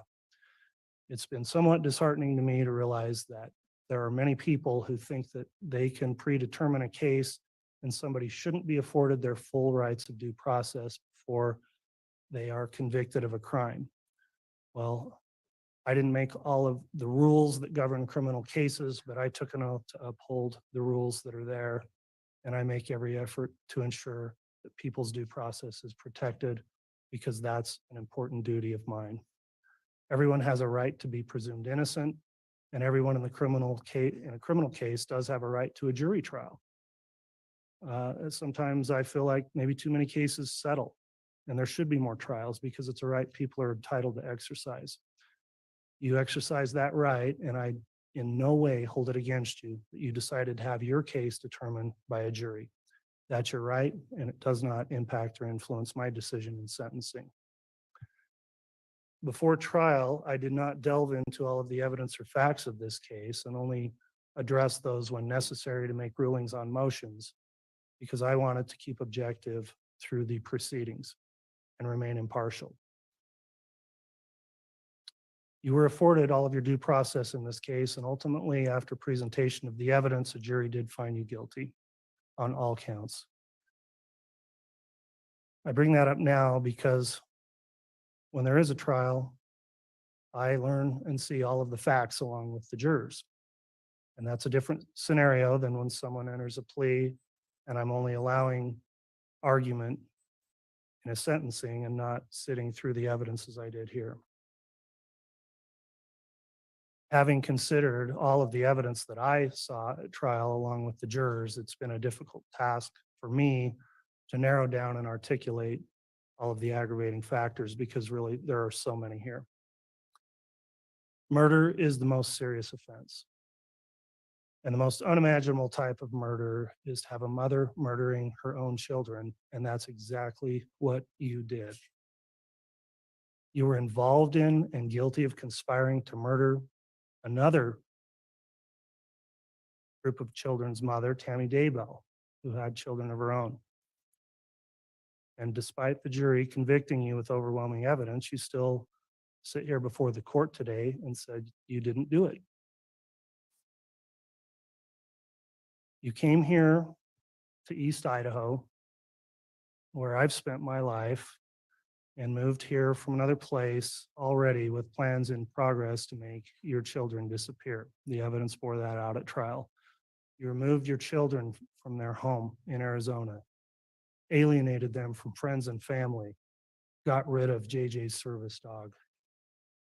You moved to Rexburg, a community where you could find 1,000 random families to take your children, and you brought them here to murder them.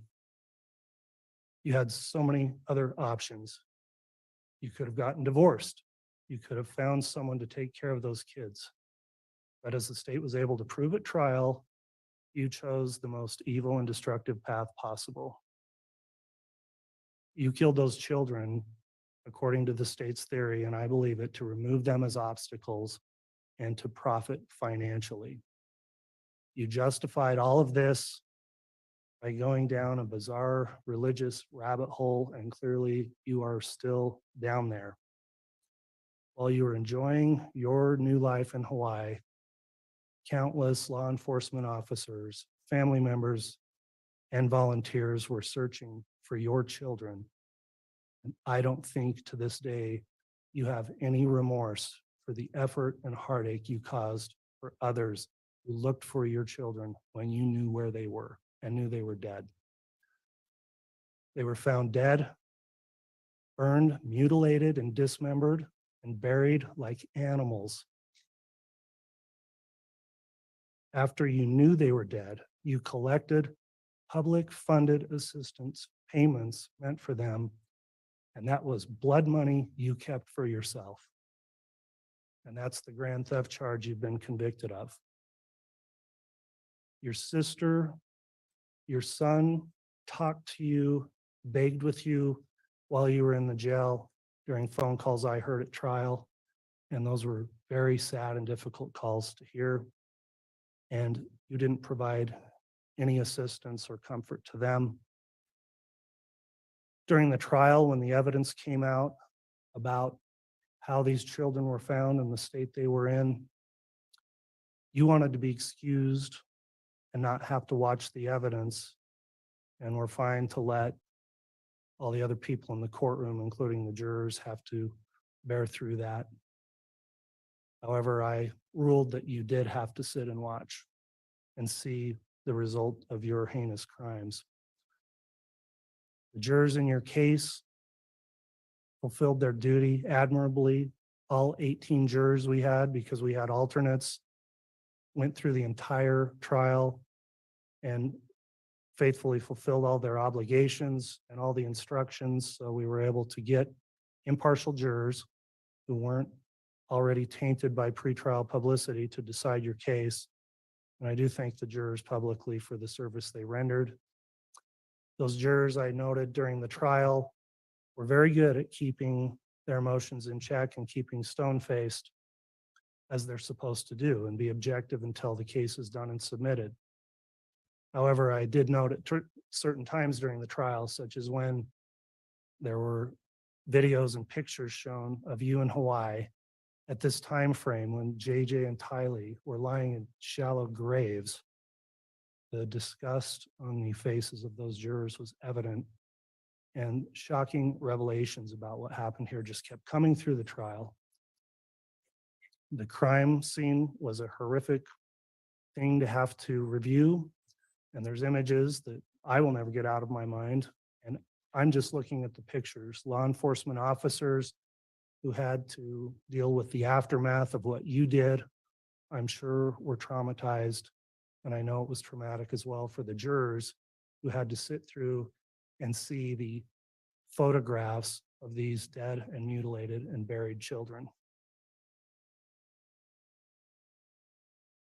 For those people who loved and cared about JJ and Tylee and Tammy Daybell, to have to see those photographs of them through trial of their dead and desecrated bodies must have been devastating. Tammy Daybell was murdered as a result of your conspiracy. She was, by all accounts, a healthy, happy mother and wife through a lot of her life. And You were out shopping for wedding rings to marry her husband while she was still alive. You were planning a wedding to her husband while she was still alive. You haven't shown any remorse for any of those actions. And she ended up being murdered, buried, had to be disinterred later so an autopsy could be performed in order to prove the evidence of what you had done. She didn't deserve any of that. You took her life away. You destroyed that family, fractured it to the point where, in the information I've had through the PSI, there are relationships that will probably never be mended that have rippled as a result of what's happened.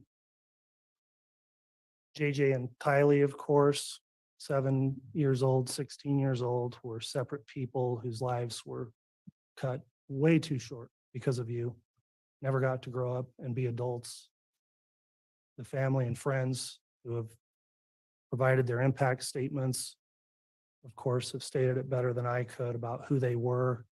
And it is a loss for everyone that you took them away from this world. And it is the most shocking thing, really, I can imagine, is that a mother killed her own children and you simply have no remorse for it. Even sitting here today, there's no remorse for what you did. After all of this evidence through trial, you haven't shown any remorse. You haven't said you're sorry. You haven't done anything to seek leniency from this court. There's been a lot of people during trial and here who have explained the devastation you're responsible for, and you've forever altered the lives, not in a good way, for many, many people, destroying family relationships, taking people away that were loved, cared for, and needed. You may not believe to this day that you've done anything wrong, and you still may think you're justified by your religious beliefs for what happened here. I'm not here to judge that, but I don't believe that any God in any religion would want to have this happen, what happened here. And your crimes are heinous and egregious, and that alone can constitute a major aggravating factor that requires me to impose a serious length of incarceration. So after weighing all those factors, I need to in aggravation, I find that the sentences I'm about to impose will serve the interest of justice by, number one, preventing you from ever doing this again, that they will not depreciate the seriousness of your crimes, will punish you appropriately, and will serve to deter both you and others. So that concludes the aggravating factors the court considered. At this time then, I am prepared to pronounce sentence. Mr. Thomas, Mr. Archibald, and the defendant, would you please rise for the pronouncement of sentence?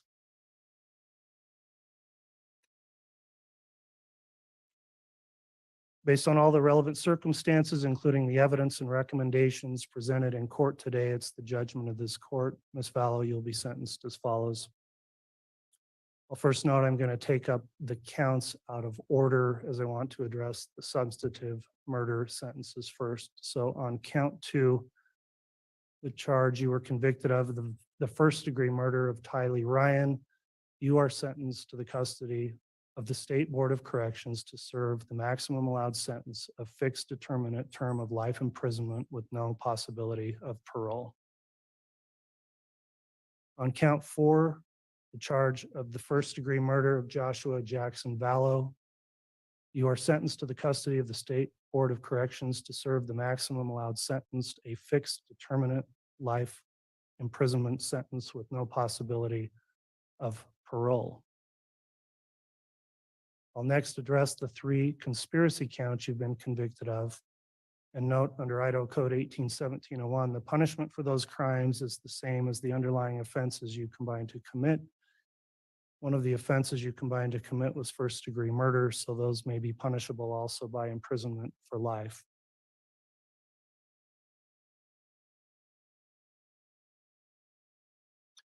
When I look at what the appropriate sentences should be for the conspiracy charges, at first I wondered if they should be as long of a term or serious as the substantive murder charges. However, what I've concluded is that these conspiracy convictions merit the same grave punishment for several reasons. First, the conspiracies in which you engaged in have had far-reaching impacts on many people besides the deceased victims.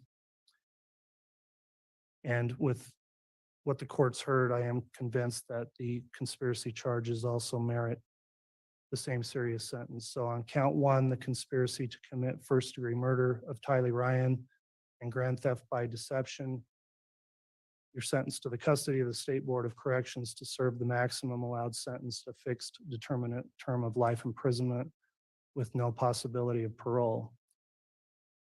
On count three, the conspiracy to commit first-degree murder of Joshua Jackson Vallow and grand theft by deception, you're sentenced to the custody of the State Board of Corrections to serve the maximum allowed sentence, a fixed determinate term of life imprisonment with no possibility of parole. And on count five, the conspiracy to commit the first-degree murder of Tammy Daybell, you're sentenced to the custody of the State Board of Corrections to serve the maximum allowed sentence, a fixed determinate term of life imprisonment with no possibility of parole. Finally, the court will address count seven, which is the charge of grand theft. On that charge, court is going to sentence you to a fixed determinate term of 5 years of prison, followed by an indeterminate term of 5 years of prison for a total 10-year term of imprisonment on the grand theft. Court will next consider whether sentences should be imposed consecutively or concurrently.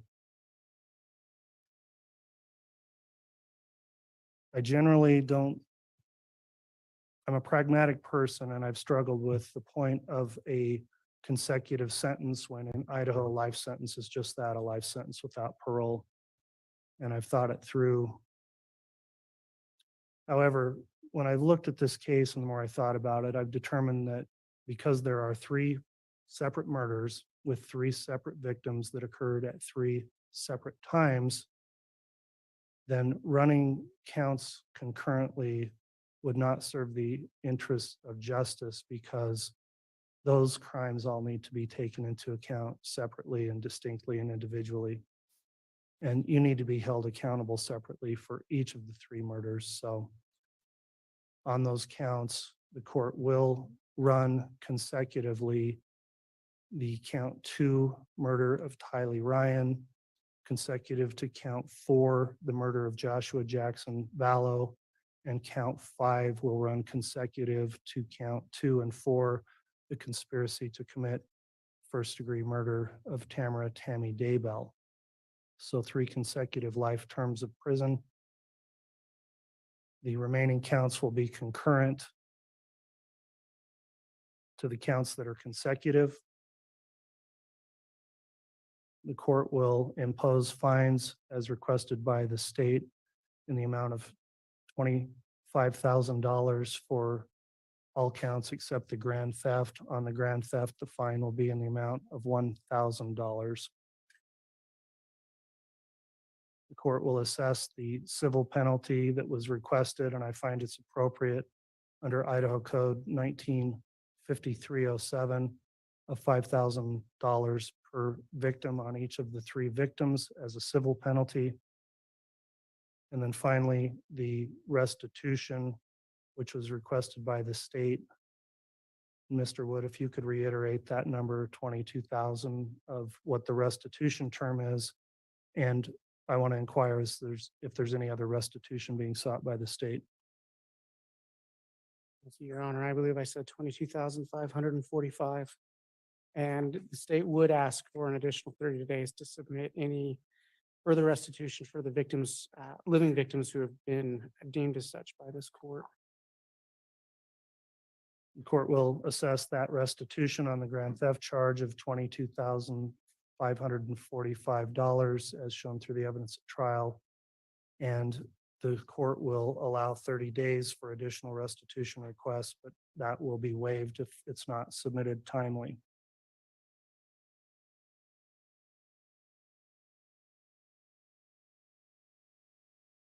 That'll conclude the court's sentencing on the charges. Mr. Thomas, do you have any questions on the sentence? No, Your Honor, thank you. All right, Mr. Wood, do you have any questions? No, thank you. All right, counsel, before we conclude, and Ms. Vallow, importantly, I need to advise you of the rights you have now. You do have the right to appeal to the Idaho Supreme Court from this judgment of conviction, and you have a right to be represented by an attorney if you appeal. You're also advised if you can't afford an attorney, an attorney will be appointed for you at public expense, and you only have 42 days to file an appeal. You also have the right to seek relief from my judgment under Idaho Criminal Rule 35. You have 120 days to file that motion if you believe a correction or reduction of this sentence is appropriate because it was either illegal or too harsh. And finally, you may also have rights to seek relief under the Idaho Uniform Post-Conviction Relief Act. Those actions have to be filed within 1 year from the day your right to appeal expires. Do you understand those appellate rights? All right, she acknowledged yes. The defendant will be required to submit DNA samples upon remand to the Idaho Department of Corrections. I'll ask the attorneys to please turn in any copies of the pre-sentence investigation reports or addenda, so those can be kept in confidence and additional copies will be destroyed. And Ms. Vallow Daybell, you are hereby remanded to the custody of the Sheriff of Fremont County to be delivered to the proper authorities of the Idaho Department of Corrections for execution of this sentence. Thank you, ladies and gentlemen. That'll conclude our sentencing hearing.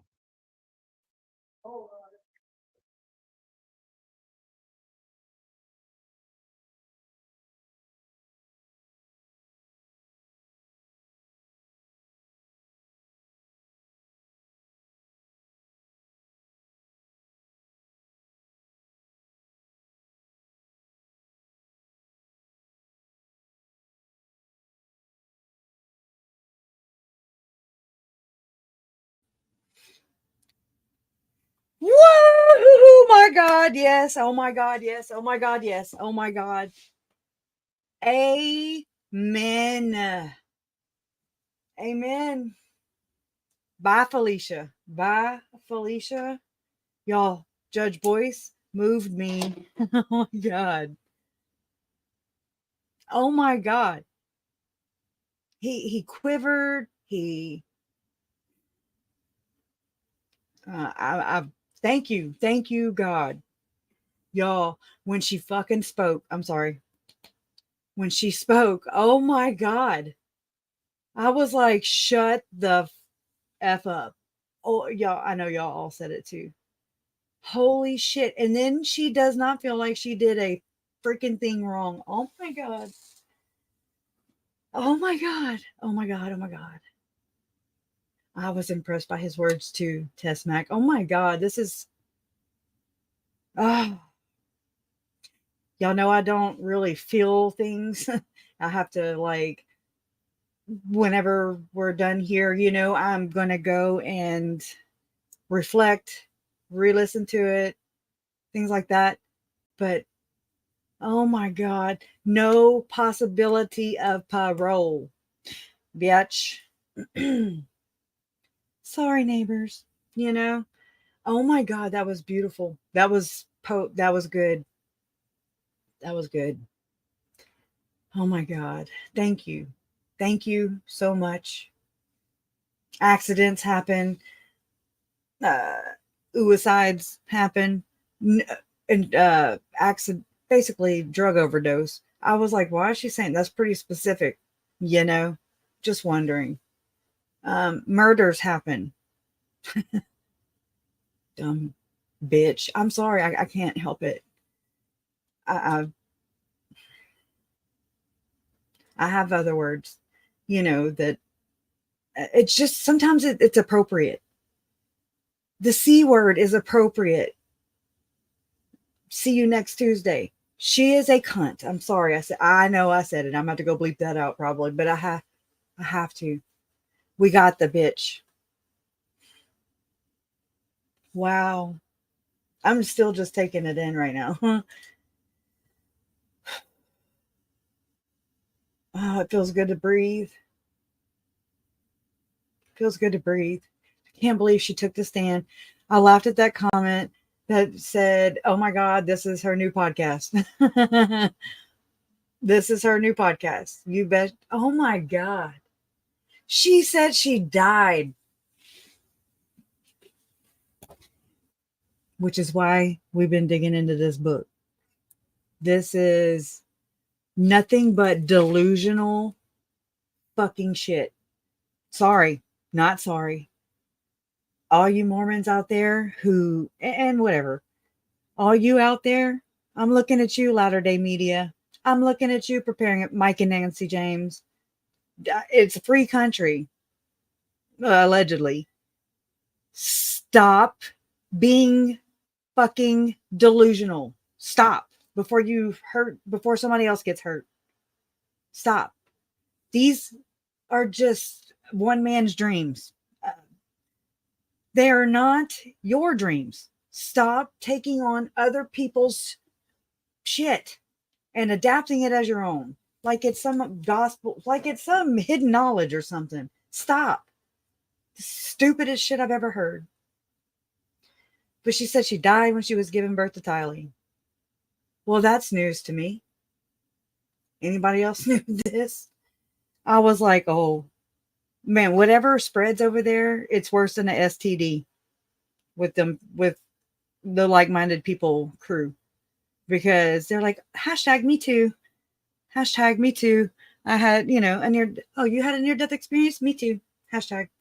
And when she said the Tylee, no, they did not come to you. Your kids did not come to you. I just told y'all that story about me and about how JJ ran whatever. So I'm not discounting that. She's lying though. I don't believe her, even if she did. Thank you. Accident. Epstein. That's all I'm saying. Thank you for that. And thank you for the laugh. You're right. Yeah. Stop hijacking. Right. First, I heard her say that. Exactly. And she didn't even want to participate in the sentencing stuff, the PSI.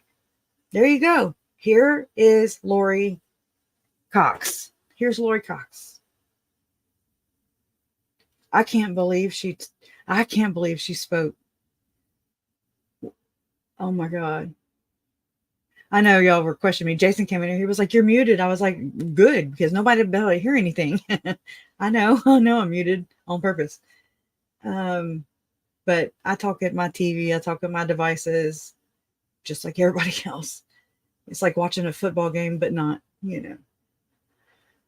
She said she had the NDE so she can, and if I swear to God, we've got to, I don't know how or when, or somebody said it's a federal law, son of Sam law. I don't know how to get it to where Melanie Gibb, there's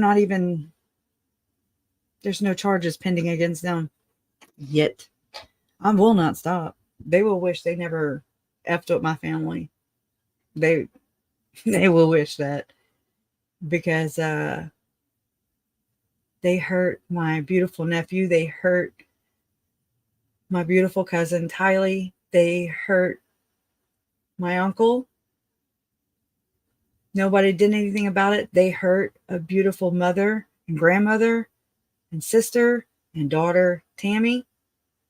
They hurt Joe. She hurt Joe for sure. And I'll say they, her and Alex, if it wasn't anybody else included in that. She killed his spirit.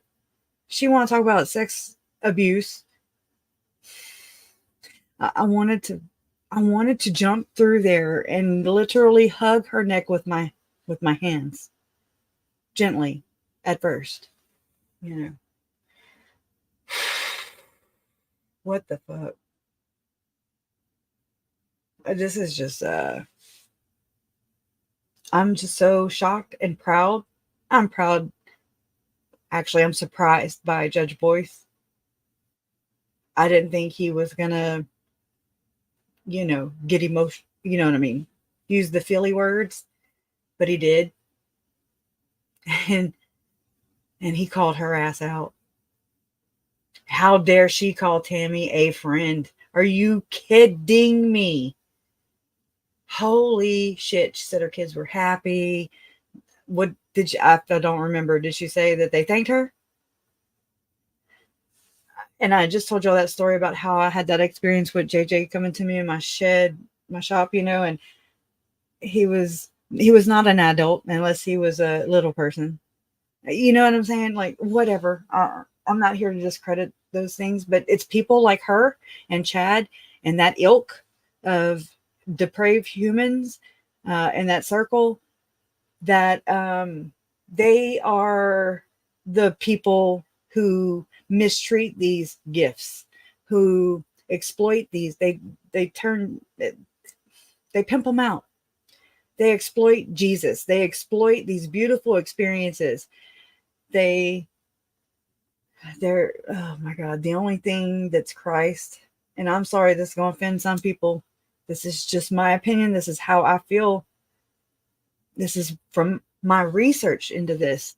The only place that I see Christ in this specific religion is in the name.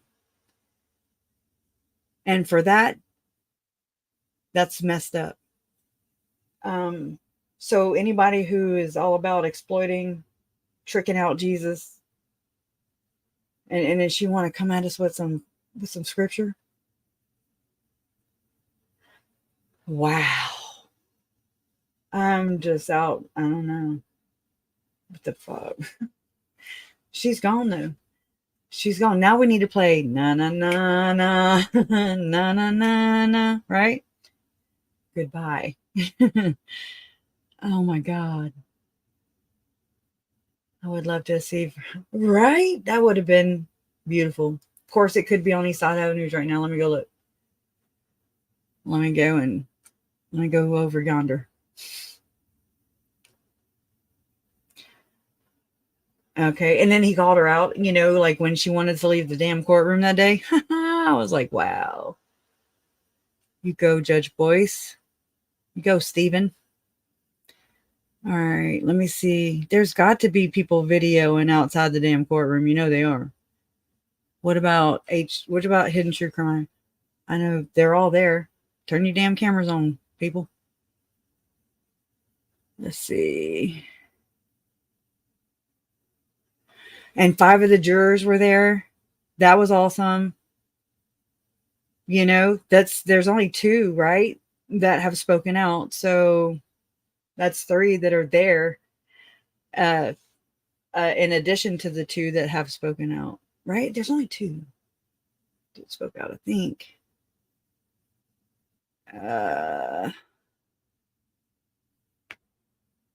Okay, let's see right here.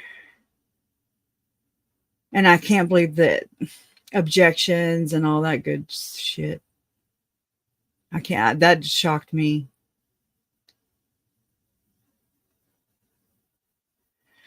Let's see what these people have. CNN. No. Lori Daybell sentenced to life in prison for murders of her 2 children and conspiring. This is CNN. Not my favorite, but Lori Vallow Daybell sentenced to. Oh, okay. I'm not even sharing it. Hold on.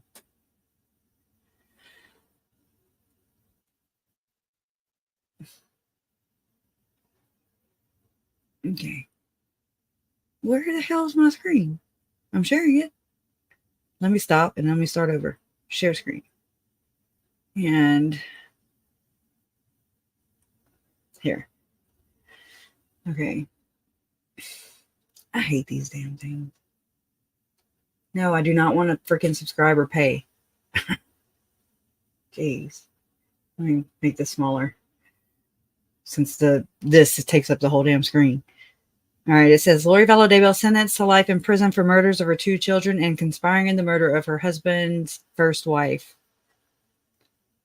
Idaho mother, sentence Monday. Damn, they were quick, huh? Sentenced Monday to life in prison without the possibility of parole after her conviction earlier this year in the murders of 2 of her children and for conspiring in the murder of her husband's first wife. Vallow Daybell was found guilty in May. Idaho mother to be okay. Tylee and this is from Colby. Tylee and JJ brought so much light into this world. Colby Ryan, Tylee and JJ's older brother, said in victim impact statement read by prosecutors Monday as the victims' relatives. Yeah, not the victims of not co-victims. You know what I'm saying? Relatives testified to the lasting toll of Daybell's actions. Tylee will never have an opportunity to become a mother, a wife, or have the career she was destined to have. She'll never be able to have the life she deserved, Ryan wrote. JJ will never be able to grow and spread his light with this world the way he did. He will never have a chance to grow up. I want them to be remembered for who they were, he added, and quote, not to be just a spectacle or a headline to the world.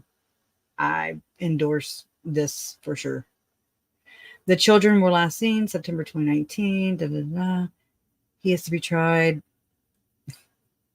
He is to be tried separately in April 2024 on 2 felony counts of conspiracy to commit destruction, alteration, and concealment of evidence, and 2 felony counts of destruction, alteration, or concealment of evidence.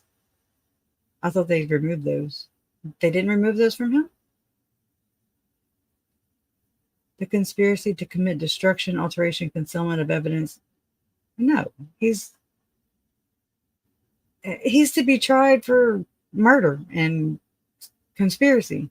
That's wrong, I think. I miss you. I miss my sister every day. I will grieve her for the rest of my life. I will always remember that, Samantha William, Tammy Daybell's sister, said during her own victim impact statement at the Fremont County Courthouse. As for you, I choose to forget you. And as I leave this courtroom today, I choose to never think of you again, William said, addressing Daybell. The May 2021 indictment against the couple said they did endorse and espouse religious. What? Are you there? I was going to tell you that Nate is on, I think. Okay. So let's see what he says. All right. Let me Let me Google that up. She did not want to come back to Earth because it was wonderful, but she did come back to Earth. This is all according to Lori. Because of that, she's been able to kind of go back and forth between the spirit world and here. So she said her children are well aware of what's happening, that everything is fine, and that Jesus knows, and that Jesus knows everything that's happening. And then the judge pronounced his sentence and said, you've showed no remorse. They said she's been diagnosed with a delusion disorder, hyper-religiosity, I believe that's what he said, with narcissistic personality. So there clearly are some mental illnesses there. But her attorneys did not mention that, in fact, in their recommendations for a sentence. Nothing about her mental state, just simply that she, this needed to be a story of healing. So right now you can see there are, Jordan, I don't know how well you can pan here, but there's about a dozen news cameras here. All of the reporters were here in position waiting for the people to come out who will speak. Earlier this morning, well, actually last night, we were in line to get inside the courtroom. I think they ended up allowing around 35 people in from that line. A few of them, unfortunately, did not get in. They opened an overflow down the street because it is quite warm. So they were in that overflow. They were able to watch it on the big screen as you were able to watch the live stream. And then there were a lot of police officers in the courtroom. A couple of their spouses, court personnel were in the courtroom. There was, during those victim impact statements, it was silent in that room. You couldn't hear a word. I mean, people were really tuned in to what was being said.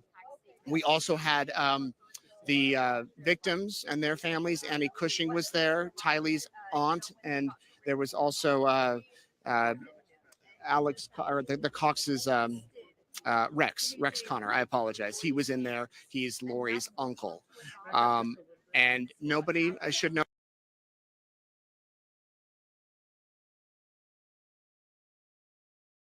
was there on behalf of Lori. Her letter was read that Colby put together, that Colby issued to the judge. That was read, but nothing else was. So what happens now? Well, Lori has 42 Happy days birthday, Wood to Chipper. appeal the sentence. And that likely will happen. In fact, her attorneys have said they're going to appeal it. That will go to the Idaho Supreme Court, who will review the case. That could take up to 3 years as they go through everything. She can then appeal and say that she had ineffective counsel. So she kind of gets 2 appeals. that also could take up to 3 years. So this is a long process. Remember, she also faces these conspiracy to commit murder charges in Arizona. So now that she's been sentenced to life here, and it is a fixed life sentence, there is no parole. No parole on all 5 of those counts. 3 of them will run one after the other. Not that it really matters in a life sentence, but you do know that she's not leaving anywhere. The other 2 will run concurrently, meaning at the same time. So she's not going anywhere. Now it makes you wonder what Arizona will do. You know, will they extradite her down there? She could fight that, and she could say, I want to stay in Idaho. It all depends on what she wants to do. So she has 42 days to appeal. She will likely be transferred over to the Department of Correction. Actually, the judge officially did remand her over to the sheriff's office, who will then move her into the Department of Correction. So she could spend tonight at the prison in Boyce or in Pocatello, the women's facility. It's likely that she'll go there. That's the maximum security sentence for women, or the maximum security facility for women in the state of Idaho. Excuse me. No, I mean, they could always move her somewhere else if they needed to, but it's likely that's where she will end up. And so she will no longer be in jail. She served an astounding, I think they said 11 or 1,200 days in jail, which is a long time. She's the longest inmate that the Madison County Jail has had. Of course, there's been COVID delays, there's been trial delays, there's been all sorts of delays. And remember that she was in jail long before the indictment came down. She was in jail for what she did in Hawaii, or for failing to produce those children back in early 2020. So she was serving time there, and now she will serve time in prison. So if you're just tuning in, we are waiting for Larry and Kay Woodcock to come down. It looks like we have Vicky Hoban and Samantha. I'm going to see if they want to say anything. Just one moment there. Happy birthday to you, Woodchipper. I love you too. Yeah, if you want to do it once. Hey, get that camera in check. Just picking. No more limelight, Lori. Life sentence, Lori. Multiple life sentence, Lori. Because they're all into multiples.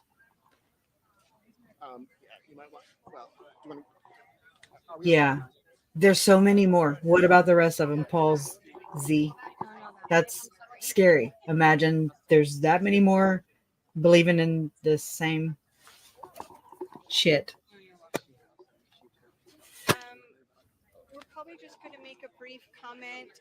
I won't answer any questions today, but my family is really grateful for the care that the judge, the prosecution, and those in the law enforcement here in Idaho, and the care that they took in doing this case. And we're really grateful for the outcome that came from it. And we're so grateful for the public support, but we're still grieving the loss of our mother this summer. So we appreciate your well wishes, and I'm just really grateful for what the verdict was for today, the sentencing. So thank you.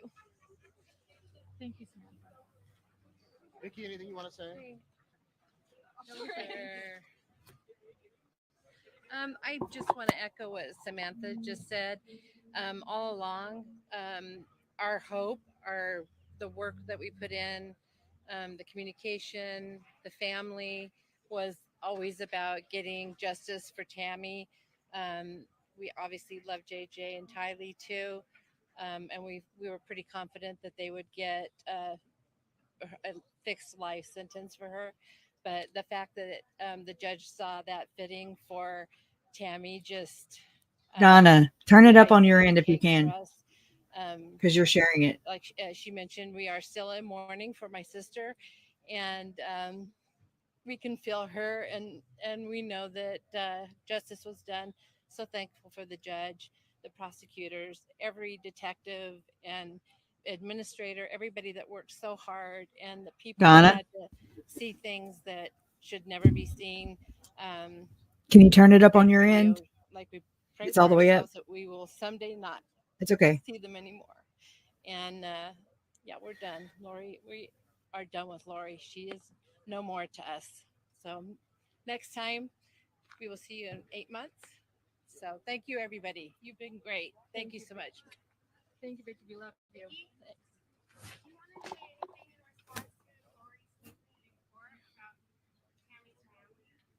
I don't have Okay, anything. coming out. I wouldn't even justify that with a comment. I think Go out, she's- go out the main doors. She's full of stories. Yep, and we're ready for you. Everybody's set up. So, really nothing to say. Thanks. Just stay there, Jordan. She's on the way out.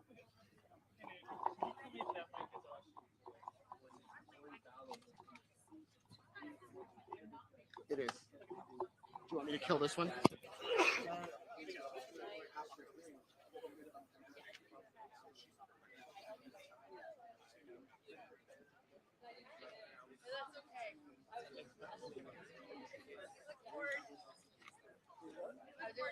Mic check, check, check, check, check, check, check.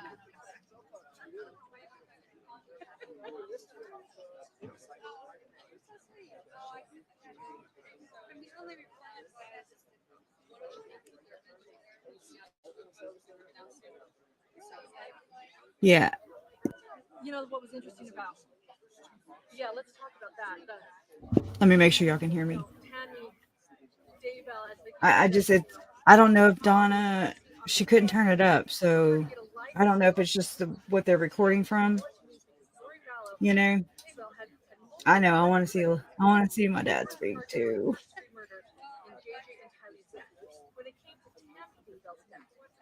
Oh, sorry. I'm learning new things. Oh, that's the documentary, the boom guy for the documentary crew that's been following Mom and them around again. I forget his name, damn it. You hear Lauren? I know, she did have a smirk on her damn face, right? And then one reporter had a great question. Oh, thank you, Michelle Wardell. Wardell. I don't know. My name's Crescia, so trust me. Okay, here they come. Woo! We will. Ooh.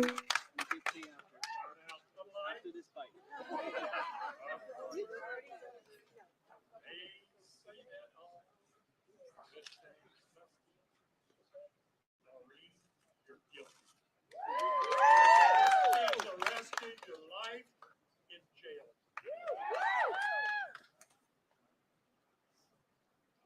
At first she didn't want to be, she'd rather die, she said.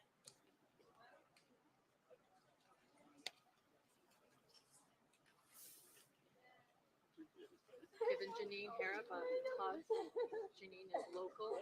Rexford, who has been there, she has been in charge of the memorial fence for 3 years now. That's Janine. Janine has stood by the Woodcock side throughout this whole thing. That's her husband right there. Double amputee.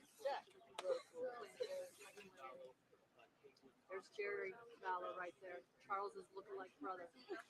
Every time I see Jerry. Hey, baby. Hey, man. What's up, Larry? Larry, can I give you a microphone here real quick? I wish John was here. I do too. He could tell me how stupid I am. He'll be telling you. He'll be talking soon. Can I put this on you, Larry? Sure. Larry, what does this feel like right now? As of right now. Can you step a little closer, Larry? Sure. Can everybody hear me now? First of all, I want to thank the unbelievable service of the district attorney, his office, the attorneys that represent this county, the people in this county, the people in Rexburg. It's amazing. This has been a There's long, my baby girl, hard Ashlyn. 4 years. I think My baby. that we all knew the evidence was there.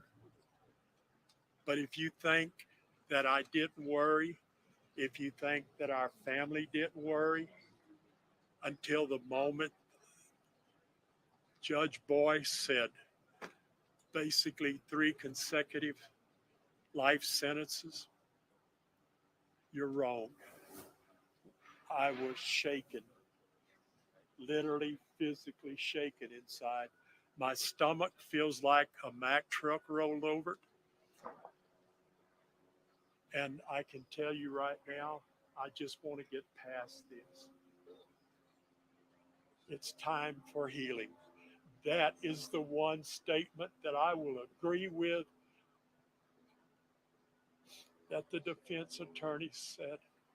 It's time to heal. It's time to get past this. It's time for us, to everybody, to look out for everybody else. If you see something bad, say something. We owe nothing to anybody. We owe everything to our children, our grandchildren, our friends, our neighbors. We owe everything. How simple would this have been if somebody would have just simply stood up and say, this is enough of this bullshit. This is enough. We're not talking about murdering people. We're not talking about people dying. We're not praying for people to die. That is sick. Let's please don't allow this to happen again. Please, let's do not allow this to happen again. Pray for the ones that need help. Offer help to them. But protect everybody. Let's protect our family. Let's protect our friends. Let's protect our children. This is what this is about.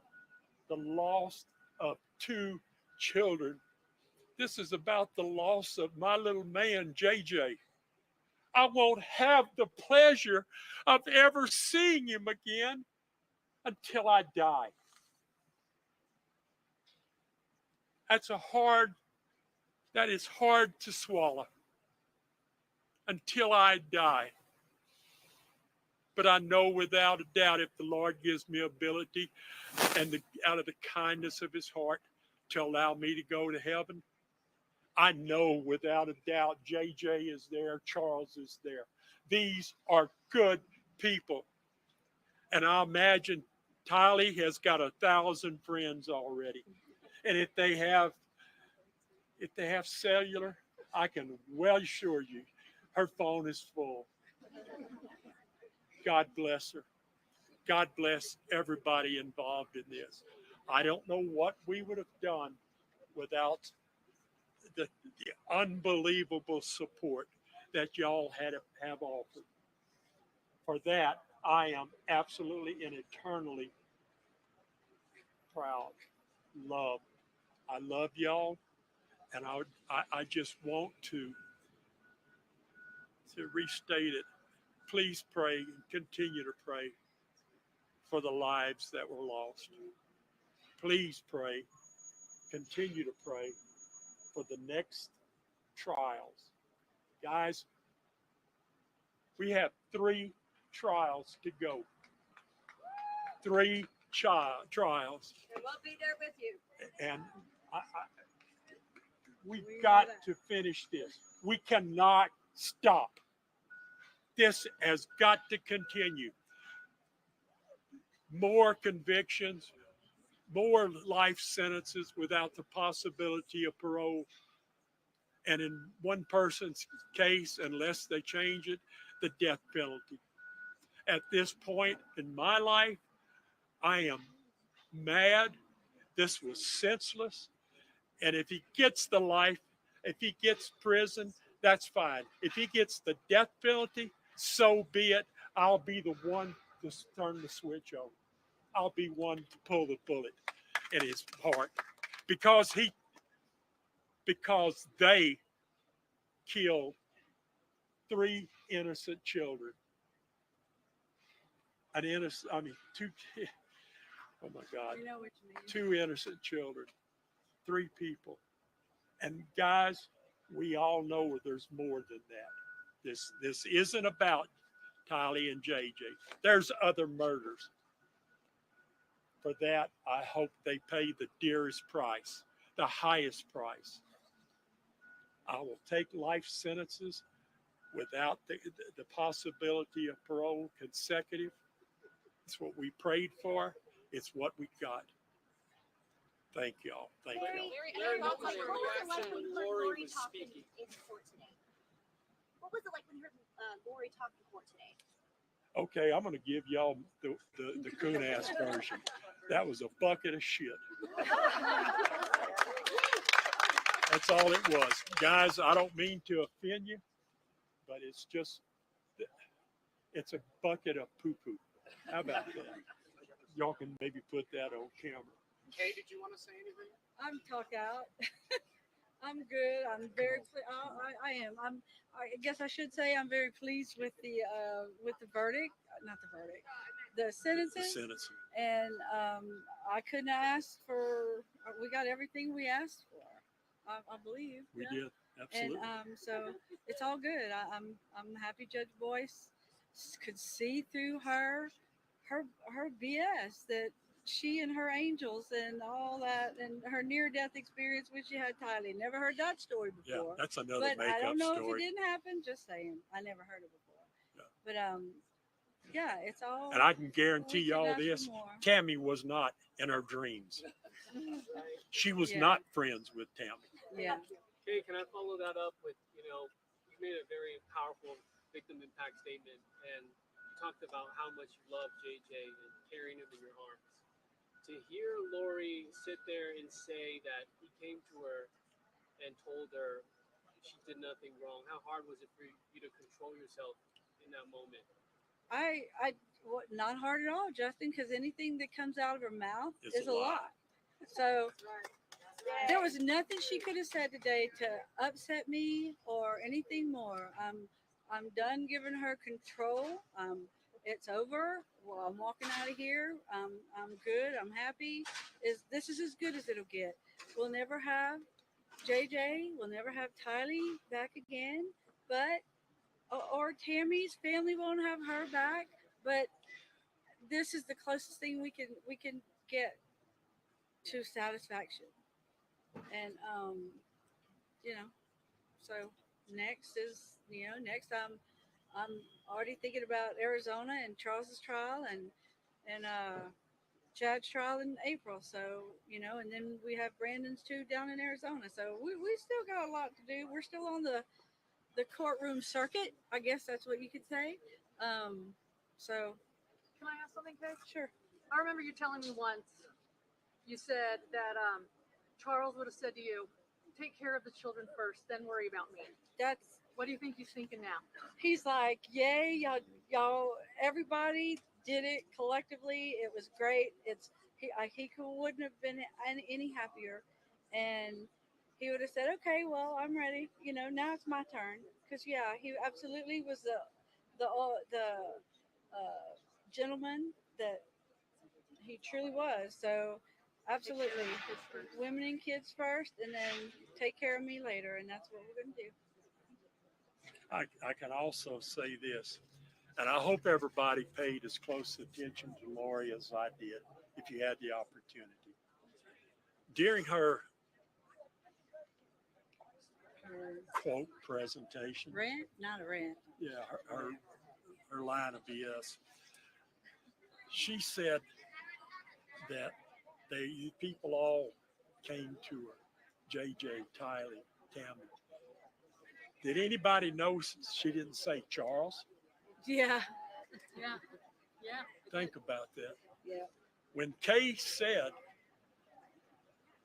Charles's name, every time a prosecution, the DA, a witness, anybody that spoke, she constantly shook her head, no, I'm not guilty. No, I didn't do that. Did anybody notice that she didn't shake her head at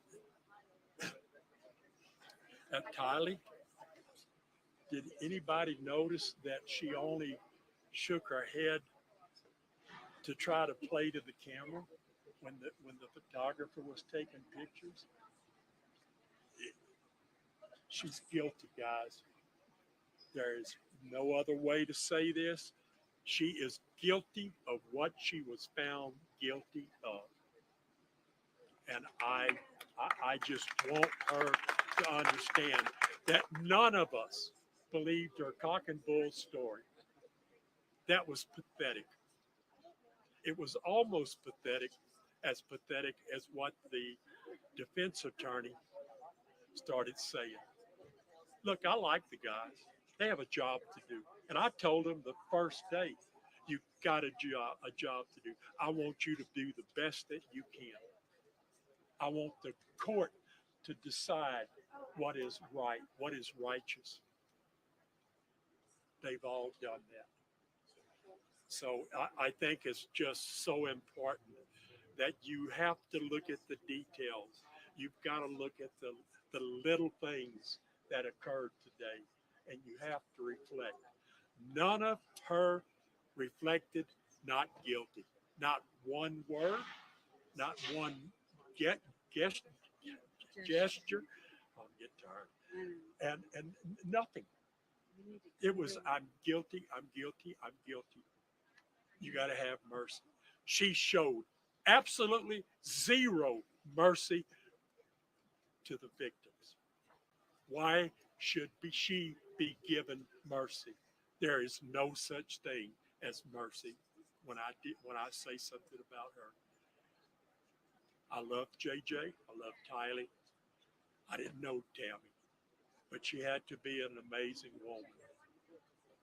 And to everybody that she has affected, the inmate Lori has affected, I wish you nothing but prosperity, health, wisdom. Move on from this. We're going to try to. I once and said out here that I opened my mailboxes on this big wall, and I have to put things in, things that I've seen all my life. Sometimes you can't unsee them and you can't unhear them. Today, Lori's mailbox has been locked. As far as I'm concerned right now, she does no longer exist. I will not mention her after this. I will not give her any credence for anything she's ever done. She's hurt too many people. And Chad, you are next. Woo! Yes.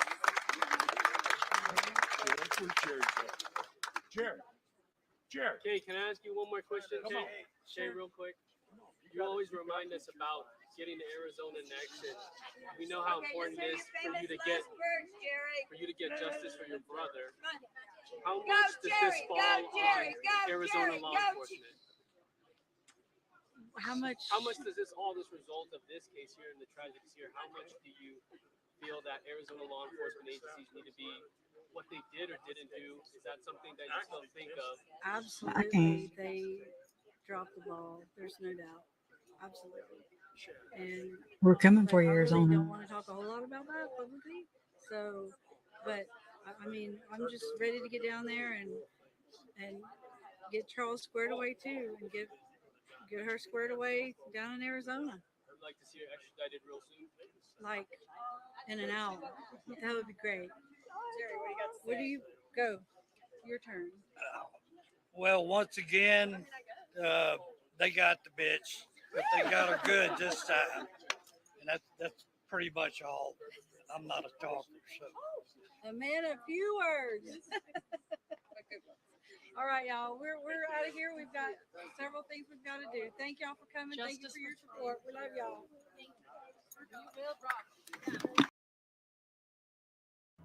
The party's over.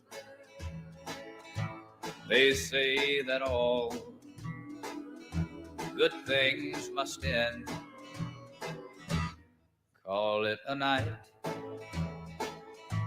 The party's over, and tomorrow starts the same old thing again. Once I had a love undying, didn't keep it, wasn't trying. Life for me was just one party and then another. I broke her heart so many times, had to have my party wine. Then one night she said, sweetheart, the party's over. Turn out the lights. The party's over. They say that all good things must end. Call it a night. The party's over. And tomorrow starts the same old thing again. And tomorrow starts the same old thing again. Hey!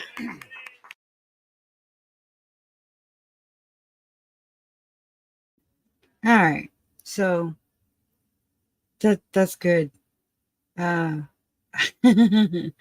it's so good to hear like you just let it loose and use colorful words like I like to call them. I really tried for the better part of 2 years to not cuss as much. I really used to not on here. I try to keep a non-potty mouth, but they're just colorful words to me. They're adjectives, if you will. And sometimes regular words just don't seem to drive it home. My daughter, she's so beautiful. I love her. She's so tall and pretty, and she's just as beautiful on the inside as she is on the outside. JJ, she was so close to JJ. I was her only cousin. Her dad's an only child, and I have one brother who had one child. And Lori took that away from my daughter. She told my daughter she was special, which I already know, but not Lori's kind of special. You know what I'm saying? What the hell? They're red too, Badger. I can breathe. I don't know how long that's going to last. I'm not even going to try and question that, but my shoulders dropped. You know, they're not like up here, and there is a relaxed feeling I have right now. And I can breathe on demand, you know, without having to try to breathe. I can't wait to see Chad squirm either. Tammy Daybell is not your friend, Lori. JJ does not love you. He feels sorry for you. Tylee, she used to love you, but that changed the instant you murdered her. Charles, she did not love Charles. He loved her. He loved his family. He loved Tylee. He loved JJ, Colby, Zach, and Cole. He loved his family. He loved his wife. He loved his life, his friends, his co-workers. He loved living life. And he does not forgive Lori. And I can't wait until he gets the justice that he deserves, because he is he was always a chivalrous guy, and he always ladies first. You know, you take care of your family, your spouse, and then yourself. You know, that's the selfless person. And then this bitch want to stand up, or not, she didn't, I'm sorry, she didn't even stand up. Or did she? I don't even remember. I flashed out a little bit. And she wanted to preach at us. The party's over. Shut the fuck up. All right, that's enough cussing for me. I don't know who this woman is. Let's see. You're new here? Oh, yeah, I'm nobody. Trust me. My parents are Kay and Larry Woodcock. My nephew is JJ. And Tylee was my cousin, and Charles was my uncle. But Idaho says I'm a nothing burger. But that's okay. I don't need them to tell me nothing. Yep. And you know what's crazy is they killed their cash cow. That's the funny part. You know, it's just like, oh, who's paying all your bills now? Who are you milking off of now? Oh, never mind. It's emotional. They're preying on you guys if you let them. I'm all about, I don't get to tell, especially another family member, how to grieve. I don't have a say in that, only because, I learned that along the way that nobody gets to tell me how to grieve either. I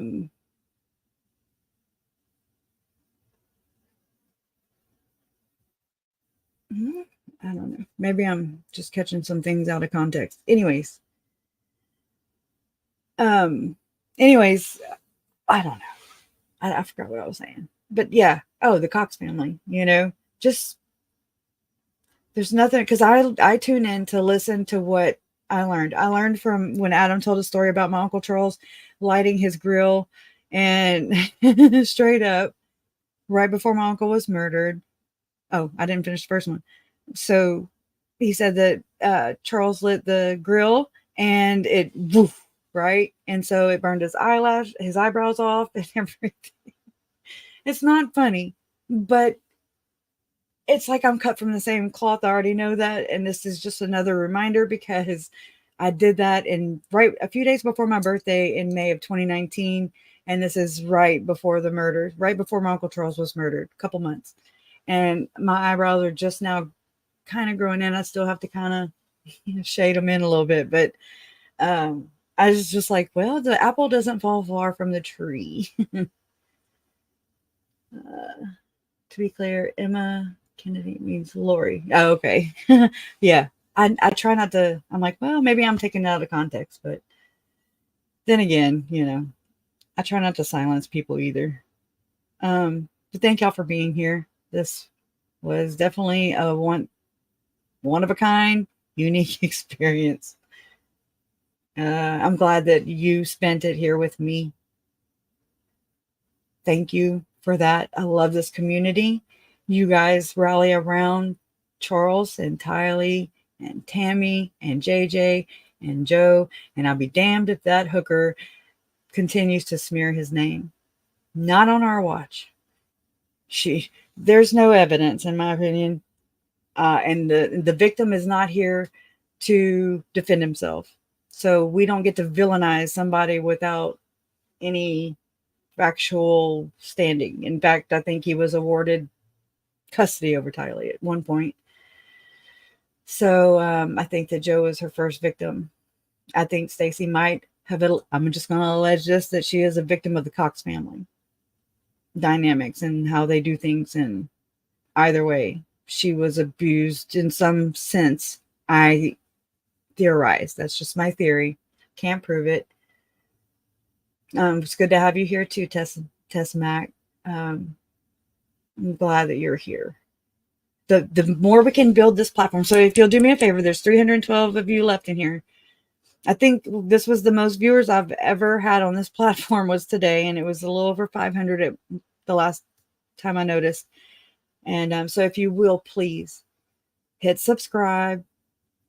When you hit the subscribe button, you will also click it to all. Oh no, that's the notification bell. Click subscribe, and then the notification bell switch to all, and it'll let you know every time I upload or go live or make a community post or whatever. And it'll yeah, it is a weird fucked up family.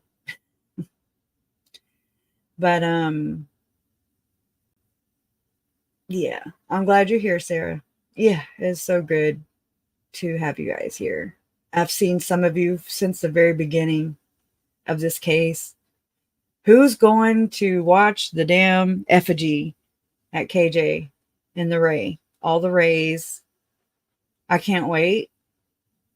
I love KJ. I love Mr. Wayne. We love KJ and Mr. Wayne, and we love the Rays, the research analysis, and the use, right? And nobody puts more heart into it than old KJ. She does it right. She does it good, and she's a beautiful human being. and I'm blessed. We're blessed. So, oh yeah, it's good, right? Well, while we're on the subject, let me show you something. This is something that my Uncle Charles, I say, I told y'all that I have felt guided by him. Listen, since July 13th of 2019. And I know that sounds wackadoodle, but I'm not Lori type of wackadoodle. I'm not jumping off anybody else. Anyways, it's a blessing. It's a gift. And you just don't exploit those type of things. But you have people like Lori Horror and her side piece there. So hold on just one second. This is what my uncle showed me. So if I get kicked off, oh well. We're going to get kicked off together. You got to watch.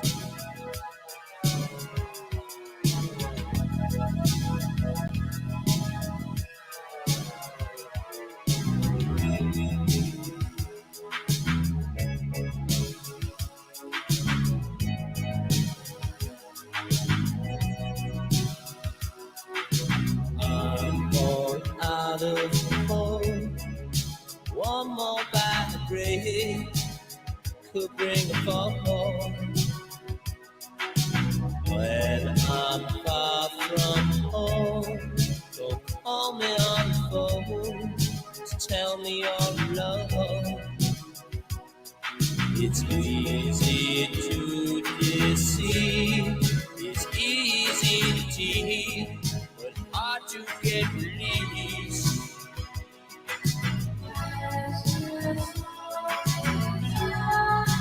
Eyes without a face,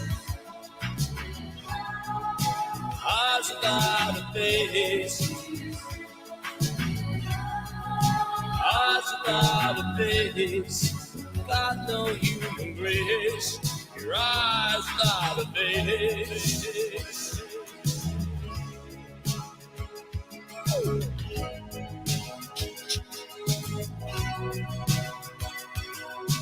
I spend so much time believing all the lies, keep the dream alive. Now it makes me sad, it makes me mad at you, for loving what is you.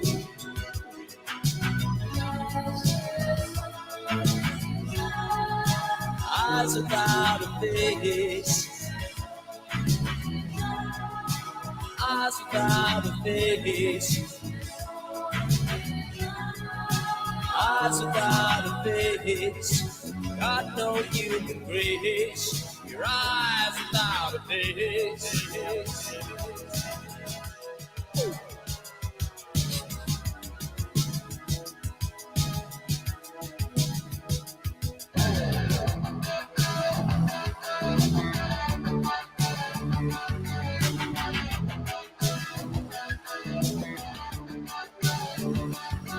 When you hear the music, you make it dim into someone else's pocket, then make it slip.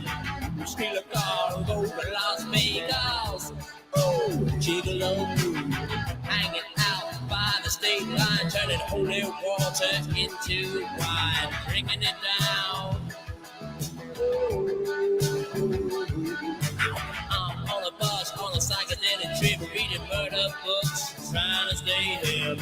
I'm thinking of you, you're out there, so say your prayers, say your prayers, say your prayers.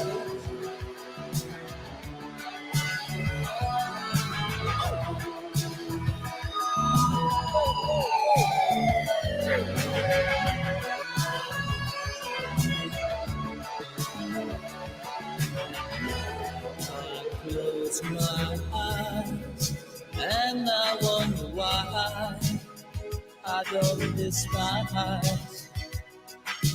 Now all I can do, love what was once, so alive in you, but it's gone from your eyes. I better realize.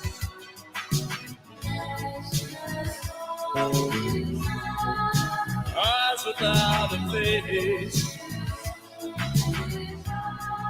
Eyes without a face. Eyes without a face. Got no human grace. Eyes without a face. Such a human waste. Eyes without a face.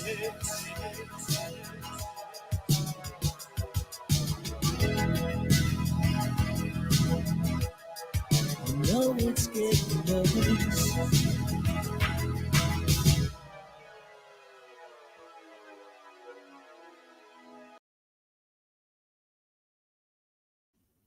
That is something that I didn't really understand it. Oh wait, let me make sure I'm not muted all. Okay, I'm not.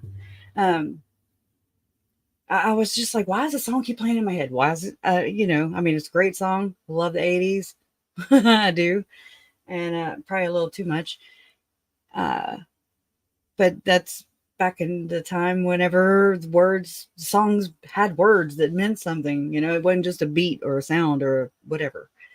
And I mean, but some of these songs were songs that, just weren't my genre, so to speak.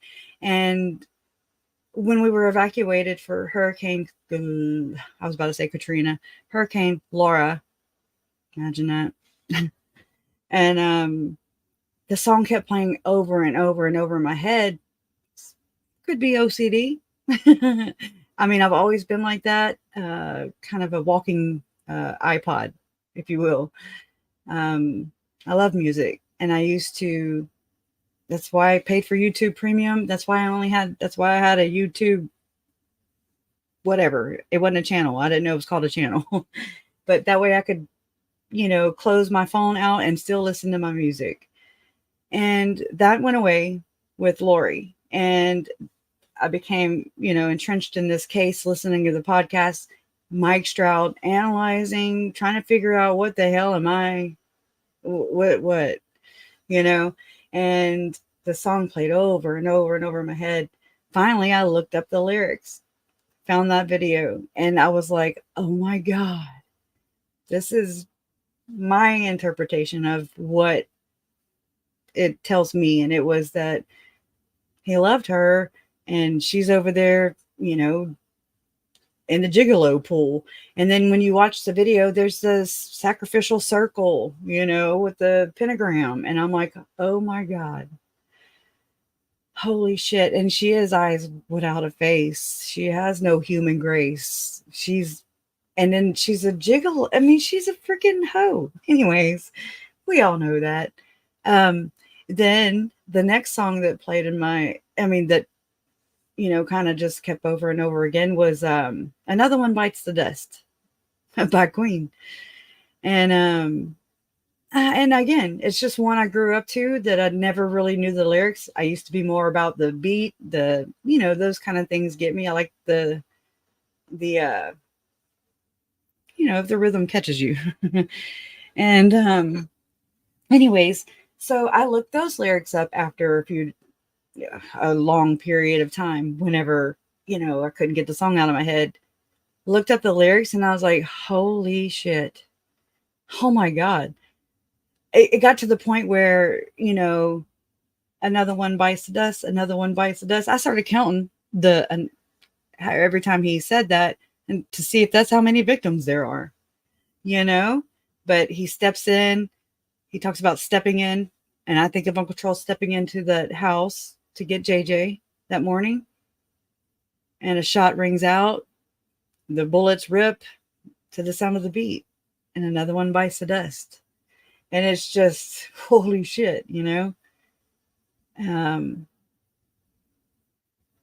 one that played was Bob Marley, Buffalo Soldier, and I think that's it. I was like, it should be No Woman, No Cry, but again, So I just listen and I go look up lyrics and just to kind of see what's being said or if whatever it is. I'm gonna go skate to that.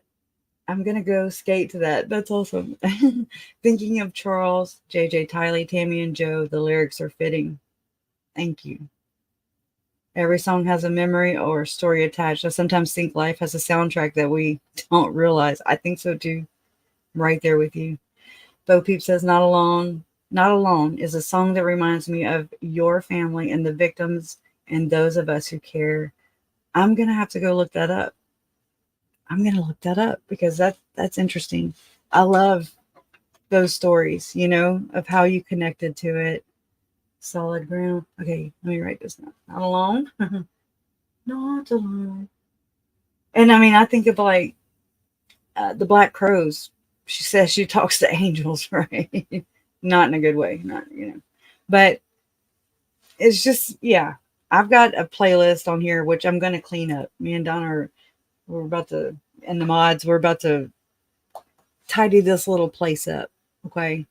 And I'm going to upload all my, all the podcasts of the speakers, Hector Sosa, Thomas G. Harrison, Mike Stroud, David Warwick. I mean, I have them. I think things need to be a little more cleaner. This again was my personal channel. I didn't know that this was going to turn into this. And so difficult research is a product of my experience in this. I named a playlist difficult research. And then when I was trying to think of a channel name that would fit and encompass the whole thing, it was going to be Love Always Wins or Breaking Bad or something, because my uncle loved watching Breaking Bad. he talked about it to the extremes. Like he rattled my head off about that one visit when they came down, and he even had a Heisenberg shirt on. I just thought it was so funny. See you too, Hughes. So glad you're here. Thank you for being here. I know they can't have it all, right? Zombie was another one. I love the Cranberries. I love a lot of music. They can't have all this. So today we take that back. Today, Lori and, you know, by extension, Chad, they no longer rule pop culture for us. They will not ruin anything else for us. I'm gonna have to go write all these songs down.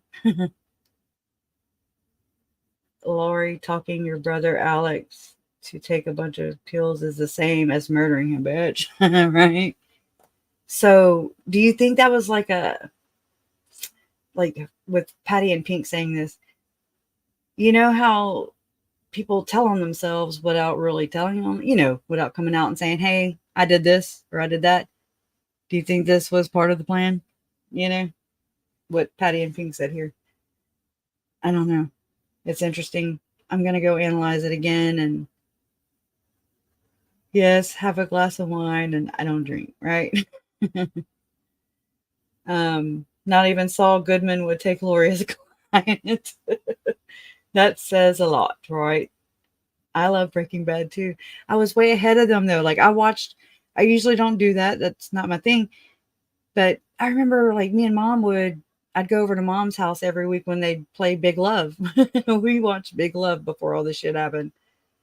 And then after we were like, oh my God, you know, holy crap. I went and rewatched Big Love also to try and learn more about, even though it's you know, a script, it's fake or whatever. It's still taught me a lot of things, put things into perspective for me. I didn't put the unalive reference to Alex, right?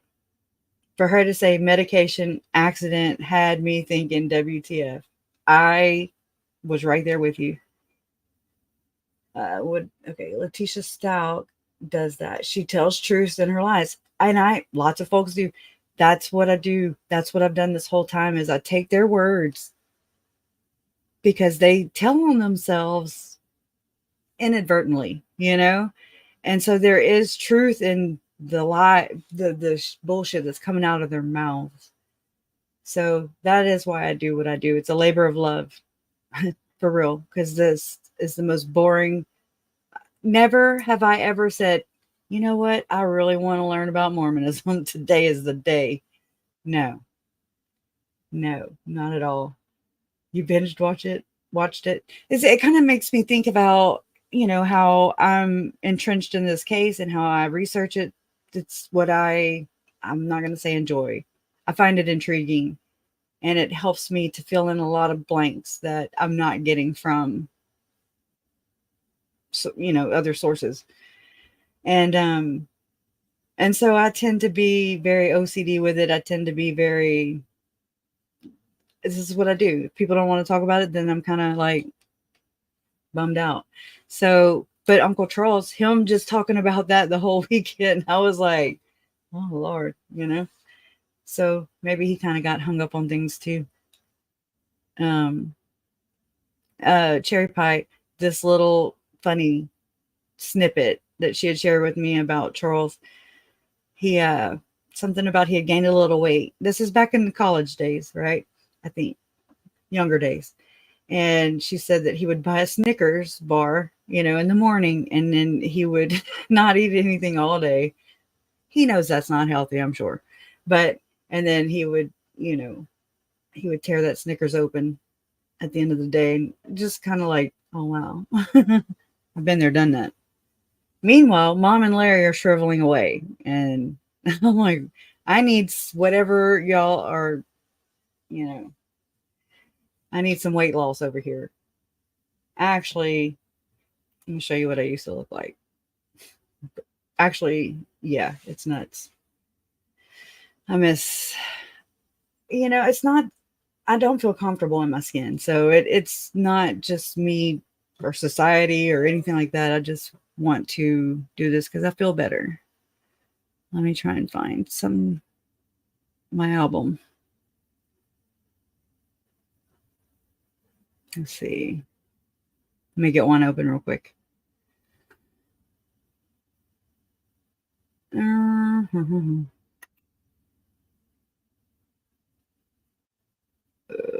Okay, scrolling.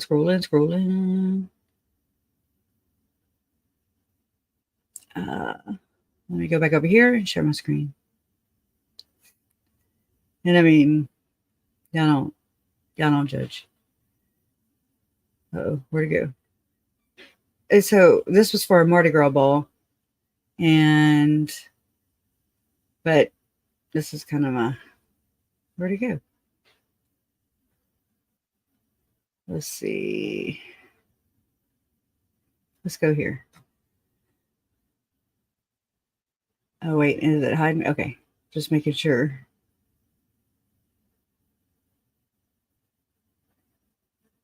I'm going to close this. Okay. There's me. I mean, of course, I touched that up, but I was a size 2. I was tiny. This is me and Ashlyn. Like a photo collage. That's me. There's JJ and Ashlyn in the hot tub. Check this. Huh? And the beach. Oh, and the beach. The Pacific Ocean. The Pacific Ocean. The Pacific Ocean. The Pacific Ocean. The Pacific Ocean.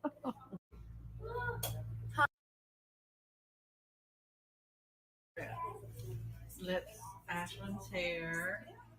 Lori did Ashlyn's hair. Go. Beautiful. Show your bear. I'll send this to your mom. JJ, say hi, Aunt Crusher. He wouldn't say it. He goes, hi, Crusher. No, say hi, Aunt Crusher. Hi, Crusher. That's it. No. Hey, dude. Come here. He reminds me so much of my brother. I guess that'll be about as good as he'll get. If he does something later, I'll send it to you. Anyway, we're getting ready to go Bye, to Knott's Mom. Berry Farm. Tell her where we're going today. We're going to Knott's Berry Farm. All these humongous roller coasters. And Huh? And Ma'am. the beach. Oh, and the beach. The Pacific Ocean. The Pacific Ocean. Pacific Ocean. The Pacific Ocean. The Pacific Ocean. Anyways, Yeah, I do have some pictures of the Daybell kids.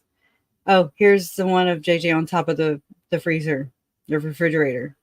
Okay, so we know he is a climber. He's a runner, but I don't believe David Warwick. He can suck my left toe. If only we knew this ride right here was what was to come, you know? It's nuts. Look, them babies, you know? So precious. They kind of look alike right here. Or maybe it's just me. Anyways. Oh, let's watch this one. I was trying to tell him what he was doing this weekend. Look, you got the lion? Hey, buddy. Hey, Papa. Hi, Papa. Yeah, David. Give me a hug. What's A up, little David? lion. Hey, Papa. Yeah. Give me Papa. Come here and give me a hug. That's awesome. Oh, my man. I love you so much. Oh, look how big you are. Yeah, give me another hug. Go. David. You are. Where's your jacket, buddy? Oh, there it is. Okay. David. You look lion. You want Papa to carry it? I was trying to tell him what he was doing this Isn't it sweet? Look, you got the Look how lion? happy he was. Hi, Papa. Yeah, David. Give me a hug. A little lion. Hey, Papa. It makes me cry, too. Yeah, give me Papa. Come here and give me a hug. That's awesome. Oh, my man. I love you so much. Oh, look how big you are. Yeah, give me another hug. Go. David. You are. Where's your jacket, buddy? Oh, there it is. Okay. David. You look lion. You want Papa to carry it? Oh, it's just so sweet. Sometimes, let me make sure. I'm always so paranoid. That I need to turn this microphone around so I can see the damn mute button. Yeah.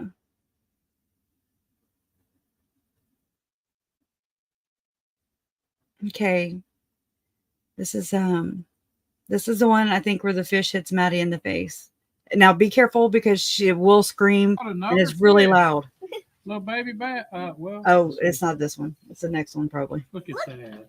Hey, JJ, hold your fish. Here, hold up here. There. Okay. He looks there like you my go. brother. Hold him up. There you go. My brother. Proud fisherman. Yeah. Yeah. turn That's him Uncle sideways. Bobby, you Let me hear? see. Second fish, JJ. All Look right. how big that bugger That's is. his third fish. Oh, third fish. Sorry. Yes, sir. All right. Shut Got another fish. That's a little bass. Yes, it is. Yeah. JJ's first bass. A little largemouth bass. A little bitty largemouth bass. Hey, JJ, second fish. Hey, I'll make it. Watch. Boy, that's a big old fish right there. Golly, look at the size of that thing. That's Okay, that's that one and that one. Let me. This is where it slapped Maddie in the face. Okay, be careful because she shrills. Okay. first Okay. fish. Hey, JJ, look at this. That's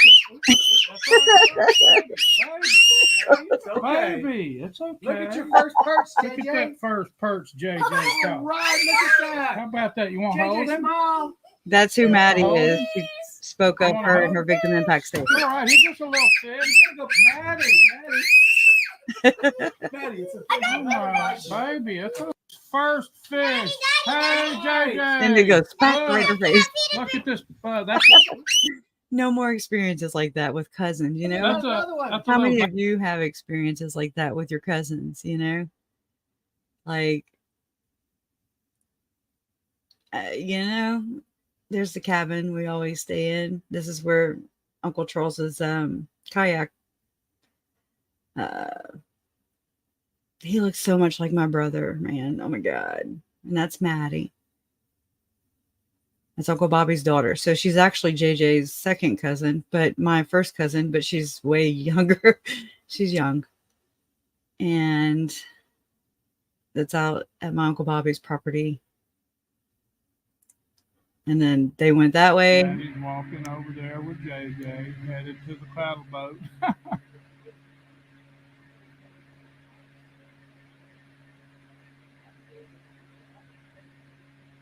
so relaxing over there. Walking over there with Jay.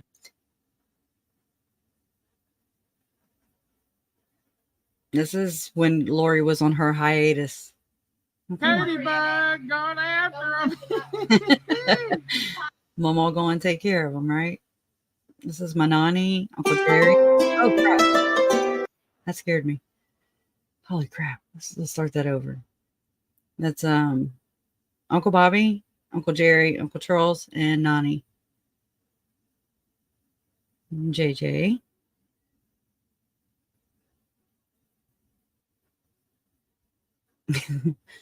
It made like a little movie.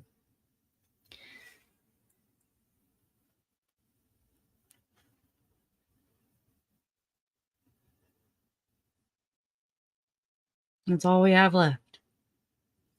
But that's okay. It's something that Laura Horror, Chad, the judge, the jury, the court, nobody can take this away from us. This was something this, was just JJ being a boy.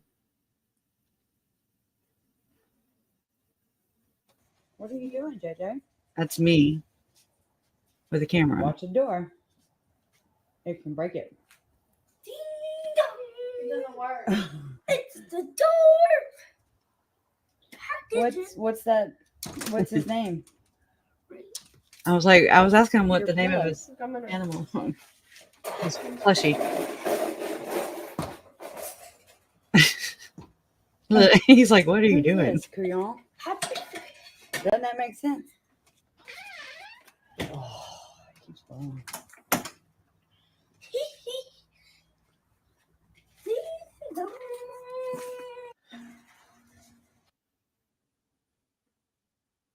I love him.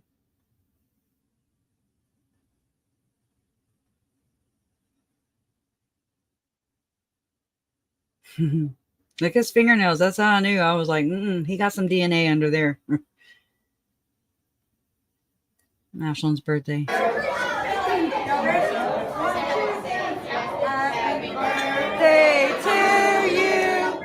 Happy birthday to you. Here's my dad. Happy birthday, dear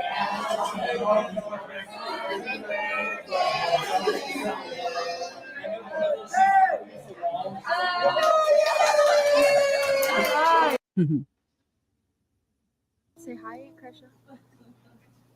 Hi, Krisha. That's it. Hey, Cole. That's Say what I hi. got. But that, they loved each other, them two. And that's my son. My son, him and I had been estranged for 6 years. And then that was right when JJ was born. Kanan was born. And then, so as JJ was coming into the world, Zach was kind of, the whole parental alienation thing happened. And then 6 years later, Zach comes back and then JJ left. Does that make sense? Like that's nutty. Like, to me, I'm like, wow. And this is Cole. That's JJ. That's Uncle Charles's oldest son.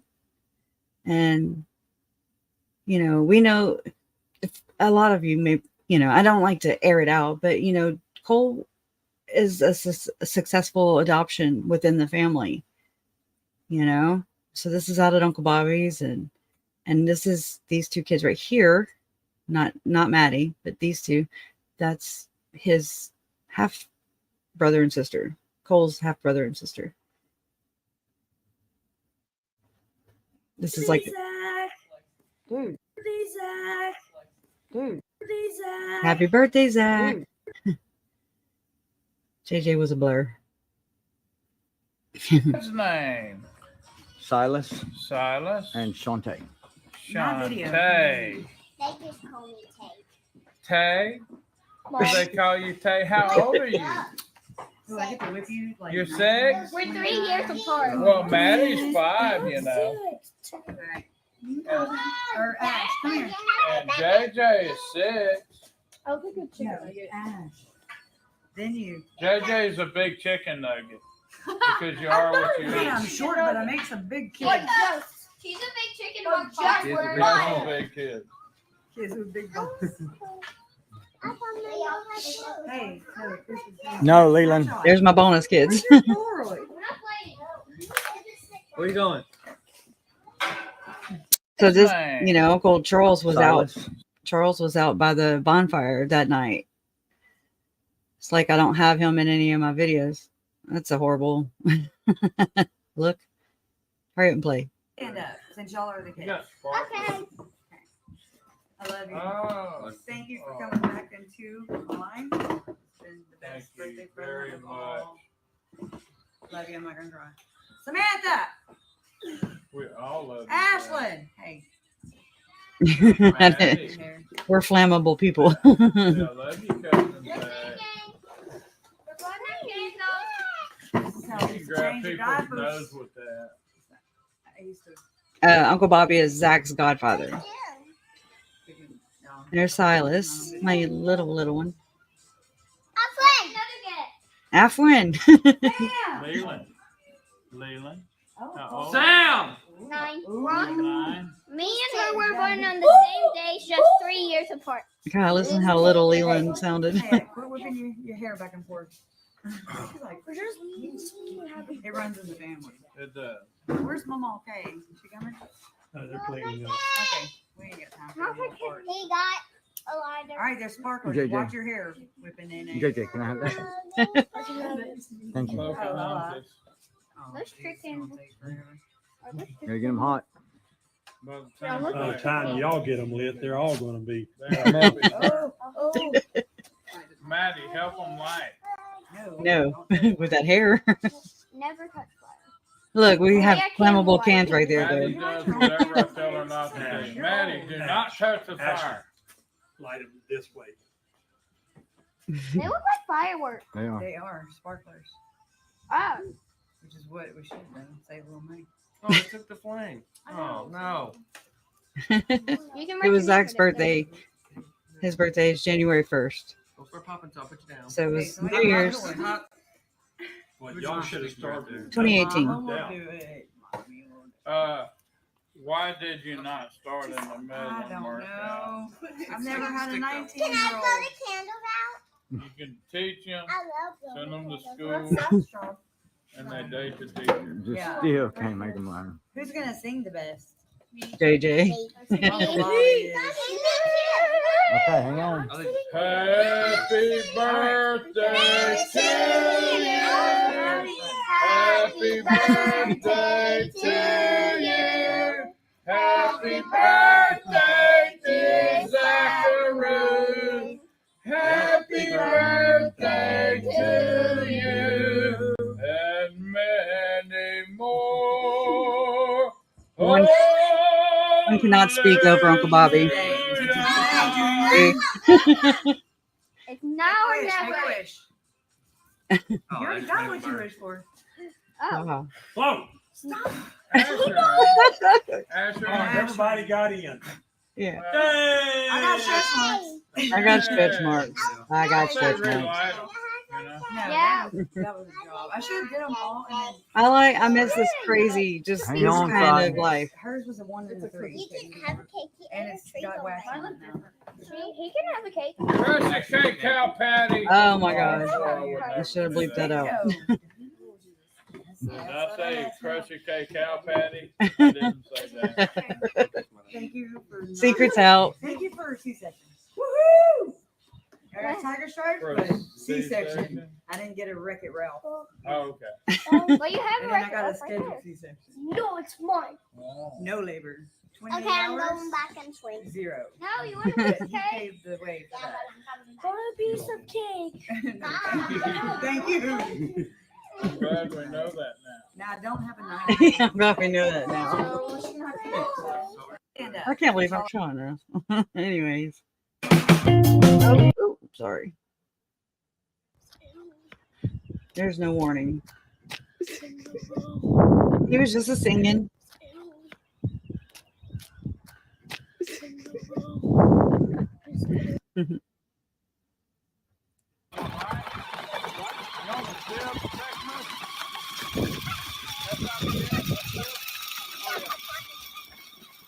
There they go. They're a train following each other. That's my Aunt Chris talking with her sweet coon ass.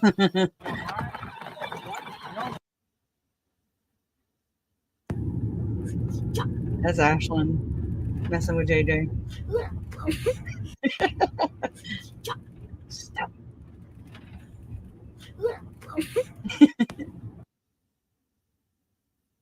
I can have a kiss.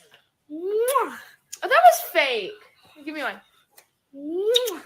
I can have a kiss. Look, Ashlyn dressed him up. My mom's like, "Oh my god, I wish she would have done." Oh, sorry. She was like, anyways. She was like, he just looks so silly, drinking a Coke, and there's Bailey's tail right there. Look at him, Cheesy McCheeserson. Look at the little bruises on his knees, like a boy. That's how. I mean, I say like a boy, but I'm a tomboy. I bruise real easily. Look at something wrong. Look at him though. He looks like a Chinaman or something in a high chair. Anyways, there's Uncle Jerry. Maybe we can put that on the mug. We got the bitch. And there's the Boyce. Telling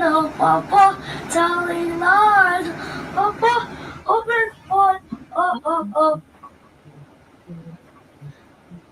The bus is coming. Passengers, and we're getting fuel up all the time. Along the ones of I got it again. And we're taking off the coastal cruise change. So thank you for riding. Okay. Okay, why y'all eat it?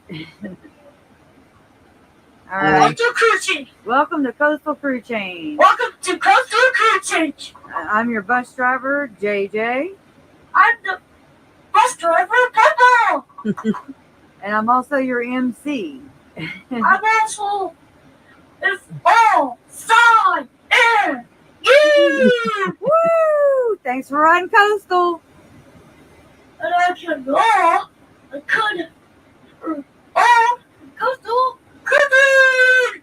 Coastal cruising is all. I want to do all. I want to sing it all. Look, pull it away from your mouth a little bit and we can hear you better. Oh no! Oh, No, no! Oh, I don't know what I just did. My bad. Oh, right here. Telling lies. Open the one. Here's Papa.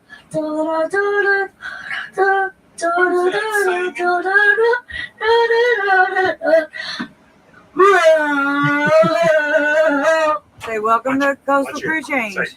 Turn out the lights. The party's over. They say that all good things must end. Call it a night. The party's over. You need to go on American Idol. Johnny as Papa. But you got to do the Coastal Crew Change. It's welcome to Coastal Crew Change. Welcome to the Coastal Crew Change. Hey, and say the driver is Papa Larry Woodcock. The driver is Papa Larry Woodcock. Say thank you. Thank you. And come back. Come back. And pay your bill on time. Yeah. Pay your bill on time. Let me catch the end of this one because this is where he says, miss you, Mama, miss you, Dad, I think. I want to do all. My bonus son digging in his nose. Pull it away from your mouth a little bit and we can hear you better. Oh no! Oh, I could all. Say hi. Say hi to Mama and Hi, Mama. and Dad. Hi, Dad. Say miss you. I miss you. And we kind of miss y'all too, just a little bit. Y'all too. But we're having fun. We're having fun. All right. Say bye. Bye. Anyways, this is how I picture JJ in peace. This is Uncle Charles, and this is Cole and Zach. And this is Mom, Ashlyn, and JJ. This, I think Mom had taken these when I'd asked her about, that's when I was working on the genealogy thing. And so she took pictures of the screens. Let me find it, where Chad took that and then labeled my family as dark. So I love that video it basically went viral. How awesome is that? There's Jason recovering from his thoracotomy when they were extraditing Lori. I'd made a bunch of these. Chad, I didn't know. I didn't know about doxing and all that stuff. And there's some babies right there. That's just heartbreaking. Absolutely heartbreaking.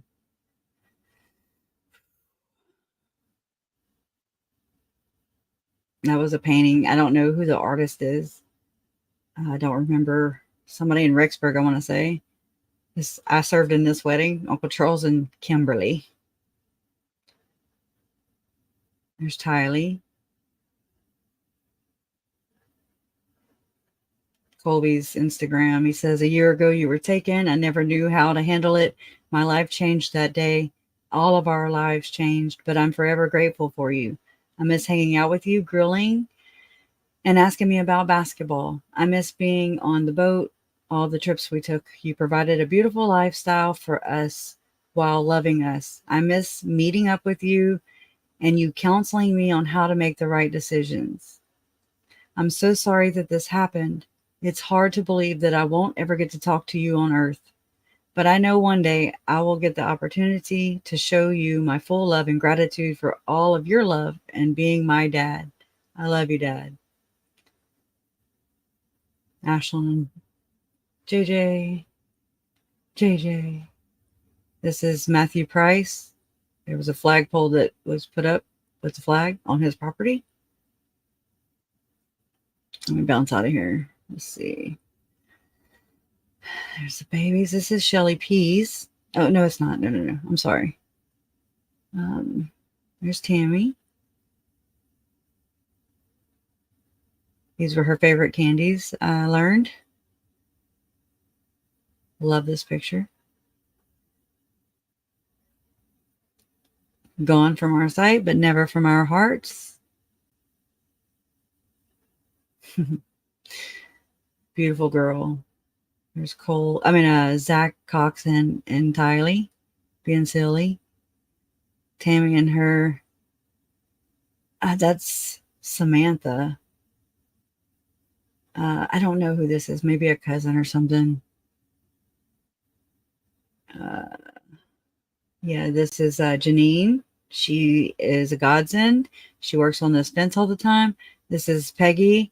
They both worked on the fence, but then Peggy started working for East Idaho News. That's who Nate Eaton refers to as Peggy. She's a wonderful woman. This is Shelly Pease. She's somebody who is in the Doomsday Facebook group, and she's awesome. Been here since the beginning. This is from Garth's Facebook account.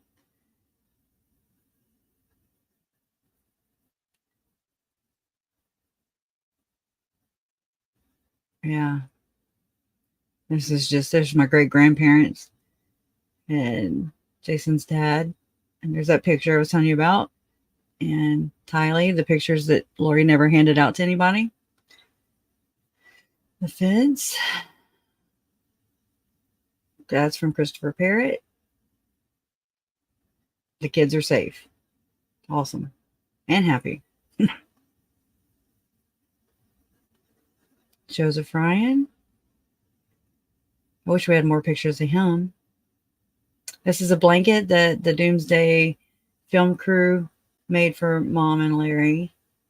And there's a picture of, at my mama's house when Todd got to meet JJ. That's when Uncle Charles told me that Lori needed to be needed. I just thought that was such a very nice gift. Uncle Jerry, Charles, and Uncle Bobby. Oh hell. This was Mom. She had sent this to me. Tylee,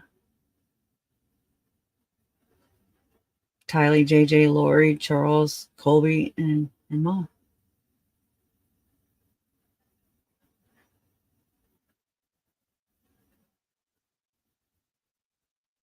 This is just a little slideshow. I love that picture. He was such a busybody.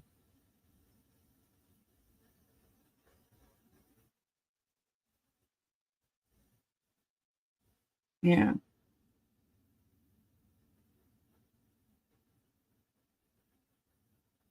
It's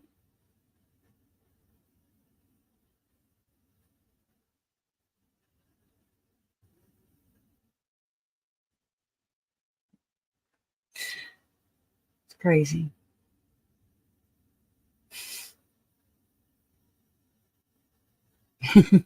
You'll see Braxy in a second. Braxy's Brandon and Melanie Pulowski's little boy that JJ was so close to. All he talked about was Braxy.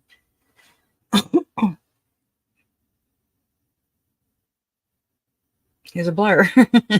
Kid moved.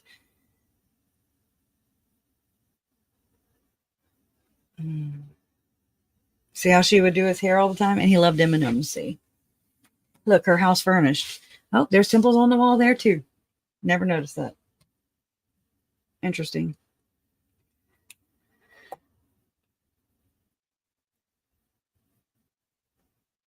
Today's a good day. Put the hat on him. I used to do that with Todd. I used to put knee highs or whatever, brand new, on Todd's head and then pull up on it. Entertaining. I wish Mandy was here.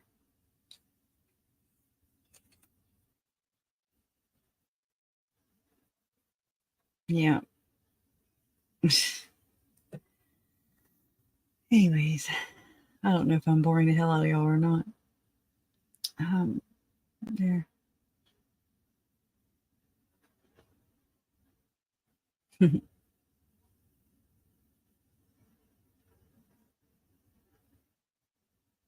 Just such a waste. I wish, Tylee wouldn't come very often, I do remember that.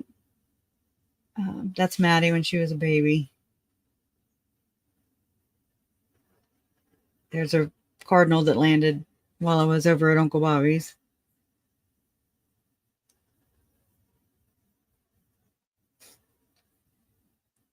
Oh. I'm very happy about what Boyce, he surprised me. He really did. I'm glad he got to make a victim impact. Just saying.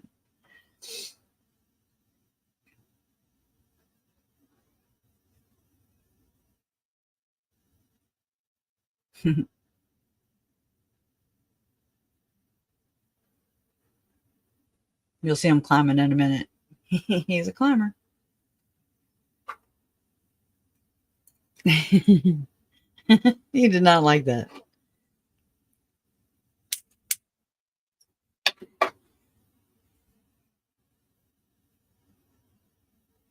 Lori.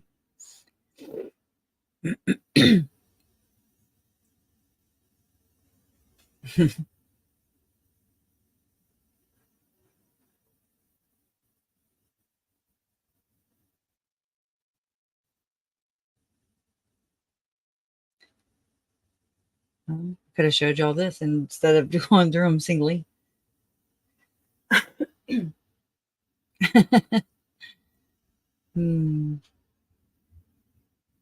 Yeah, Brack. Oh, well. Oh, you'll see Tylee too here in a second. I think they were playing putt-putt.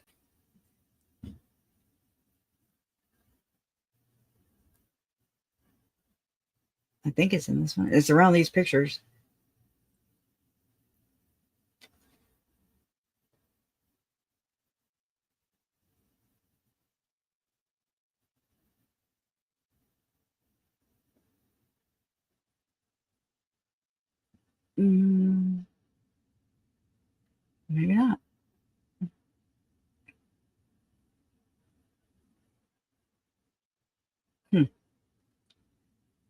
Weird.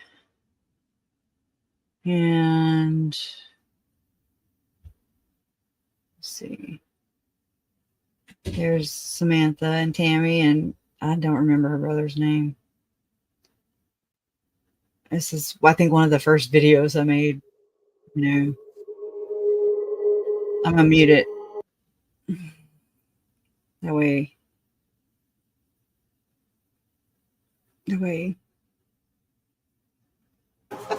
You got the lion? Hey, buddy. Hey, Papa. Yeah.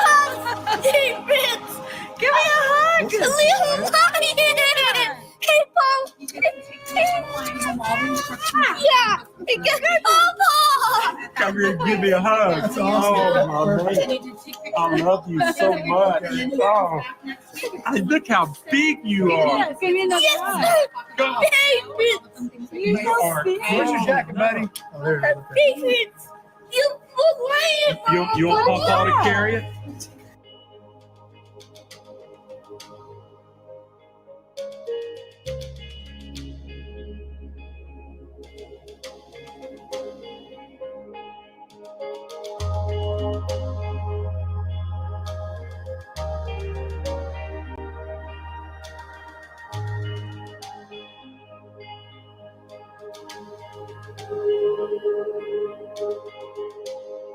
That's when I was getting into my film career. No, it's Manani, Uncle Charles, Mom, and and JJ.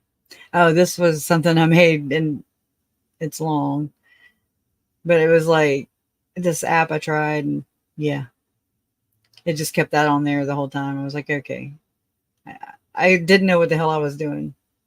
I learned through this process,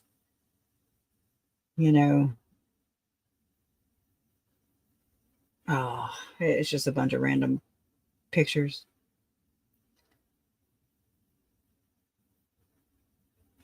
And this is a compilation I put together. It tells you what's really going on.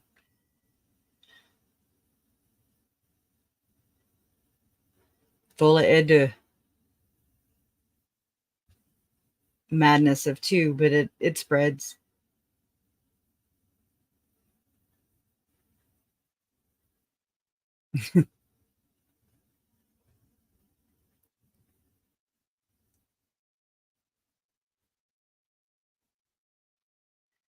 Weird.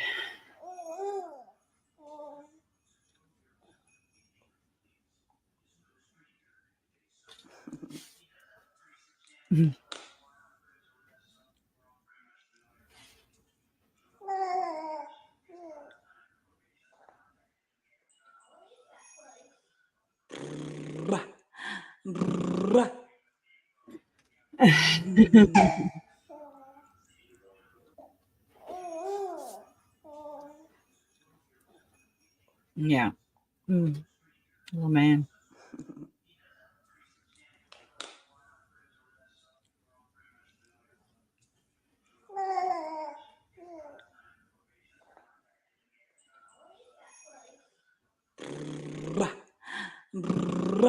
I love that smile, though. I mean, you just can't get enough. Oh, let me get out of here so it doesn't just pop up on me. I had this app that would do like it would just put little slides together. I thought it was going to do that, but it didn't. She's beautiful. Look at her. Good gosh.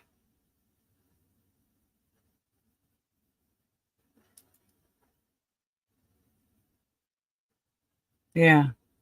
This hoochie mama. Hoochie.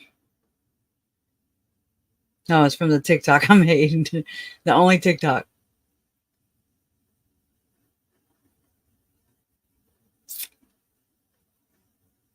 I don't know. Don't question the things I threw in there.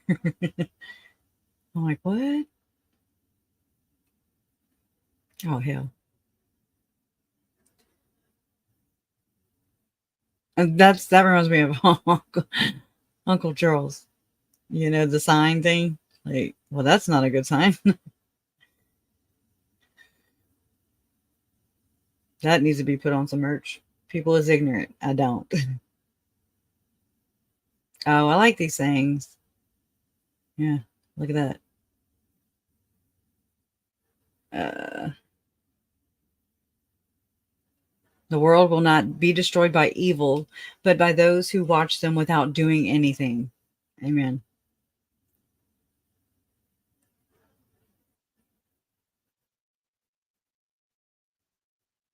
Okay, move along.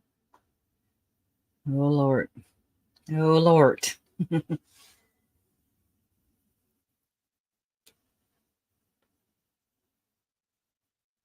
Speaking of mental illness, no. Wow. I was going to name the channel Unmasking Evil. See?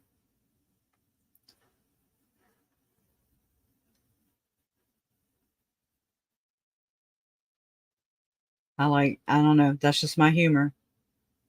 There used to be it's a raccoon that dances across there. This was on Christopher Parrott's computer.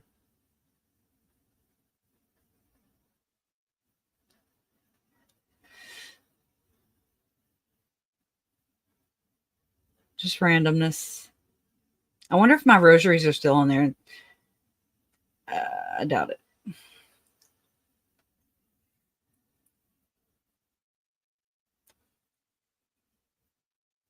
I just used to mess around on these apps and stuff, and so random. That's why I don't share stuff. Oh my God. If anybody looked at my phone, they would be like, oh my God.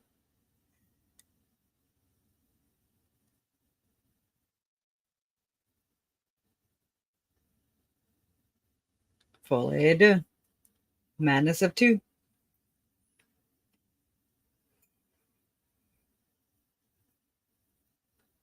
They conjuring up some stuff up in there. That's all I'm saying. I didn't know how to do any of this YouTube stuff. Oh my God. Oh, I love that one. Goest and effeth thyself. One thing about them tables, they always turn. Oh, there's my very red hair that my mom picked out. That was right after Uncle Charles was murdered. That's when I told Mom, I was like, you need to invite Lori to Uncle Charles's memorial. And she was like, I don't want that bitch to come. And I was like, she ain't gonna, but do it. Hell hath no fury like a grandma's scorn. Ping.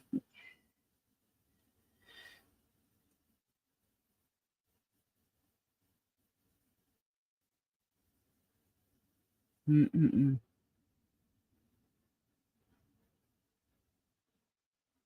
I'm guilty of saying Julie Ho.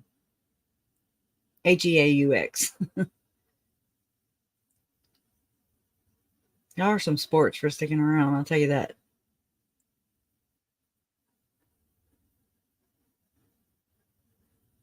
Look, I made that. That's what I made in my app.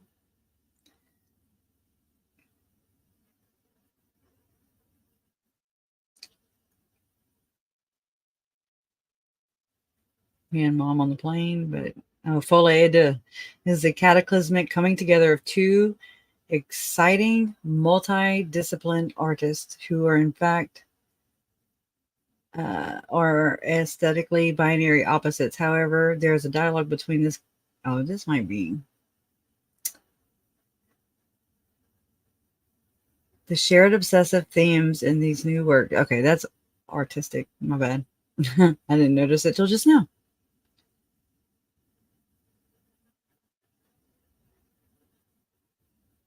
Who the hell's Ava? Oh, that's a reader thing. App. Okay. As an app review. Come on. Really? Are they all of Julie? Oh, it just repeats them. Anyways.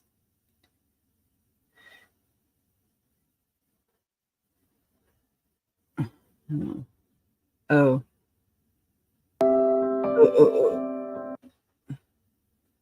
This was at Uncle Charles's. And I just hope everybody has a pleasant, a wonderful. Hey, Bobby. Good to see you again. And 19, the summer mother, on this letter, Wayne, all getting back together. But I'm glad that you are with God.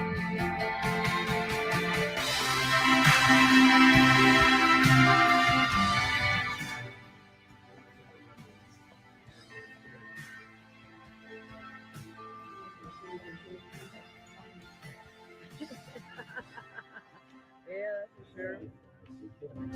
Probably 10 times a year, every state court, underline. And when they ended, they hugged each other and we said goodbye. Really lighten this up. I had access to his Google. He did have access to his Google. But you have to hear the rest of the story. So hard. That is Aunt Cheryl's husband. About JJ and Anyway. Oh, that's a blurry picture of Uncle Charles. Oh. Me testing the waters. Let's see. And I just hope everybody has a pleasant, a wonderful. Hey, Bobby. Okay. That's just a repeat of that, but in black and white. Oh, let me go here. I'm learning. Oh yeah. I don't. Yeah, let me not do that because it's just some things I was messing around with in my app.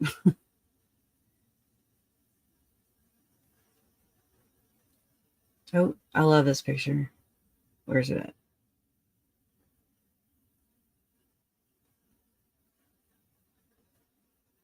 Right there. It's just such a moving photo. So many people, these kids, my family that was murdered, they've touched so many lives and continue to do so. And I'm so proud of that. There's Tammy. Let's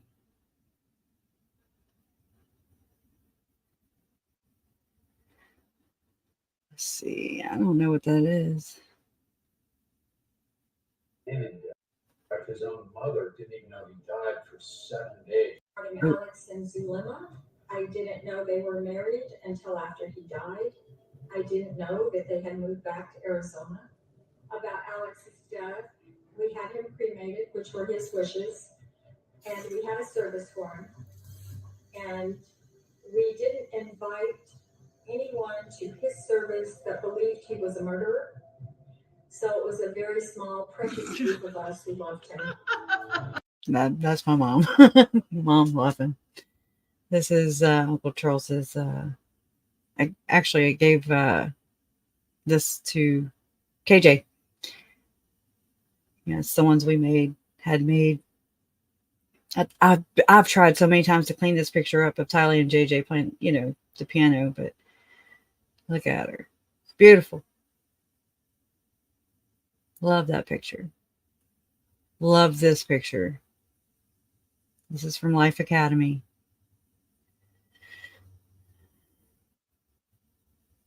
Oh, that's in my good old days. God bless you for whomever stuck through my learning of how to do. Well, hell, I always mess things up a great deal. Me just trying to figure things out. How to edit, how to make a video. This is actual photos of the wake.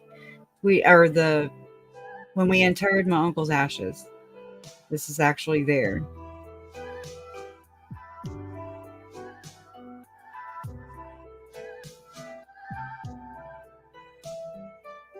That's my Uncle Bobby carrying my uncle's ashes.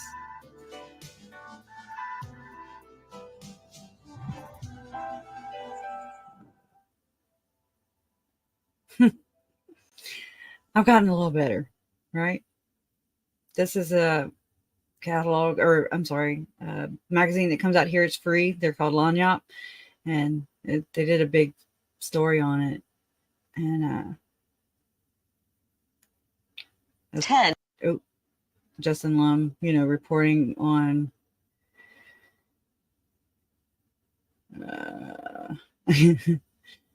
yeah, I learned about copyright with Uncle Keith there. You cannot just upload other people's podcasts. Note to self. Here, Bailey. Yeah, I know. Oh, this was sent in by Allison. This is Uncle Charles, Allison, and their friends. Sorry. Allison. Uncle Charles. Anyways, all right.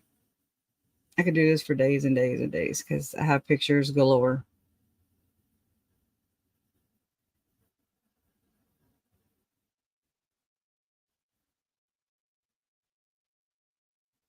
I love this picture.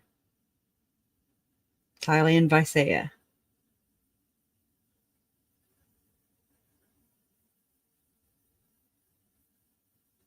Mm-mm-mm.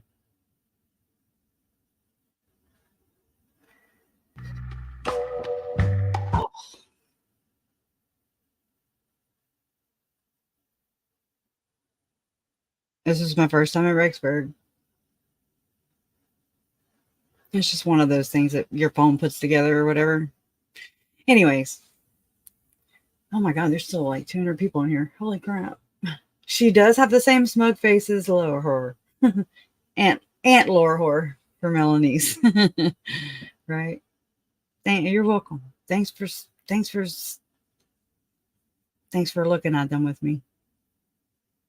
This is when I talked to Robbie when I went here for the first time. I landed in Salt Lake City, and he was like, my dad lives there, and da-da-da, and he can go,